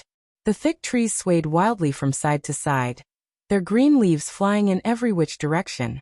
The ground was soaked completely through, turning the endless greenery into a marsh land that was more reminiscent of a rice farm than a forest. Up above, black clouds rolled and rumbled, flashing with vicious arcs of lightning. The shores of the island were a complete mess. The ocean looked like a dense expanse of black, huge waves crashing and rolling onto the sides of the island as though threatening to swallow it whole. It was on this very island, and in these very conditions, that a fiery argument was taking place. "Do you think that I, Hacker Hutch, am a pushover?" Hutch stood with a rusted blade, his seemingly old and frail frame standing tall beneath the rushing winds and heavy rain. Under the dark skies, he seemed like a sheathed blade ready to unleash at any moment. "Hutch, I suggest you put the blade away." A man whose momentum seemed no less than Hutch stood opposing him. Monet and Violet Rain had already exited, but judging by the fact no others had come with them, it was clear that everyone else had died. However, according to these women, Lionel was just fine. Hutch had stormed to this place the moment he heard about the actions Monet took behind his back that day. But by then, they had already long since entered the zone, so he could only wait. Unfortunately, his movements had alerted others. And this matter only blew up further after it was found out that several promising geniuses and commanders had died within the zone, one of which actually personally died at Lionel's hand. On the sidelines, Badger stood with reddened eyes, the rain soaking him all the way through. When he heard that Mayfly had died, it hit him like a ton of bricks. Any hatred he held for not being allowed to enter the zone had been transferred toward his hatred for Lionel. He wanted nothing more than to rip him limb from limb. "Oh, and are you going to take my blade from me, Catrice? Come and take it." Catrice's face darkened. His standing was no less than Hutch's, a retired supreme. So, why would he fear him? "I think it's best you think about your next steps carefully," Catrice practically growled, his figure seemingly growing by a size beneath his billowing aura. "Others are already dissatisfied with you. Do you think you can just boot an appointed supreme from their position just because you feel like it? Did you already forget what happened all those years ago?" Hutch's aura sharpened, and he sneered a toothy grin. "It seems that my machete hasn't tasted blood in so long that some people really think they can talk to me however it is they want. I'll let you choose. Would you rather lose your left or right arm? Or would you prefer to lose a leg?" Hutch's bloodthirsty aura caused those spectating members of the Slayer Legion who had been tasked with protecting the island to feel as though their blood had frozen over. It was then that the whirring of the zone suddenly caught everyone's attention. At that moment, a teenage boy dressed in rags stepped out, his bronze hair becoming practically the only light in this dark atmosphere. The boy yawned. He seemed to genuinely be tired, and couldn't be bothered by what was happening around him. When he wiped the tears from his eyes enough to clear his vision, he saw that he had been surrounded. "Oh, hey old man." The boy smiled. Who else could it be if not Lionel Morales? "You're tuning in to the Lee May's Sword of Destiny YouTube channel. We're so grateful for your support, and don't forget to subscribe to join us on this incredible journey through captivating stories. Your generosity through donations truly makes a world of difference, as it's the primary source of revenue that allows me to expand and enhance this channel for you. Thank you from the bottom of my heart for being a part of this adventure."